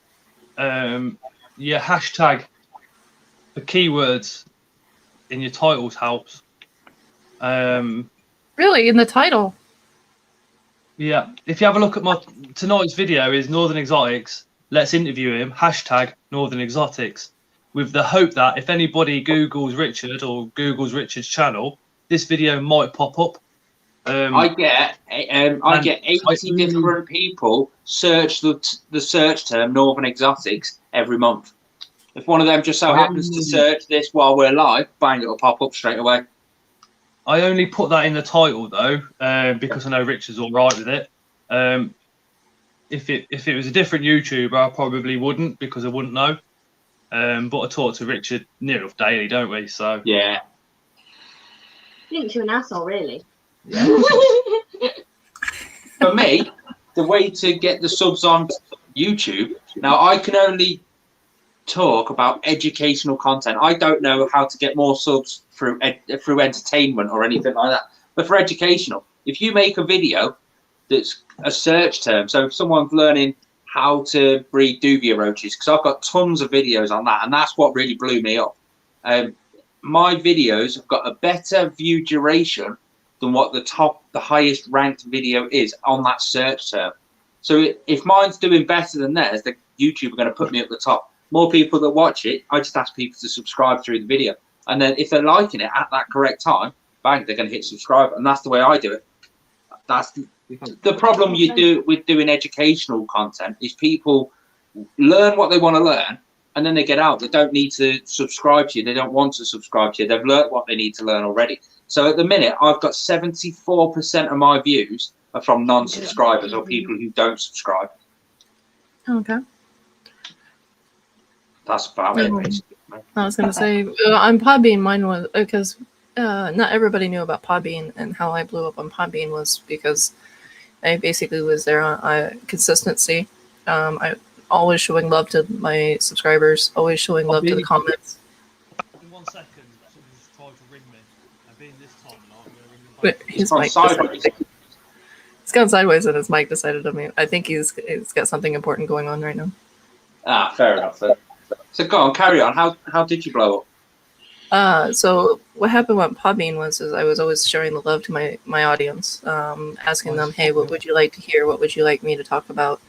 And then, and then taking all of those days and narrowing it down to just 2 days of the week and letting people come in during that 1 hour. Because on Podbean, you really couldn't go more than 2 hours. They would kick you off. Yeah.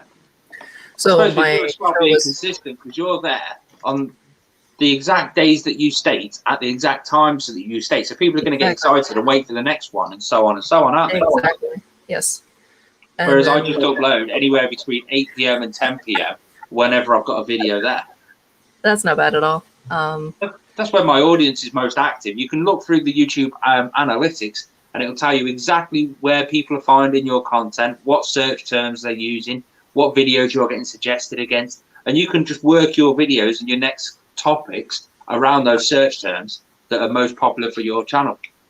I don't get that luxury yet. I don't have 100 subscribers. I need 100 subscribers before I can use analytics. Oh, really? I didn't know that. How many subscribers are you on then? 55. Which I got 3 of them today. I'm so happy. So, DM me on Instagram the link, and I'll drop it out onto my community tab and just see what happens. I mean, it's helped for Scott in the past. Oh, nice. Thank you so very, very much. It's not what I was looking for, but no. But if you've got the message to put out there and the message is positive, get as much advertisement as you could possibly get. Oh, well, like I said, I wanted to do I've always had a fascination with radios and always had a fascination with radio talk shows, but without the commercials. I hated the commercials so damn much. So that's why I don't like the impulsive podcast and stuff like that, because there's just so many ads inside it. It's unreal.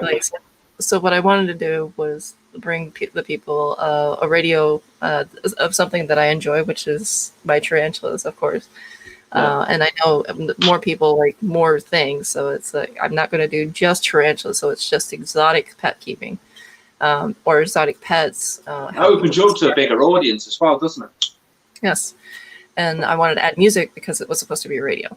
And so Epidemic Sound, artist, I forgot the name of the other one. As soon as this subscription ends, unfortunately, I'll have to delete all of my content because I won't have the rights to use the music anymore. Oh, yeah, I've got you, yeah. But you can always go onto the YouTube studio and just delete the music out of it. Oh, no, I don't think you can. I think that'll delete the voice as well, to be fair. It's because it's linked to Epidemic Sound. Yeah. So I can play all the music I want from Epidemic Sound. And how much do you pay for the membership there? Because I've always looked at Epidemic, but I've never actually used it. €120 a year. Oh, that's not too bad then. And you can monetize. You don't have to worry about that. Yeah, but then if your membership does run out for that one day, then you've lost a full day's worth of monetization. No, it's not. No, it's for the year. You pay $120 a year. They don't offer month. They do offer monthly. I think that's new. But it's so bad. It's so expensive to do it monthly. It's just easier to do the full year. Yeah, I'll have to look into it. It's one place I've always looked at, mainly because Peter McKinnon keeps badgering on about it. But definitely going to have a look at it. So yeah, no, that's my biggest worry now is I'm not going to be able to pay for it because of work and everything because of COVID. But we'll get there. I'll decide what to do when I get there. But the other place I was talking about, even if your subscription ends, you get to use the music. Yeah. I didn't know about that place beforehand, and I don't know about the music, but I've seen a lot of YouTubers actually promote the site. So, and I think they're fairly newer than Epidemic. And another reason why I support Epidemic Sound is because they're Swedish based. So, I didn't know that. You like me then? You like to support your locals? Yes. But yeah, if another place is offering up the ability to say, hey, even if you lose your subscription, you can keep the music. I want to go there and see what that is all about. And I've yet to be able to do that yet, so and that's an unfortunate. But I'm not subscribed to anybody. I went onto YouTube Music. It's a YouTube channel, and you can download their songs and use that in your background. That's the way I do. The problem is, most of the songs are around about 3 minutes long. So if you're doing an hour-long podcast, you're going to have to loop it so many times and then adjust the volume accordingly and all that crap. Well, the thing is with the Epidemic Sound is it has really great music, has much better quality than YouTube, and so these artists are actually making a name for themselves. So in the future, they can't come back and say, oh, I sang this back in such and such year, and you used it on Epidemic Sound. You can't use that anymore. They can't do that with Epidemic Sound. Yeah. It's in the contract. So that's protecting us as people who are paying for the subscription. Yeah. So there's got to be a way then you can make that 120 through your content some way or another, whether it be crowdfunding or merchandise or anything. Exactly. The thing is with the merchandise, I have set up a Teespring for the merchandise, but that's so expensive. Yeah, it is so expensive. And the problem is with Teesprings on YouTube, you can get a shelf underneath your video, which is your merchandise. But you can't get that shelf until you hit 10,000. I think it was 10,000 subscribers when I could actually do it. Yes. And it really hasn't helped my merchandise. It really hasn't at all. I probably do 2 T-shirts a month, if that. And I looked at how much my stickers were going to cost. So I'm looking for a place to actually do stickers for a cheaper price because it was just so expensive on Teespring. I think I do vinyl stickers. And then, but I've been... the way I've done it quite clever. I printed the stickers, but I didn't want to sell the stickers. I wanted to use the stickers to get people over to another platform, which will give me more financial gain in the process. I shouldn't really be saying this, because I've probably got viewers watching. But if you join my Patreon, you get a free sticker. It was £5 to join the Patreon, but you get a free sticker. And that worked quite well. Same with the membership. I did it there until I got so many members. And then it just becomes unviable for me to sit there packaging stickers and stuff up. Do you know what I mean? Well, I wanted to do stickers for some of the contests because, I'm starting out. So I wanted to do a bunch of contests, to make my milestones, when you make your 100 subscription mark and all that. Send your stickers off to other creators and stuff like that. Then they're going to shout you out on their channel and stuff like that. That's what Scott did. I did. Yeah. See that? I mean, it's things like that, little things like that I wanted to do. But the problem is, like I said, Teespring is so expensive. For one sticker, it is €6. God, that is expensive. I was thinking like a. To buy the sticker paper, would it not be easier to buy the sticker paper for your printer and just print them yourself? Well, the problem with that is if finding for one, buying the printer, because I don't own a printer. Here in Sweden, you're not allowed to go into those businesses to print out because, well, COVID. So unless it's a business that is basically not essential, but isn't frivolous. So you can't. Printing stations are non-existent right now. You have to wait until they reopen. And I don't own a printer, so I'd have to pay for a printer, which is more than the €120 year. I went on to eBay, typed in custom stickers, and then loads of pages come up, but those pages were also advertising that specific company that printed those stickers. And then I went onto their website and went through their website, and it cost me around about €20 for 400 stickers. Just they come in a box, and I had to cut them all up. But yeah, I just use them. I've still got loads of them kicking around somewhere. They're on all the enclosures and stuff. See, I even went on Fiverr to see if that would. Yeah. I was really trying, but they want to sell you the design, not the sticker. So, and that's where I got this lovely design was from Fiverr. So, yeah, I keep looking at Fiverr for a new logo because my logo is too professional for my quirky content. I don't think so. I think it looks pretty good. It's just fairly bland. It's just a flat logo, isn't it? But that makes it very simple and easy for people to follow. Yeah, that's a good point. Oh, he's back. Trouble's back. I mean, even Scott has a pretty... We've got to stop talking about him. Shh. Hush. Tara was We're telling not us all about talking- your secrets. She Yeah. was telling, you know, she was playing your enemy there. Mr. Toothbrush. She's a pain. She is not pain. What are you talking about? Tara, if you hit him, I will, you know, I'll donate. I'll reptiles are figure out something to big donate, but I will donate something. North That Carolina promise. spiders. Reptiles and Bugs UK. Hello, hello. What's Oh, going on? Caroline's- What's happening? Where have you been? We've missed you. You know, You've been out in the fake taxi, haven't you? phone calls. Wiggle, wiggle. Wiggle, wiggle, wiggle. Wiggle, wiggle. What's your next video, Richard? I've got that one that you've seen, the LP's enclosure. Oh. I was actually going to do, I've done that LP's enclosure, and then my next video was going to be introducing the LP to his enclosure. I can't do that now. I'm going to have to think of a new video for that one. We should do a hangover video. Hangover video. Oh, God, are we going to Vegas? No, what you do is you come to Sweden and take the casino. There's a cruise that has a casino. It's just one big casino. Oh. No, we'd end up skint. Oh, We're already It's so skint. We funny. don't want to be more skint. Anyway. You know what? You want to hear the hilarious part? The company I used to work for, that's how they paid for us to go to Finland. Really? Yes, because us, if we're broke, we would work more. That was the mentality behind it. That's the mentality, that is. wow. Oh. And we would do a really good job because we wanted them to hire us back because we were broke. That was pretty. If you think vicious about it, circle, long isn't it? term, that's pretty clever. Yeah. Pretty shocking.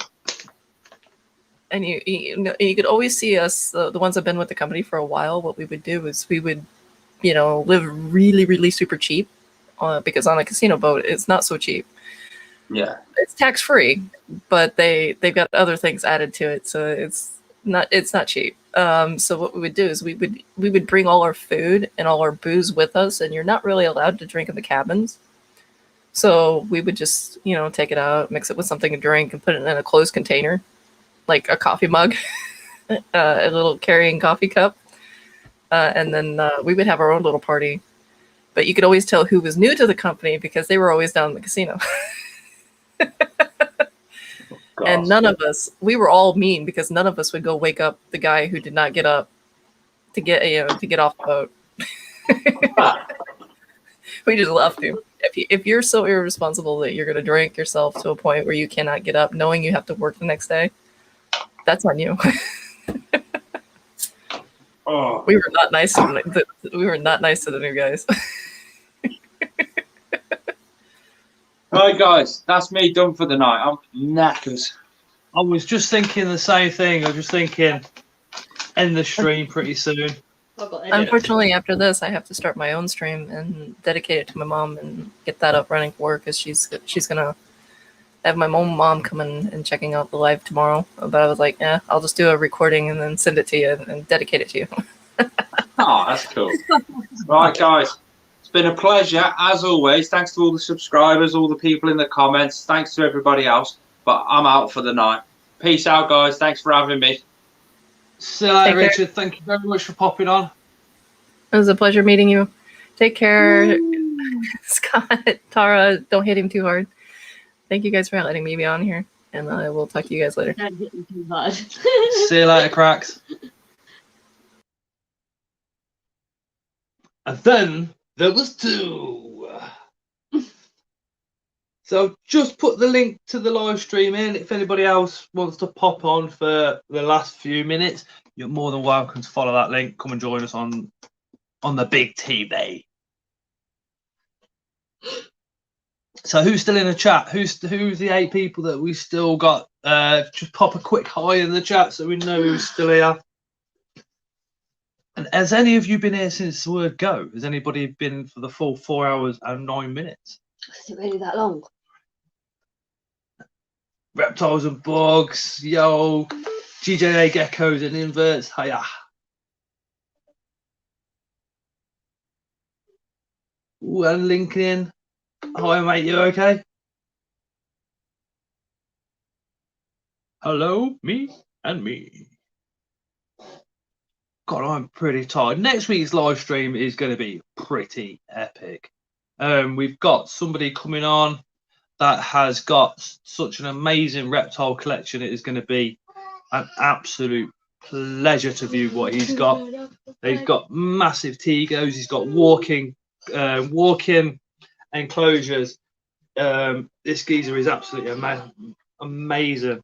Leslie has been on since the very start. Thank you so much. Really appreciate that. I was just doing the dishes.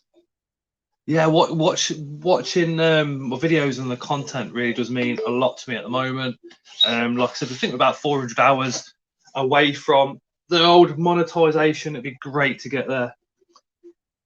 Thank you, Lizzie. Thank you so much. Really appreciate that. So this week we're going to be doing another part of the invert room tour, I think. Might put some of the bits in that we've got recently.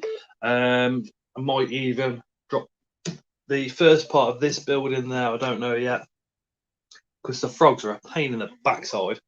And then there's another care video coming out towards the end of this week.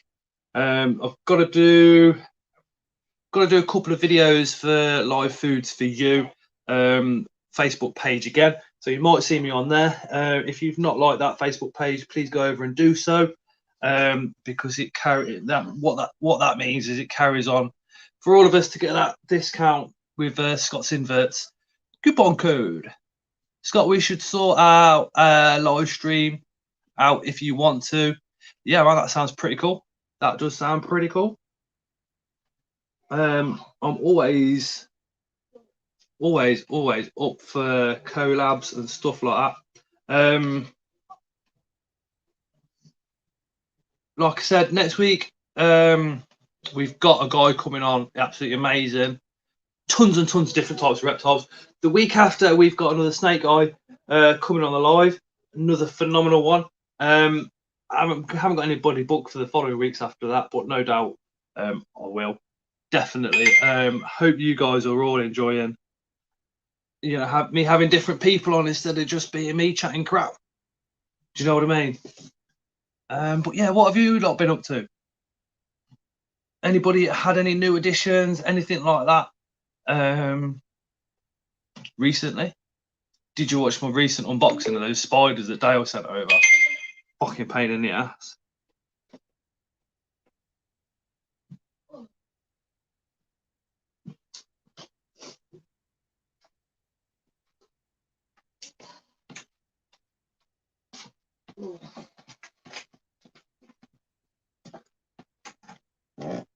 Hold on, just check.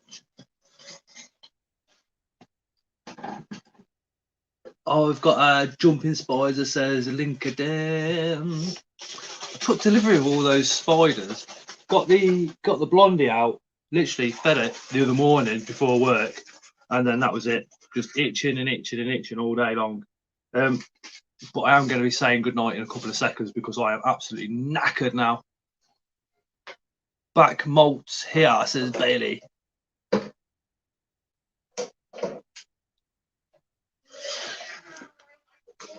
Right, guys, I think I'm going to end the stream before I end up falling asleep on camera.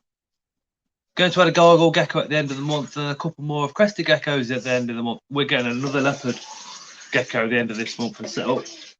Looking forward to that one. But yeah, thank you everybody for popping in, watching, and carrying on to watch and support the channel. I really do appreciate it. Good night to every single one of you. So we'll see you soon. Cheers, Baileys. Night all.